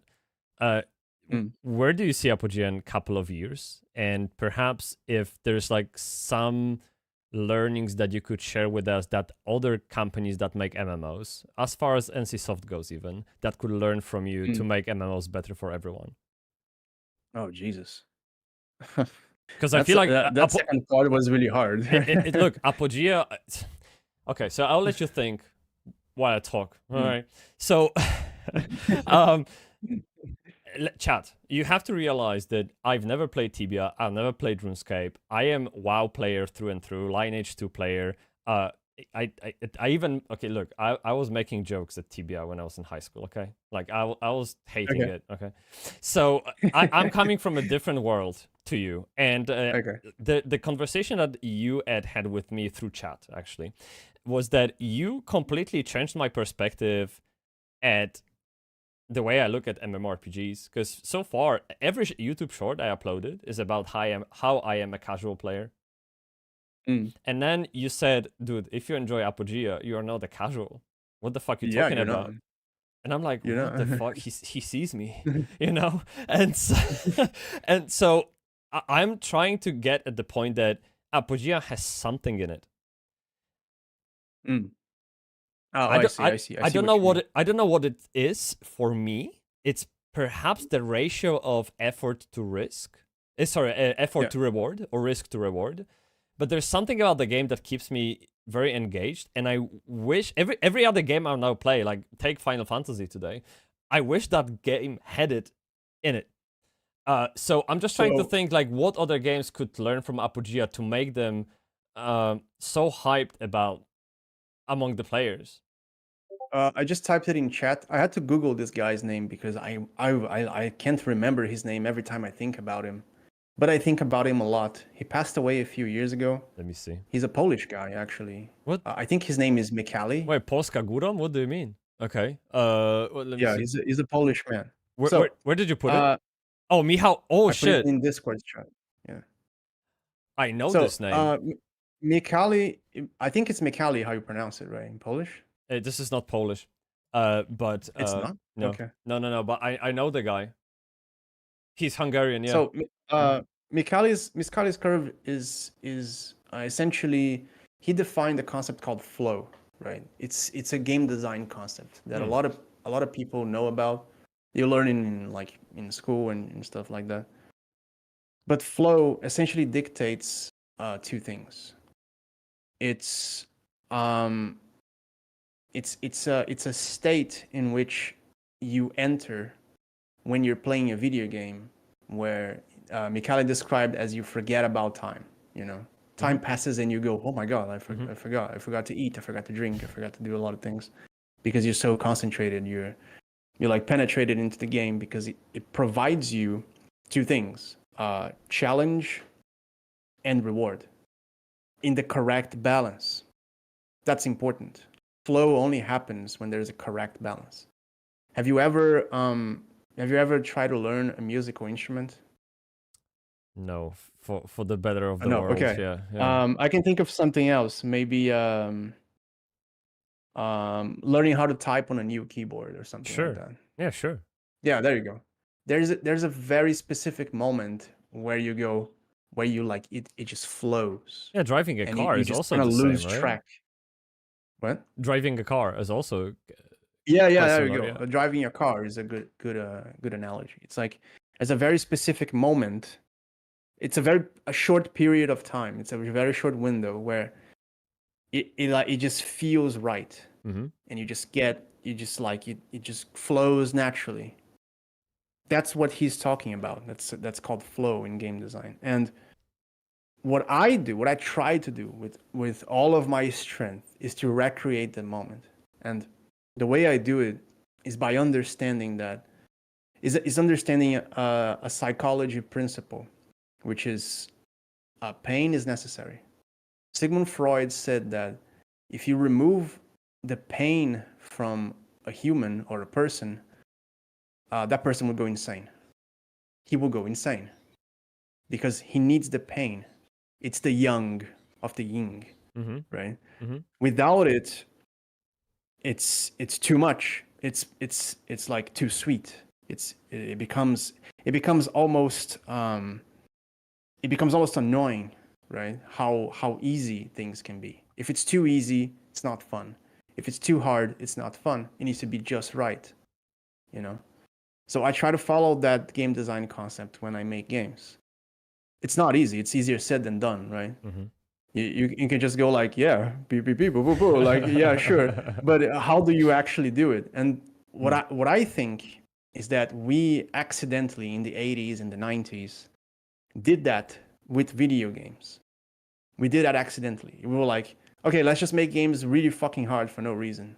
I mean, it wasn't for no reason. It was because of game cartridges that were really expensive, blah, blah, blah. You know, but they did that. They made the games real hard. And I think that mistake was an accidental, insane discovery, right? Because we realized that frustration and difficulty in the right amount, just right, becomes amazing. And we always remember those games nowadays. We go like, oh yeah, remember when we played? Yeah. I think the reason is because of that, because we reached flow. And whenever we reach flow, we always remember the thing. And there's always there's going to be like games that you played recently, like modern games where you felt that, but it's usually a very brief window of time. It's not all the time, because it gets there, but it usually rewards the player way too much or way too little, right? I can name a million examples, but I guess you understand my point. Yeah, I do. So that's what I think you felt. Okay. I think you felt Michalis curve. Well, it's funny. The flow state is actually a well-known concept in project, time management more than anything. You try to find the part of the day where you feel the most energetic and likely to focus, and you schedule the most important tasks around that time. So you don't do invoicing 9 a.m., for example, right? Like you do it 5 p.m., that kind of thing. So the flow state is okay. Yeah. Yeah, go ahead. You can finish. No, I mean, yeah, I was gonna kind of like drift off a bit. So what did you want to add to that? I want to answer the questions. You made 2 questions. Mm-hmm. The first question was, how do I see Apogea in a few years, right? Yes. In a couple of years, yes. Yeah, the way I see it is like I think I know the answer, and the way I see it is like it's it's uh it's going to be a rocky road in 2 years.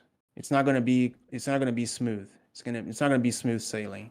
There's going to be things that are going to go wrong. There's going to be things that are going to go really right. And I think that without effort and without having a stable company, without having good developers, the game will probably go under difficulties, because I've seen it a million times, right?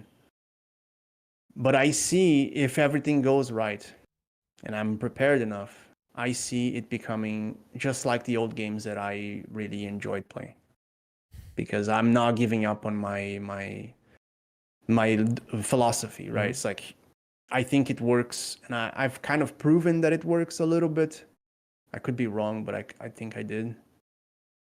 And yeah, and I think answering the other question that you made, which is like what other developers can learn from Apogea, is that you don't have to be that scared, and you can find proof that design doesn't have to be watered down for kids in order for the player to feel comfortable, to feel numbed, dazed, right?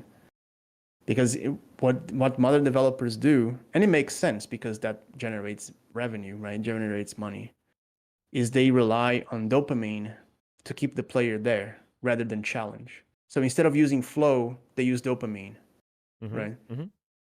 Which is a Skinner box concept. I don't know if you're familiar with Skinner's theory, right? I'm not. Which is, you're not? Mm-mm. It's an evolution of Pavlov's theory, which is the salivating dog, right? Which is it's essentially a reward and punishment, right? And the reward comes when you do the thing that the game wants you to do. If you do what the game wants you to do, they reward you. You know, a classic example of this is login rewards. Oh yeah. Oh, you log in 7 times in a row. Here's a gold box. That's a Skinner box concept. It's telling you subjectively that you need to log in every day. You can't miss it, or you're not gonna gain the little reward. So you salivate, right, to the thought of having to log in every day. And the dopamine rush happens when the rewards come in. So you keep doing the thing. And what Apogea bases itself on is on flow. What I base myself on is look, I'm not saying you have to play the game. I'm not saying you're going to have a good time. I'm not saying you're going to get dopamine rushes.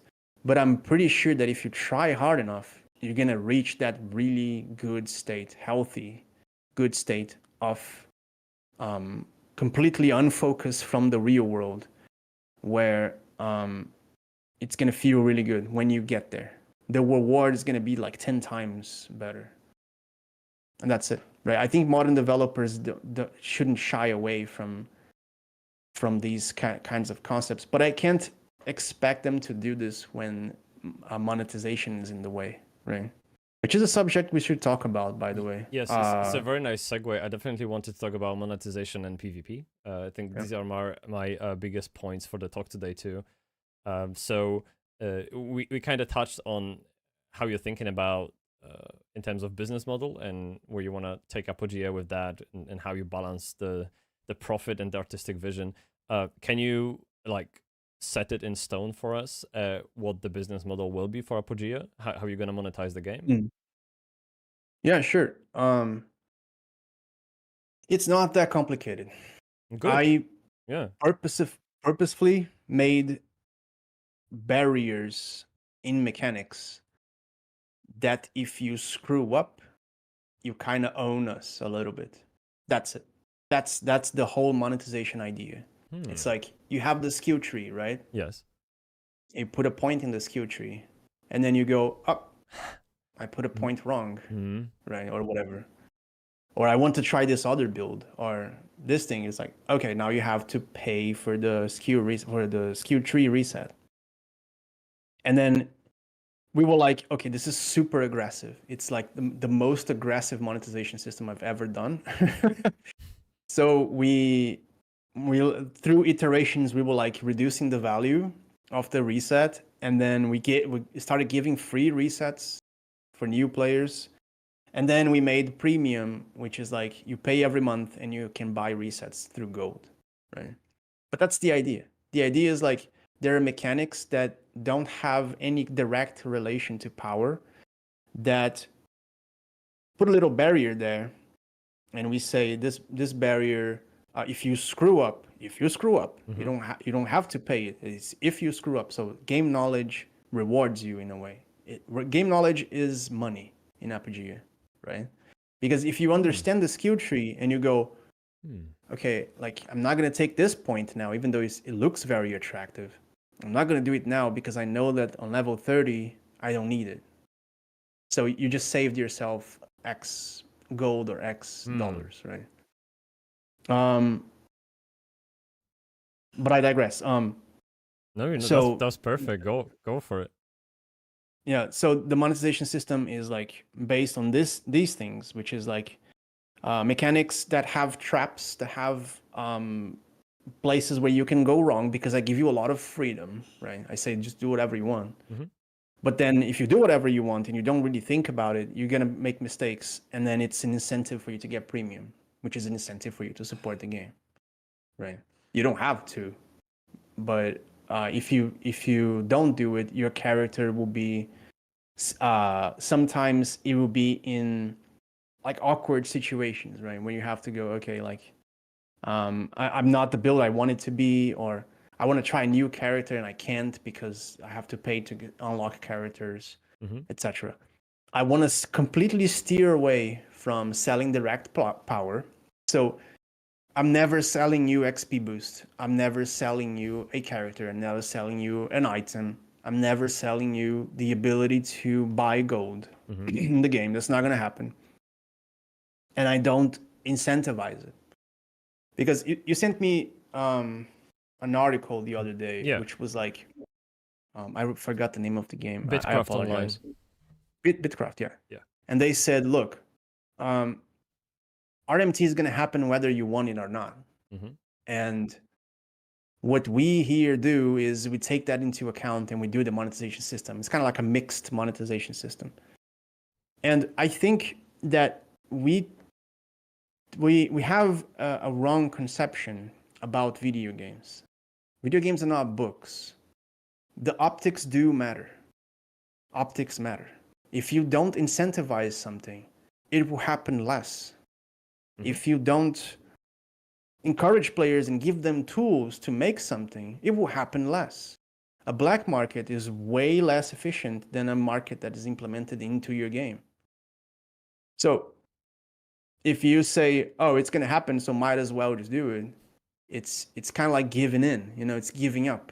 It's being like, oh, I'm so tired, man. I'm just going to let it happen. It's like, no, you have to have a strong stance at all times into what your game is about. Like, why did you make the game in the first place? What was the reason? Why did the Bitcraft developers make the game? Why did they do it? I have no idea. And I read the article and I was like, I don't know why they made the game. Like, is it for making money? Is that the goal? Because if that's the goal, I don't want to play it. Yeah, Right. there were articles about the game that they are going heavy on crypto, and that they released a statement that's not going to happen. There was a little bit of drama around their monetization systems, and the real money trading is probably an article that they wrote on the back of that drama just to clarify the air a bit. However, I think what they said in the latest statement from yesterday is that they don't exclude the possibility of monetizing.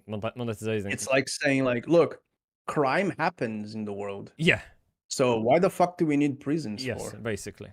Just let it happen, dude. Yeah. I mean, of course, this is not the same thing, right? You're not committing a crime if you're doing RMT. That's not what I'm saying. But it is an optic. It is like saying like, oh, whatever, it's just that it happened. Yeah. It's like, like not really. You have to understand why you're making something, anything. Like you, for example, Bybsie, you have to ask yourself before you go to bed or when you're taking a shower, like, why are you a content creator? Why are you doing this? You have to answer that question honestly. Like, is it because you want to give different perspectives into people's minds that you think you can elaborate better than most can? That's a great answer. Is it because you want to give like windows into different games and like smaller companies and like guys like like me, that have takes, spicy hot takes into the game development world? Like, you have to ask yourself that question. Yeah. And when you're making a video game, it's the same exact thing. You have to be like, okay, but why am I making this? Is it because I just want to pay my bills? If so, sure, like whatever. That's not a good reason, but you can do that. It's not a crime, right? So And yeah, go ahead. Can I? I'll just add something to it. I've done this exercise a couple of years ago, actually. I used to be in my 20s. I used to be this crazy motherfucker that would just run at full speed and not wait for anything. I was just I laughed with someone the other day that I was this flower smelling champion. I would want to be the best at everything, and I would just constantly look for challenges and competition. But it burned me out, obviously, and I retreated for like 1 week into the woods, and I honestly just recalibrated my thinking about life. And it helped me so much just to find those 3 pillars in life that I want to chase. And that helped me to focus and remove any distractions from my life whatsoever. So anything comes my way right now, I look at my 3 pillars. Does it help any of them? No, fuck off. Simple as that. Yeah, there you go. So it really helps to find your why. It really does. I know we're going into the meta level thinking right now, but just find why. So why you're doing this job, why you're going to this job. If you need money, that's okay. It's okay to know you're doing this just for money, but then ask yourself a question: is this my future, right? So so as long as you understand why, you can do something about it. Can you define for me, so we have any kind of point of reference for this discussion, how do you see yourself, the definition of pay to win? Oh, definition of pay to win? It's when you directly buy power. You're paying to win. So if you... Actually, it's not just power, right? You can also buy prestige. Because some people win if they have prestige. Yeah, but that's it. Like, many things could be considered paying to win. Like, does having a better computer constitutes as paying to win? When the game is competitive enough that a good computer gives you advantage. Yeah, kind of. You could argue that. Yeah, there's like degrees of paying to win, I guess. But there's a very blatant version of it, which is you click the button, the cash shop button, and then you buy power straight up. Like, doesn't get simpler than that, does it? If you create a very intricate system that has a lot of like, different points and things that happens in your game, and then eventually your money is kind of led into power, you have to measure things. Like, how long did it take for the system to get into the power? How much did it cost? What is the exact proportion of power that you can buy, right? Because here's the thing. There's a concept in game design, yet another concept in game design. Go for it. That is called whale hunting. You know what that means? No. Well, No? designing the game for people with big wallets? Is that what it is? Yeah, exactly. Okay. You nailed it. Okay. Whale hunting is like, there's like people in all video games, it's not just MMO, that like to spend a lot of money. We don't know why, but there are people out there who does this. They just have a lot of money and they want to spend all that money in your game because they like your game, they like you, whatever. And games often prepare for that. They go, oh yeah, I have to remember about the whales. And then they add something to hunt the whales. Usually these are like repetitive purchases you can do inside of the game, So loot boxes is a great example of whale hunting. Skin unlocking. So gacha games, essentially. Yeah. Yeah. So that the more you buy, the more you get. Mhm. Yay! So the whales get hooked, you know. And there's like in Apogea, I completely avoid that. I know it exists because I study game design and I've made games that have the things that hook whales, but I don't care. It's like whatever. If you're a whale, go spend the money somewhere else, Mhm. right? Because I think that it's very hard to steer away from making good monetization systems that include these kind of things, you know, that includes all the Skinner box models and all the whale hunting stuff, and maintain dignity at the same time, right? I personally don't like, for example, when you can buy a skin in a video game. I want to earn that skin because it's your visual, it's how you look like. You should earn your evolution, your visual evolution. And if you don't earn it, what happens is you remove prestige from the game in the sense of you don't know how the person achieved that anymore. In old school Tibia, if you saw someone running really fast, you know they earned that. It's a simple thing, but you know they earned it. You know they were like grinding 24/7 in some deep, shitty cave for like 2 months, right? And in Apogea, I feel like if you see someone with a cool outfit, you go, "Oh, I know that guy earned that." I don't know how, but he did because you can't just buy it, right? So pay to win to me is when you directly sell rewards. You know, you completely skip the flow part and just shoot the dopamine in your face through money. That's pay to win.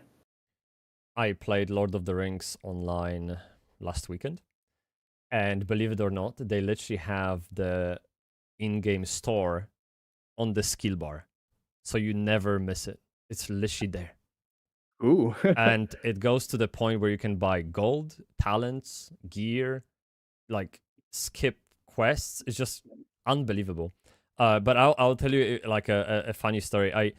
I'm not a big creator, and one of the first videos I uploaded is kind of rage baity, but I 100% true. I said that Guild Wars 2 is like gazillion% pay to win. Oh, people hated me for it. Because those people, because I revealed the truth about players just being naive, like not seeing what's in front of them. Like in Guild Wars 2, you can literally buy gold for real money, like straight up. That's it. Yeah. You just go there and Yeah. pay. There it is. I played Guild Wars 2 a lot, by the way. Yeah, no, me too. Like thousands of hours, probably 5-6K. Yeah, so me so too. you can buy gold. You can buy the best looking skins in the shop. And people argue that, well, what's the skin giving you really? Well, I'm telling you, it's giving you social status. Like in real life, you buy Ferrari, you show up, people knew you're OG. Like in game, people do that too. So to me, this is in a way pay to win, like less tangible, but it is. And when you are a heavy pay to win game, every business decision, going back to that now, revolves around making the next best thing for sale rather than the next best thing to obtain. And I fear that World of Warcraft is following the same trail. And the only Every last game follows this path. Yeah, I mean, the only last bastion that I can think of is literally the game I played today, Final Fantasy XIV. They do have, they don't have like in-game shop really. You can't buy. You can like there are some, I guess, skins and mounts you can buy through their website, but in game, in the client, you have nothing, no gold, no gear, nothing. So I mean, they are a sub-based game, so maybe that's where they get money from. But it's kind of a proof on the market that it's possible. And I just fear that other games are like too lazy to do something about it because the way for money is just so easy. People are there just to suck it on call, like literally. Like, there it is, suck it. Oh, thank you. Yeah, I will. You know, just come on, dude. Have some self-respect. So I'm trying to shout out any games. Like when I'm thinking about Apogea, I immediately feel relief. So next time I log in and I see a guy running by me that's twice as fast as I am, I'd be like, oh, how do I get that? And I don't have to reach for my wallet.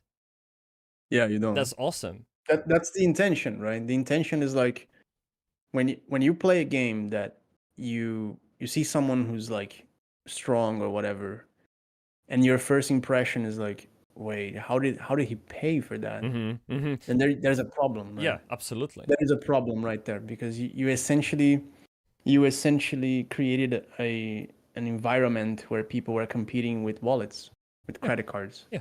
And that's lame, man. I'm It sorry. is. Like some people like this, but like I just think it's lame. Like It I don't is see the very fun lame. in that. Real life is like that. Like if you have the biggest, bestest sport car out there, you know, you paid it with money, and then it's like we don't play. I mean, at least I don't play video games to replicate that feeling. I played to have a different feeling, right? Mm-hmm. That I didn't know was possible. It was video games that showed me that it was possible, right? And now I see that we can do that. We choose not to do it because it's not lucrative enough. And that's the thing, by the way. A lot of games could just be subscription based and that's it, right? But since it's very much acceptable to do harmless monetization, like skins, like pets, like whatever, they like, why not? Let's just have subscriptions and the harmless thing, right? But I think that withdraws from the game. It really does. When I do this in Apogea, when I finally add something that you can buy that isn't just a mechanical like interpass, I have to be very, very, very careful to not remove any kind of progression and prestige from the game. So one idea that we had was like ordinary house items or house decoration that isn't like, you know, like glitter up crazy Korean looking things, right? We're thinking more like, oh, you can buy this different chest that's like it's not better, it's just it's slightly different. But at the same time it's like, yeah, I don't know, it's no, you know, it's like there's a lot of dilemmas that we face when making a game this scale. It's really haunting and daunting. I can imagine. But yeah, Yeah, I mean, yeah, I can imagine. That's, as you said, like you have a vision for the game, but also you have to pay people that make the game. It's literally the ever-going dilemma of an entrepreneur. It's really is like this is you are running a company at the end of the day, and that's what you have to realize. And I mean, you're fully aware, but just saying out loud. I am. Yeah. No, absolutely. I agree with what you said, and there are games that definitely cross the line, and I mean, Throne and Liberty, for example, right? And yeah, whatever's coming, like Chrono Odyssey, Archage Chronicles 2, all of that will be pay to win, 100%. And I'm so sad about this. One thing that really perked my ears yesterday, or a couple of days ago, the Dune Awakening, right? They are literally pay for the box, free to play. Then after that game, and my immediate thought was, okay, here comes another Guild Wars 2. Because Guild Wars 2 started off that way. How are you supposed to sustain a business like this for 12 years? Like, yeah, maybe they have idea that I don't know about. They say they're gonna release DLCs, which are paid, but yeah, when you pitch a project to a group of suited guys in a room, that's the last thing you think about. You're thinking like, how can I convince them to give me money to make the game? So you make promises, and it's not like I promise to. No, it's like you have to sign a contract that if you don't do exactly those things, you are screwed beyond belief. Right? And MMOs, like I said, is not cheap to make. It's not cheap to make. It takes a long time, and they need the return of investment. Right? Yeah. So these companies, like, you have to always squint when you see a big company saying like, we're not gonna charge you anything, don't worry. It's like, are you sure? Like, how did you get funding? Like, how did people pay for, like, how did you pay all the developers? Where did the money come from? Like, I know that there are insane people out there who just have a lot of money and decide to make a video game, and I think that that's the Intrepid exception. Studios, Ashes of Creation. right? The guy is Yeah, just I paying out guess. of his own pocket hundreds of millions, just crazy. No, I think he said he's like burned like 60 million on it right now, and he's looking forward to spending another part of that. 60 million. Yeah, Holy shit. Yeah. That is a lot of money, it dude. is a It's a lot lot of of money, money. dude. Crazy. But Yeah. that's why. So when I think about all that money he's invested and all the community feedback he's getting and how on the ground he is, I really believe this game's gonna come to fruition. But it's beyond the point anyway. I know some people are just very skeptical, so I'm just gonna put it out there. But anyway, let's switch gears to PvP for a second. Okay. Oh, sure. I've heard you over and over or on all the streams with Akis then that like PvP will be part of the game, but you don't know how to tackle that. Separate servers or balance that as part of the PvE experience. Where are your thoughts right now after the couple of weeks after you had this talk with him, and what are you going to do? The thing is, PvP is a subject that it's very hard to talk about, but I have a lot of takes about it. Well, do you agree with The my first take, thing- by the way, the one in the video, that PvP Yeah. could be essentially removed with no impact on the game whatsoever? It will have an impact if you remove PvP. I can explain why. Okay, yeah, go for it. Good starting point. There's if your game isn't instance based, like Guild Wars 2.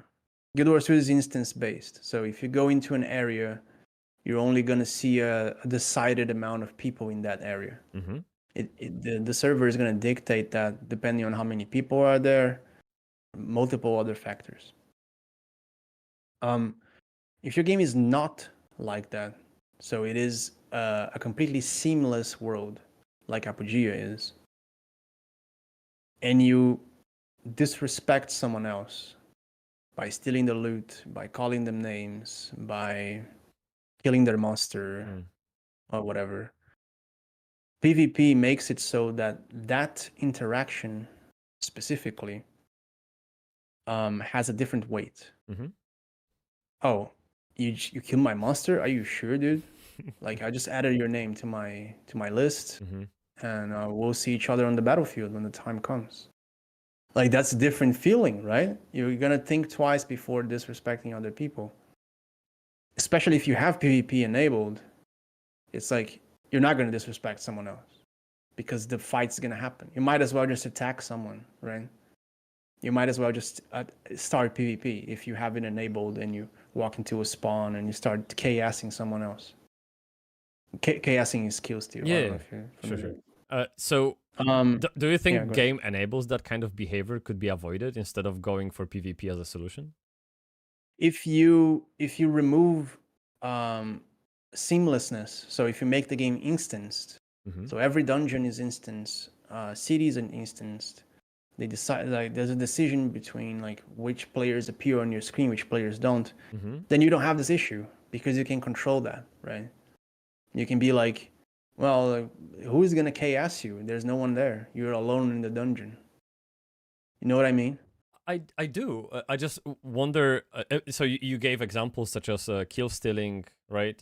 Things like this. In Guild Wars 2, you can't kill steal even if you're in the same instance. So there's no like tension between players to go full PvP. So I'm thinking if game creates problems that PvP then solves, and I'm just wondering if we can remove those problems to not go for PvP as a solution. How does Guild Wars 2 prevent KSing? I don't remember. Yeah, so in fact, I do remember that I was never KS'd when I was playing Guild Wars 2. I think. You can't be because everything is shared. Like there's no mine yours. Oh yeah, like people KS'd on purpose, right? Yeah, I mean, if you kill them up together, you just get the experience halved whether you were in party or not. You just like pro rata kind of experience calculation. So they just spread resources more to fix the issue. Yeah, I remember now. Yeah, I don't think that's a good solution. Okay, and I can explain why. Sure, I mean, yeah, whatever. Resource scarcity is a pillar of difficulty in games like old school Tibia. Yeah, there's this very simple gameplay loop in old school Tibia, which is you kill monsters, to gather resources. You sell those resources, then you buy resources to kill monsters. Okay. Yeah. That's the loop. And then you do that forever. So you kill the rat in Apogea, you get the gold, you buy the potion, and then you go kill something stronger to give you more experience and more loot. And then you use the potion, and then you sell the loot of the thing that was stronger. Yeah. And over and over Yeah. and over. It's a very simple loop. So if you say, okay, in order to fix any kind of griefing, we're just gonna give more. Well, that dilutes the economy, right? It makes so that resources are not scarce anymore. There's no scarcity. It's just a matter of time. You're just making the player wait, which is why these games, they say, oh, you're out of combat? That's great. Here's your HP back. Because what they're saying is like, the reason why you're hunting is because you're waiting for the next level. You're not actually doing any kind of resource management in order to get to your level. Because if you don't do that in Apogea, you say, I'm not going to resource manage. I'm just going to kill monsters and I'm going to rely on HP regen. You can't. You can't. You just can't. Regen doesn't happen if you don't eat food. You need the resources. Yeah. True. It's a dependency on resources. So the way that we structure the game requires monsters to have limited drops. And limited resources creates conflicts between people, right? It is a nature of that kind of design. And I remember as well when I played Guild Wars 2 that the economy was absolute dog shit. It was dog shit. It was like in the first, I think, 2 weeks of the server, people already had like, I don't know how much gold. It was a lot of gold. And then you were like slowly patching it and like creating mechanics for you to burn your gold and blah, blah, blah. You know, just like creating a bunch of patches in the economy because, well, it was not really a competition. It was just like everyone was grinding, having fun, not really thinking about it. Yeah. It was a really fun game. I remember having a lot of fun. But I remember that the most fun I had was just exploring. Hunting was about combos, right? With your skills. And PvP was about not getting caught in Zergs. Yes. That was it. Pretty That much. was it. There you go. Guild Wars 2. Yeah, but Yay. PvP is isolated entirely to world versus world and arena. Yeah. Right. It's So like, it's oh, there's you no want a world PvP? Yeah, you want a PvP 3v3? Well, now you're level 1. And your gear is like thrown out into the void. So on that point, I guess I mentioned that in the video too. That to me, PvP is like on the basis level the counter to what RPG is. I mean, RPG is about progression. So you can't ever have a level playing field because people progress differently, right? So it's like literally two opposite worlds. And what I think Guild Wars 2 did was actually a good idea that you have a PvP completely removed from PvE experience, and people that engage in PvP, they are literally on the same level, wearing the same gear. All that matters is skill and some kind of organization. Yeah. Whereas I think this goes back. Yeah, go ahead. You can finish. No, I just wanted to finish that if you take that example into the PvE world where nothing is even, you may end up in a situation where people just grief and treat each other unfairly, and people quit the game because they're frustrated, especially casuals, which have like a couple of hours between one kid and the other kid, to just enjoy a little bit of life. Yeah, I think there's this goes back to the question of why did you make the game, right? Yes. Because if you really think about it, like, okay, like why did the Guild Wars 2 creators make the game? What were they trying to do? Were they trying to create a fun, casual experience? Yeah, that's what they were trying to do. So it makes a lot of sense to not have PvP at all. If they decide to remove it, that makes sense. It's a casual, fun experience. You're not supposed to be stressed out. It's not supposed to be a harsh competition. That's not what I want, you know? And there's a lot of people out there who don't want that either. If you say, look, I don't think this is the correct way of doing video games. It's like, yeah, that's not really how we should think about things. You should say something along the lines of, that's not how I prefer to play video games. I prefer to play video games lightly. I don't want to compete. I don't want to see other people even. Like, I play online games because they just have like the extra spice that only online gives. Cool. That's very cool. There's a bunch of games out there who does that. Guild Wars 2 is one of them. It's online right now, Yeah. right? And I don't like that. I think it's boring. I think without it, it's not fun enough. And it makes a lot of sense when you add PvP into the game and you go, oh, this changes things, right? It tastes different. It's a little spicy.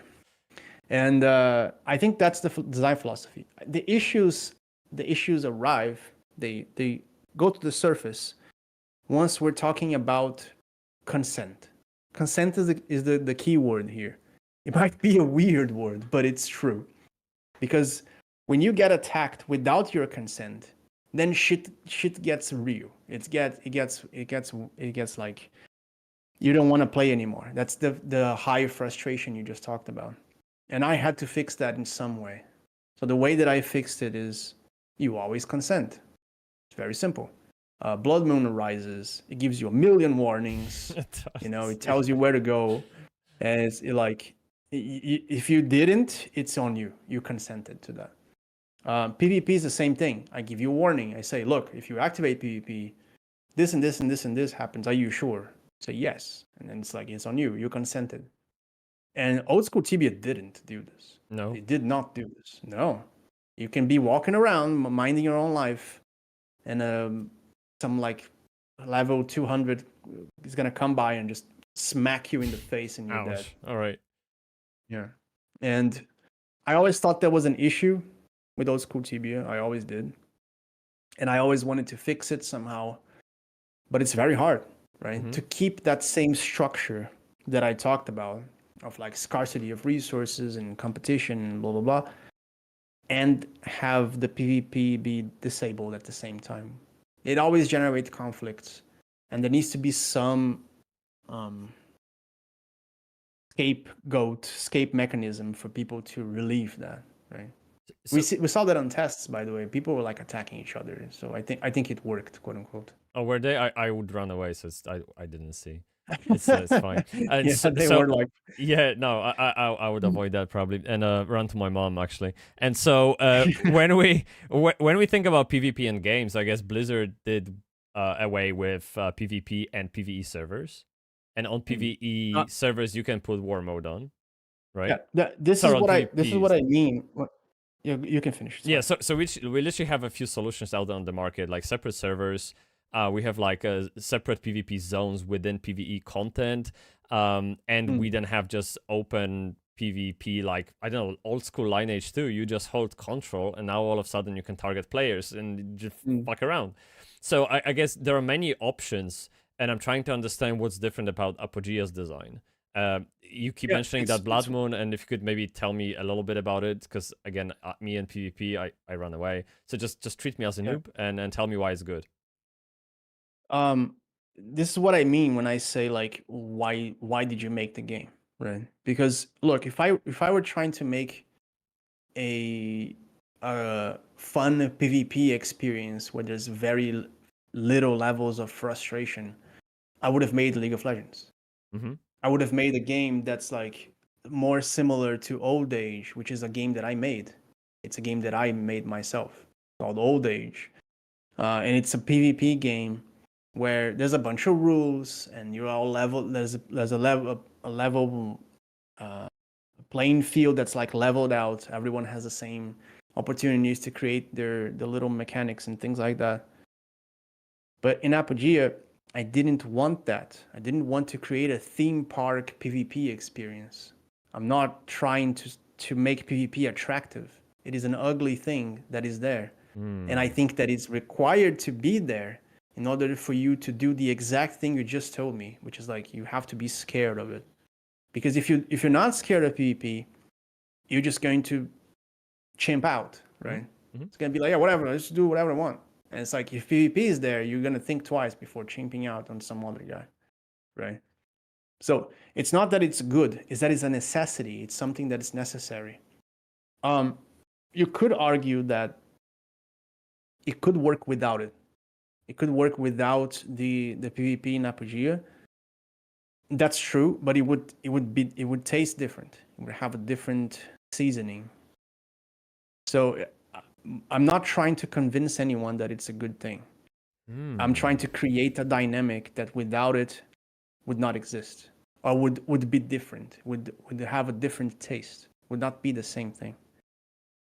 Everything about Apogea is a modern way of reviving old school experiences.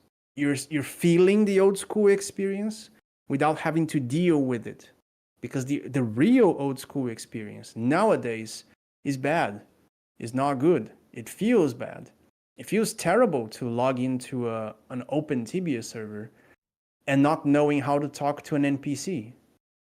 In old school Tibia, you had to, like, you couldn't click the NPC and then the dialogue would start. You had to like type hi, and then you had to go like job, and then the guy was like, my job is to tend to the church. And then I was like, how do I make this work, right? How do I make this work? Okay, what if you click on the NPC and then there's a bunch of suggestions, and then I rank the suggestions, like this suggestion is better than this one, and then it's kind of relevant to what you're doing, and then it types for you.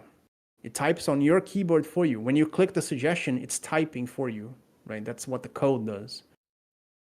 So it's a way of you feeling the old school experience without having to actually experience it. And PvP is the same thing.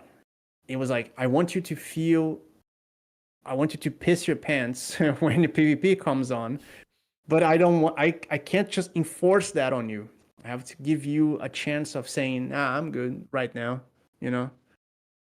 So yeah, I guess that answers your question. It is very interesting answer. So much to unpack there, fuck me. So I never thought about PvP that way, in a way that it's like it's a necessity, it's ugly, it's a flavor.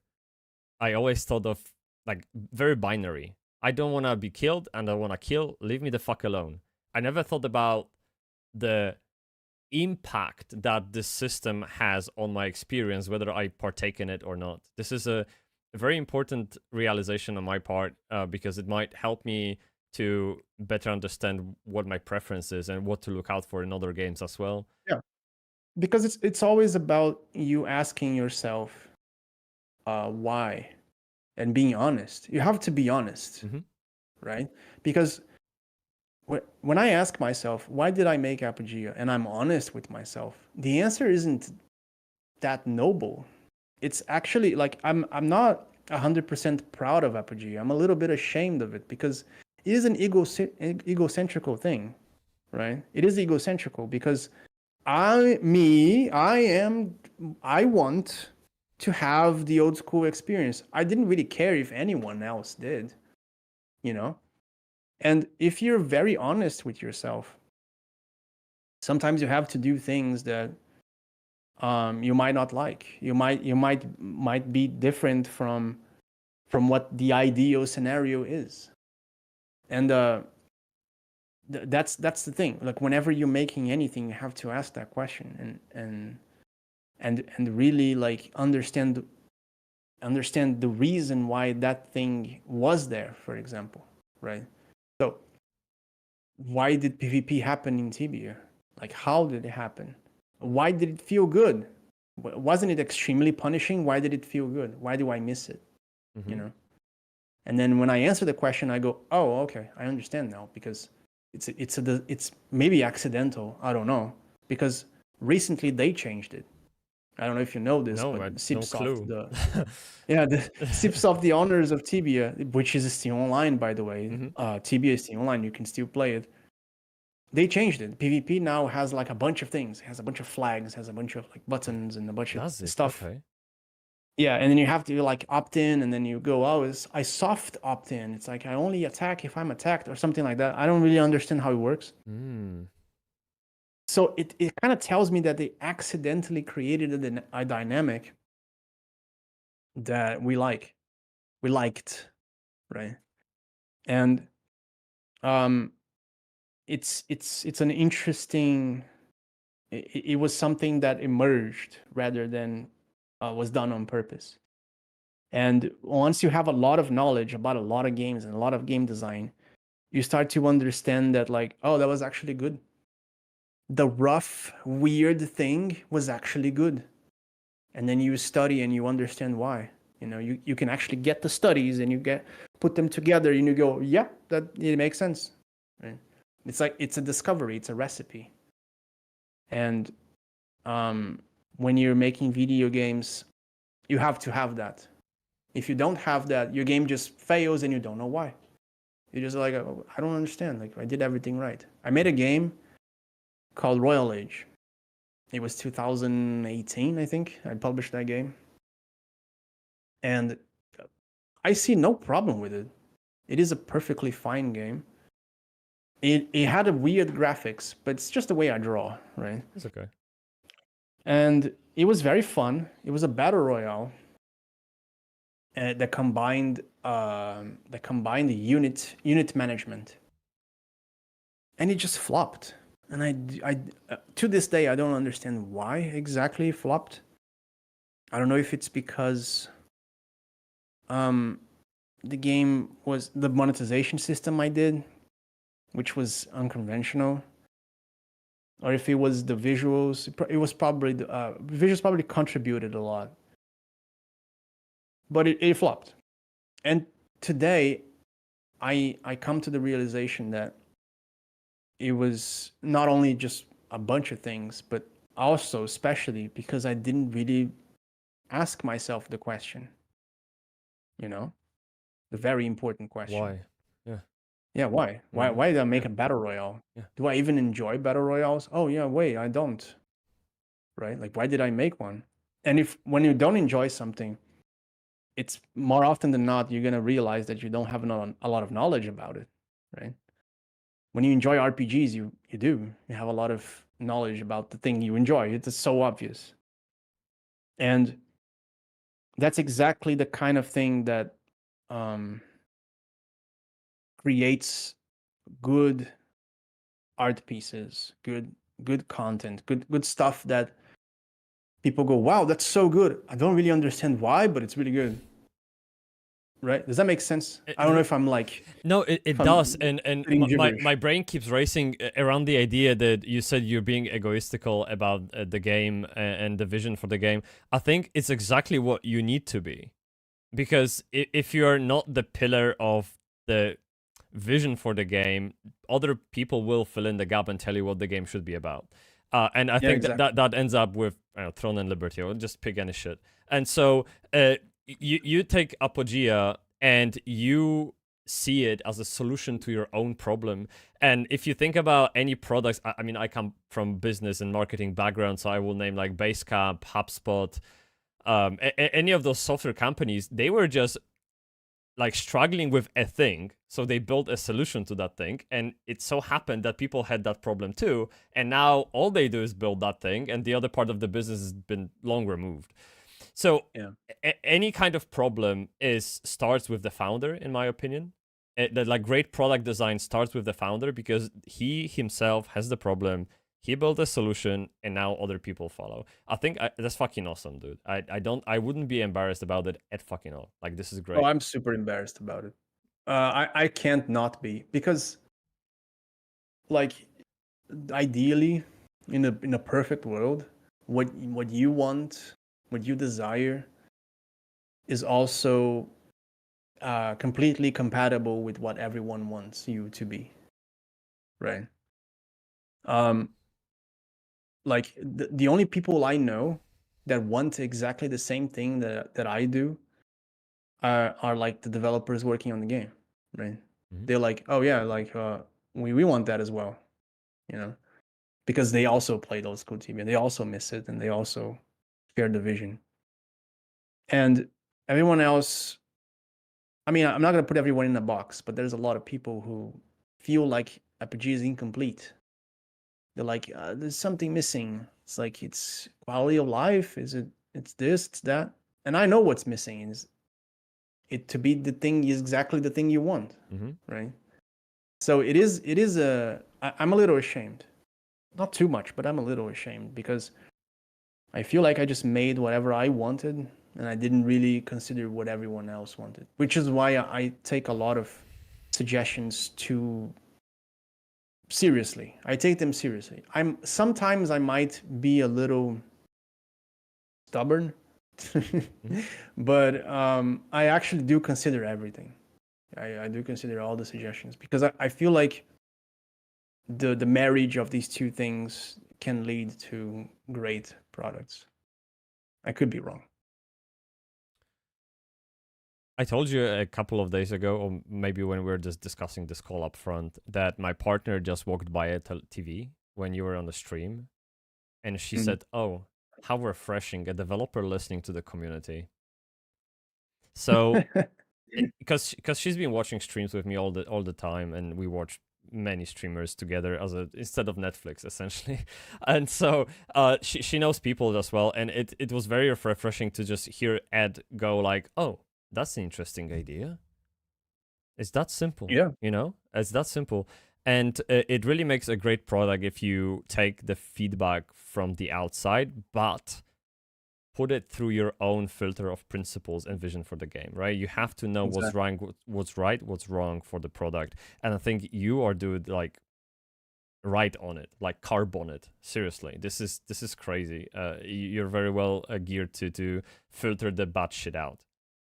Because maybe because of that egoism, I don't know, but it's like I don't think anyone in the chat complains about you being egoistical as long as we like the game. Yeah, they'll keep quiet. It's fine. So I guess. Yeah. So do you think we covered the mixture of Apogea and state of MMOs today and what they might be missing and what might be the future of MMOs? Or is there anything we can add? So. Because we went through monetization and PvP, which I think are the biggest pet peeves that when it comes to MMOs. Maybe lore. Are you planning any lore for Apogea? Sorry, what? Are you planning any lore, any quest lines for Apogea? Like some kind of, like, you know how Azeroth has the huge lore around it. I'm not thinking about that scale, but do you have any, like, any fantasy for the world that you try to bring in as well? Yeah, it was in the game. Yeah, I mean, there are books lying around. You can talk to the NPCs, but it's like... Are you thinking like larger than this? Or do you have some kind of vision for the world and how it changes and what's the next? Oh yeah, absolutely. Yeah. Okay. Awesome. Yeah. So it seems like Apogea is a complete game. One of the first things I did was. Yeah. Sorry, what? I feel like Apogea in that case is a more complete game than you think, or other people think actually, because they were accusing you of not being complete. Yeah. I think that's not exactly what people were saying. They were saying like that the game, like what they feel is like there's roughness to it. They're like, oh, this mechanic is way too rough. It's not intuitive. It's clunky. It's weird. And I agree with them. Look, let me give you an example, okay? Mm-hmm. The trade window. You talk to the NPC. A trade window pops up. It's empty. There's nothing in there. And then I give you a little tutorial. Sometimes it works, sometimes it doesn't. And I'm trying to fix that. That tells you to drag the gold, right? It shows like a little mouse going like this. Yeah, okay. And you can drag anything. It doesn't have to be gold. You can drag anything in there. And people were like, dude, why? Like, just show the items. Click the item, buy, sell. It's so simple. And the reason why is because I want the clunkiness. I want it. I want you to feel the clunkiness. I want you to be like, what the fuck is this design? I don't understand. And then figure it out. Of course, I can make the entire game like this, where everything is clunky. That's going to be a nightmare to play.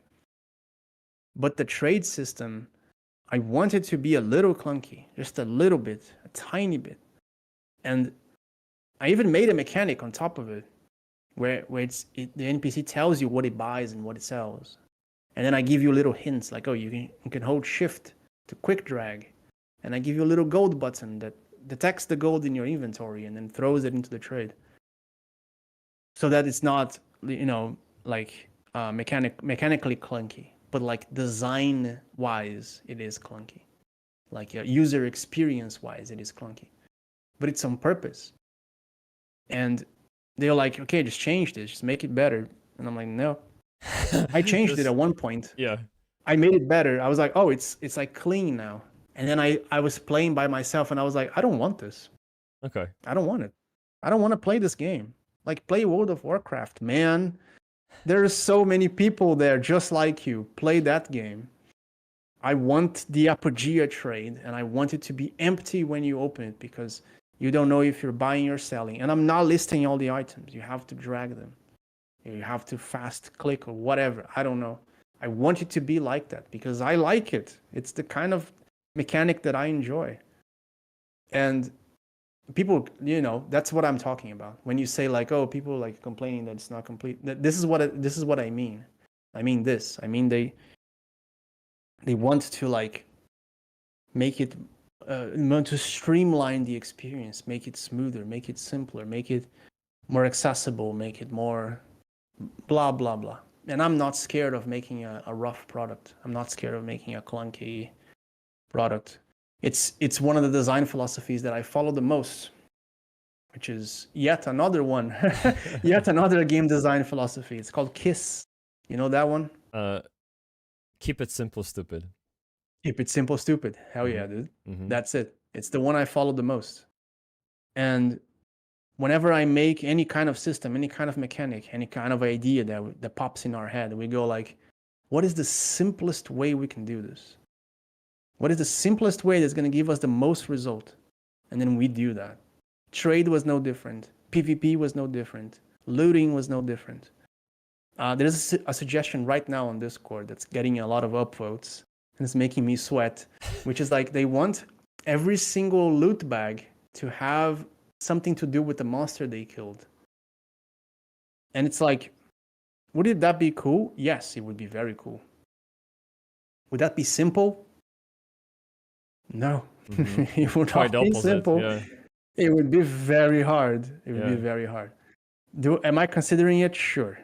Like, I'm thinking about it. Maybe I can find a simple solution, a simple way of doing that. Maybe. But the way I'm thinking about it right now, it's a no. Absolutely Sorry, not. chat. It's so much work. But maybe I can think of something. So what I understood from what you just said is that you don't see simple and clunky as contrary. They can both exist. Is that what you're saying? Simple and clunky. What do you mean? Well, can you rephrase the question? Sure, absolutely. So you said you keep the interface clunky and rough on purpose, and then you said you follow KISS philosophy, which is keep it simple. I'm just trying to get that reaffirmation from you that those two don't exclude each other.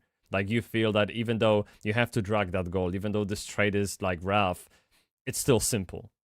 Like, is that what you're getting at? Oh, yeah, absolutely. No, it's simple in development terms. Okay, all right, see. Okay, terms. all right, now I get it. Okay, now we're on the same page. There we go. See, that's why I like to poke a question a bit, because just to get it. Okay, that makes sense. That makes sense. The simplest development way of doing trade is a window that you just put the item and you click yes or no. Development wise, but user experience wise, the simplest trade would be what you just described, right? No, I described it. You described it, but I keep thinking about the real life experience. You walk into the flower shop, all items are on display. You don't like give wallet to the cashier and they tell you what you can buy, right? And in Apogea we have the opposite experience. I'm thinking if people are trying to compare Apogea to what they know from real life, and then they find that conflict uncomfortable. Yeah. It's and you know how it is in old school TV? No. It's like this. Look, it's you tell me if this is better than Apogea or not. You go to the NPC, you say hi, they go hi. You say trade, and they go, oh, you want to trade? Yeah, sure. I have golden flower for 5 gold, a rose for 10 gold, an iron sword for 25 gold, and it's like in the text, Oh, and then you go, iron sword, and they go, do you want to buy an iron sword for 25 gold? And then you go, yes, and they go, well, here you go, and then they would trade the gold with the. So when you okay. selling loot, you're selling loot, okay? You're selling like 20 iron swords. You go to the NPC, okay, so go high trade, sell 20 iron swords. Yes.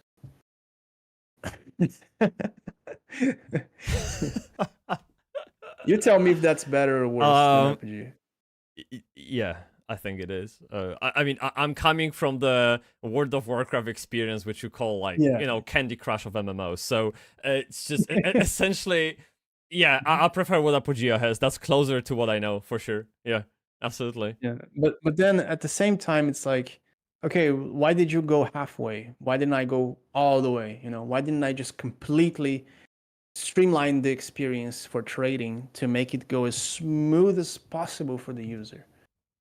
Because I don't want it to Yeah. be as smooth as possible. I want it to have a little bit of bump, because I think that makes the game have personality and or whatever you want to call it, charm or whatever.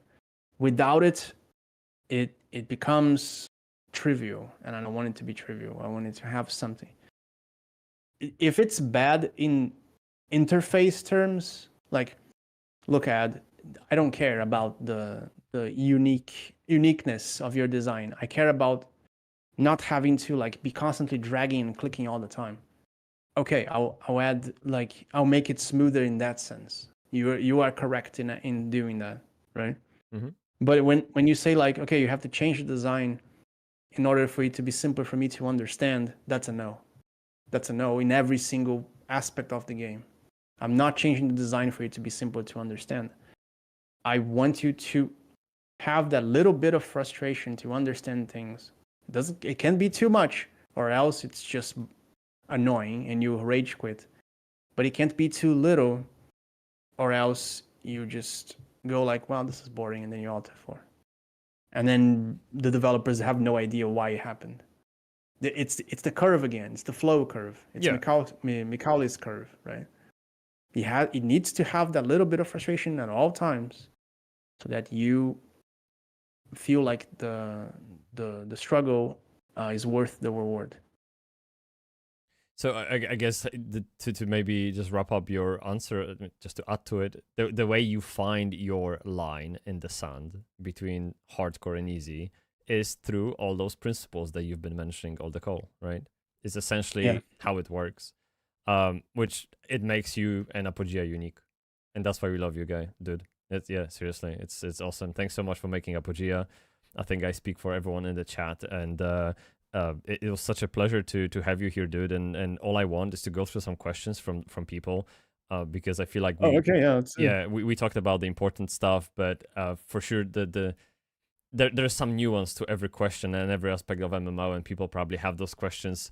Let me see if I have them from my dude. I do have them. Awesome. All right. So how can we handle that? Let me see. I will pop out this one. Wait, where did you go? Shit. Probably onto my other screen. 1 second. All right. So what do we have? Okay. So there won't be pay to win. Is question. There won't be pay to win, right? Like, I mean, there's just straight up, right? No. Okay. No, there will not. Okay. Then we have Keisaki said, I believe there needs to be a balance. Some people barely have any time to play video games. Even though they love it, sometimes it feels like the excuse for pay to win is that. What are your thoughts on it? Yeah, I think it all comes down to the reason why the game exists, right? Look, I'm not making the game to provide a wholesome experience in the sense that it's for everyone. Everyone can enjoy Apogea. No, it's not. The game is niche. And if you enjoy the game, that means you're part of the niche, wanting you or not, right? There's some mechanics in place in Apogea right now that gives you some edge if you don't play the game too much, which is the faith system. Essentially gives you an XP boost if you're offline. When you come back to the game, it gives you an XP boost so you can catch up. Mhm. But at the same time, I'm not going to punish people for playing a lot, and I'm not giving you a money way of getting there faster. That's not gonna happen. I think the argument is valid if the game is trying to be a product, which is not what I'm trying to do. I'm trying to make a good video game, and if you cannot participate, that is fine, right? I want the people who want to participate and can take the sacrifice to enjoy it way more than the people who can't. That's life, man. Like there isn't much I can do about it without it spoiling for everyone. Yeah. Right. And that's where the creation account pop-up comes from and sends you off to casual MMOs Google search, right? Is that the idea behind it? Exactly. Yeah. That's why I put that there. I was like, are you sure you want to do this? Like there's other games out there who's like, it's gonna take care of you better. Yeah. It's gonna give you a warm hug Yeah, and say absolutely. like, "Shh, it's Good okay, boy, good look, boy. Yeah. you've been working all day and I'm gonna treat you so nice." It's like, yeah, sure, man. Like I completely understand and respect that. Mhm. But it's not what I want. It's not the game I was trying to make. It's not what I miss. It's not what I feel lacks in the game industry. There's plenty of games like that out there. Are we supposed to be yet another one? I don't want that. No. What sure. a terrible fate for Apogea. Yeah, You I've have been been cursed with mediocrity.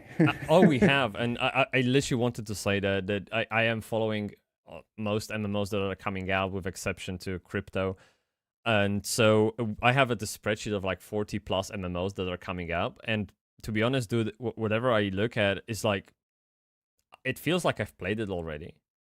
It's an alpha stage, Yeah. like beta stage, whatever stage you want to call it.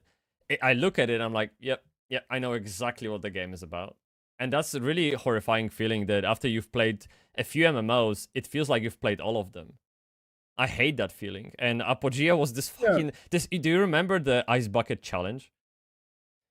Apogea was that to me. Like, dude, just fucking drop it on my head. I'm like, oh, that's interesting. Like, wake the fuck up. That's very cool, man. That's one of the best reviews ever. Thanks. Yeah. No, my pleasure, dude. I can't wait for the playtest. Apogea was like getting punched in the face. Yeah, it was punch in the face from a random person. But it was something I needed, I guess. All right, the next question we have from Gagnato. I think the only problem with cosmetics is... Oh, it's not a question, it's just a comment, but it's fine. Is when you make the store items amazing and pretty, and everything else in the game is just bland. Guild Wars 2 review, thank you so much. Yeah. It is, or World of Warcraft even. Yeah, you're right. It's like, if you want to sell the thing, you have to make it attractive, right? Yeah. So that's the problem with the cash shop. Yeah, absolutely. All the best items are purchasable. It's so sad, man. It's disgusting. Okay, well, we have Balkan Snipero. How will we tackle the fact that you can level backwards and it being so harsh? That is literally a question targeted at me. Because I keep dying so much, I level backwards, and it's like a meme on my channel. Fuck off, okay? Thank you so much. Jesus. Do you have anything to add? The way we tackle it is... Well, it's a social MMO for a reason, isn't it? When you struggle... Look, the Apogea brought back some things that I thought in my heart that would never happen again in video games. I was 100% sure that it would never happen again, which is people asking for help. What is the last fucking time you saw someone standing in the middle of the town and being like, can someone please help me?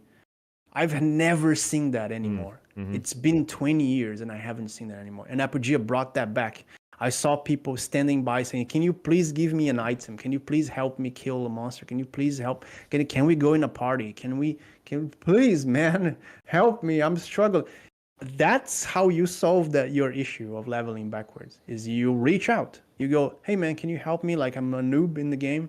And then the level 30 on the depot, organizing his depot, is gonna be like, yeah, sure, man, I'll help you. Yeah. Here's some items, here's some gold. Let's go hunt this creature. Awesome. Oh, what's your gear? What do you do? Like, I've seen that happen a million times in the tests. which brings me a lot of joy, by the way. Mm. But without this specific struggle that you're having, without the game being scarce in resources, without it being hard as nails, that interaction would never happen. You would never breach the social gap to reach out to someone else and risk embarrassment if the game wasn't hard and rewarding. Because it can't just be hard. Because if it's just hard, you're just being like, well, fuck this shit, and then you leave, right? But if it's hard and rewarding at the same time, you go, if I just have a little help, then I can just take off, right? And yeah, it's the same philosophies that I talked about. How do you think about the human nature to cheat the system? Like, I feel like we're all lazy in a way, and so there will be, I think, inevitably external tools and sites that help you get around. Yeah. Do you keep that in mind? And what are your thoughts? Will you? I mean, absolutely. you really don't have a choice. You have to let them exist because this is someone else's website. But how do you think they might? No. Okay. Wait. Brief me in. Wait. Hang on. We're nerds. I've been making games for a million years, so we have a lot of tools to detect these kind of things. A lot. And we actually detected some people cheating during the tests. So it's not like, oh, it's just gonna happen and there's nothing we can do about it. No, we can do a lot about it, actually. I think what I had in mind, and this is good that you mentioned. Actually, I didn't think about that. But what I had in mind is literally like Apogea Wiki, where you can like find out everything without having to play the game. Oh, you mean like a wiki? Kind of, yeah. Yeah, the wiki is a different thing. Like, of course, I can't stop wikis, but I am crazy. So I like to develop games. I like to make new things all the time. And one thing that I like to do is changing things. So wikis will you guys are going to have to be active. You're going to have to be constantly updating the wiki because I'm going to be constantly updating the game. Okay. In ways that if you follow the wiki, you're going to fall into a trap and die. That'd be awesome. Oh no. Yeah. Okay. Can I ask a quick development question? Will there be API to access any data for the game? There is an API you can call for like things like the leaderboard and information for like data on the game. But we haven't made it public yet, right? Because we're looking into protecting it more. Okay. But yeah, I think there will be. I'm not entirely sure. I can't give you 100% certainty, but there might be. I would love to build some tools around API. I mean, that's what I basically nerd on. That's the reason why we made it. We're like, oh, it would be cool if like people could get the leaderboard and then analyze experience growth, right? Yeah. To see like who's leveling the fastest, and how, stuff like that. Especially like these will be tight communities. I mean, what did you say? Servers like 500,000 people. Everyone will know each other, like straight up, like a little village. And so it would be cool to have this extra layer of preview of competition of how people are doing. Yeah. Okay, cool. Keisaki asks, how will the combat in Apogea show that there is a skill gap between players? I haven't experienced the PvP at all, but I can't seem to understand how will PvP in a game like Tibia or Apogea have a combat that is a mix of understanding of the game and player mechanics. The combat in Tibia, for reference, seems very static. I love the idea of PvP. How different will it be from Tibia? Very long question. That's a great question. Happy to break it down if you want. Yeah. I guess if anyone here played Apogea, they might think that this answer is very obvious. Like, oh, like what? Didn't play the game? Like, there's a bunch of skill shots. Movement's free. It's not grid based. You have to aim. The grid abilities, they're very hard to aim. So it's very simple. Like it's just skill, right? But no, it's actually not. It's not the answer. This is whenever we talk about this, we talk about two things at the same time. We talk about stat check and skill gap, right? It's two things. And personally, this is a taste of mine, which I kind of like shoved into the design. I don't like either. I don't like stat check and I don't like skill gap. I like both at the same time. So I designed Apogea with that in mind. I designed it in a sense that if you're super strong, it is much easier for you to take down a person. But if you're super skilled, you can compensate with your lack of stats. Does that make sense? Mm-hmm. It's like if you're level 60 knight, you're not gonna die to a level 20 sorcerer. It's gonna be very hard. You're gonna need like three sorcerers, 3 mages at the same sorcerers. I'm spewing TB names in my accent. You're gonna need 3 mages to take down a knight, right? Wow. But if you like super skilled and you're fighting a knight that's like 10 or 15 levels above you, and you're super skilled, you're like sweaty, you know, you have all the mechanics, and you're like dashing, and you're like potting, and you're positioning yourself, you're dodging his skills, you can probably take him down. It is possible. I've seen it in tournaments, right? If you watch the tournament videos, I'm gonna send them here on the Discord. Mm-hmm. If you watch the tournament videos, you're gonna see the PvP in action way better than I'm explaining. But it's what fuck, Twitch deleted it. No, It did? they Yeah. did. Wait, let What? me see if I can find it on YouTube. Yeah, you can drop me Yeah, on. there you go. I found it. You got it? I'll just link it in chat. Okay. Yeah. Can you it deleted it. Can you drop it to my Discord and I will just paste it in the chat?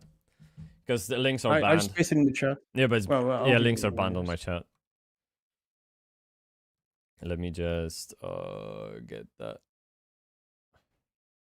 There you go. Cool. Just sending it. If people want to watch, there it is. Yeah. Thanks, dude. Yeah. No, that's. So I think that's pretty much the answer to the question, right? That works. Okay, last one. Ooh. Gagneto. Hey Ed, just had an idea, suggestion.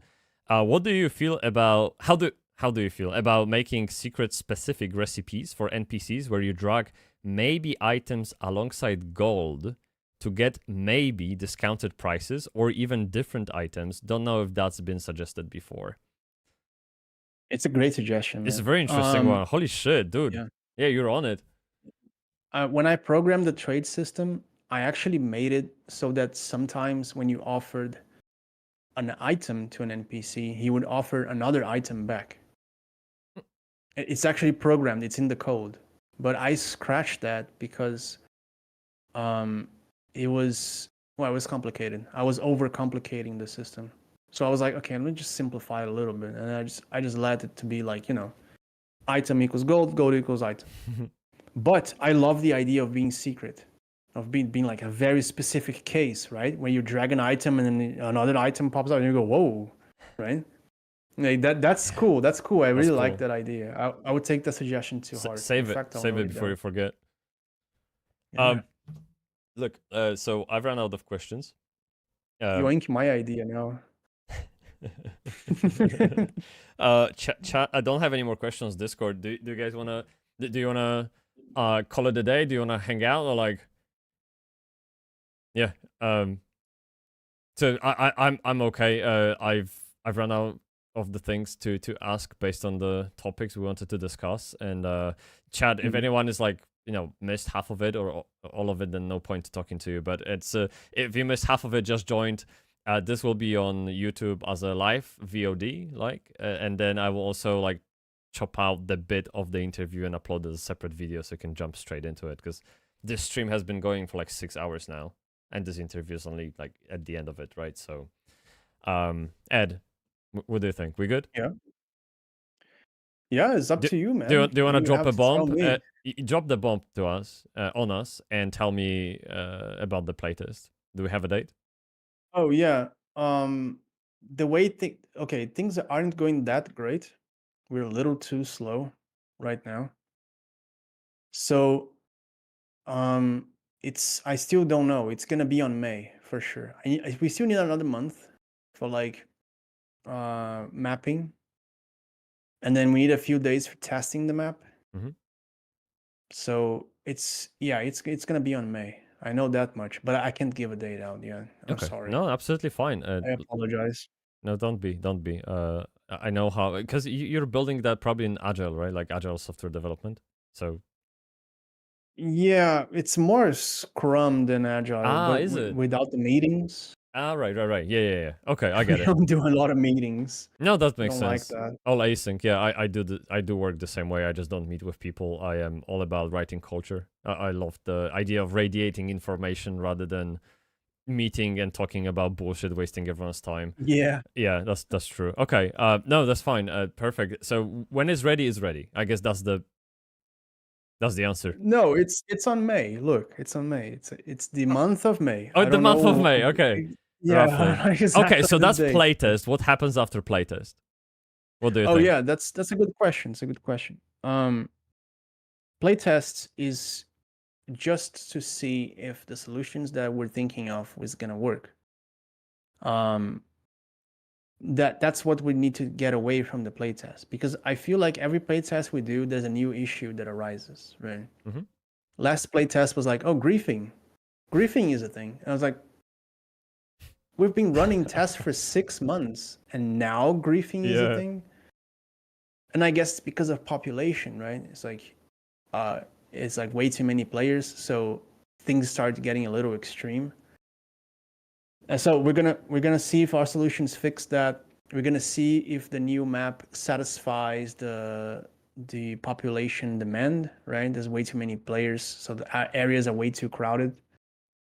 And once that's done, then we're gonna start like covering every single area on the map, opening more areas, structuring out the main quest line to be more complete, more whole, adding more side quests, adding more monsters, more bosses, figuring out the late game, see if the loop works, because there is an end game loop that we want to make, and then release.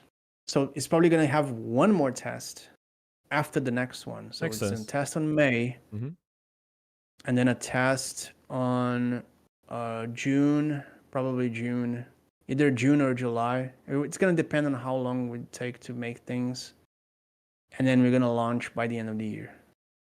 Awesome. So that's the plan right now. I Yeah. can't give you 100% guarantee it's going to go smooth like that. But I am very tired and I just want to get the game out, right? I feel you, man. I really do. Can you remind us how long you've been working at Apogea so far? How many years? We started in 2021. 2021 was the first prototype. Wow. There's an Imgur album that I shit. think Imgur deleted. I'm not really sure. They either deleted it or Imgur itself imploded. I don't know what happened. But I remember the first post I made was 2021.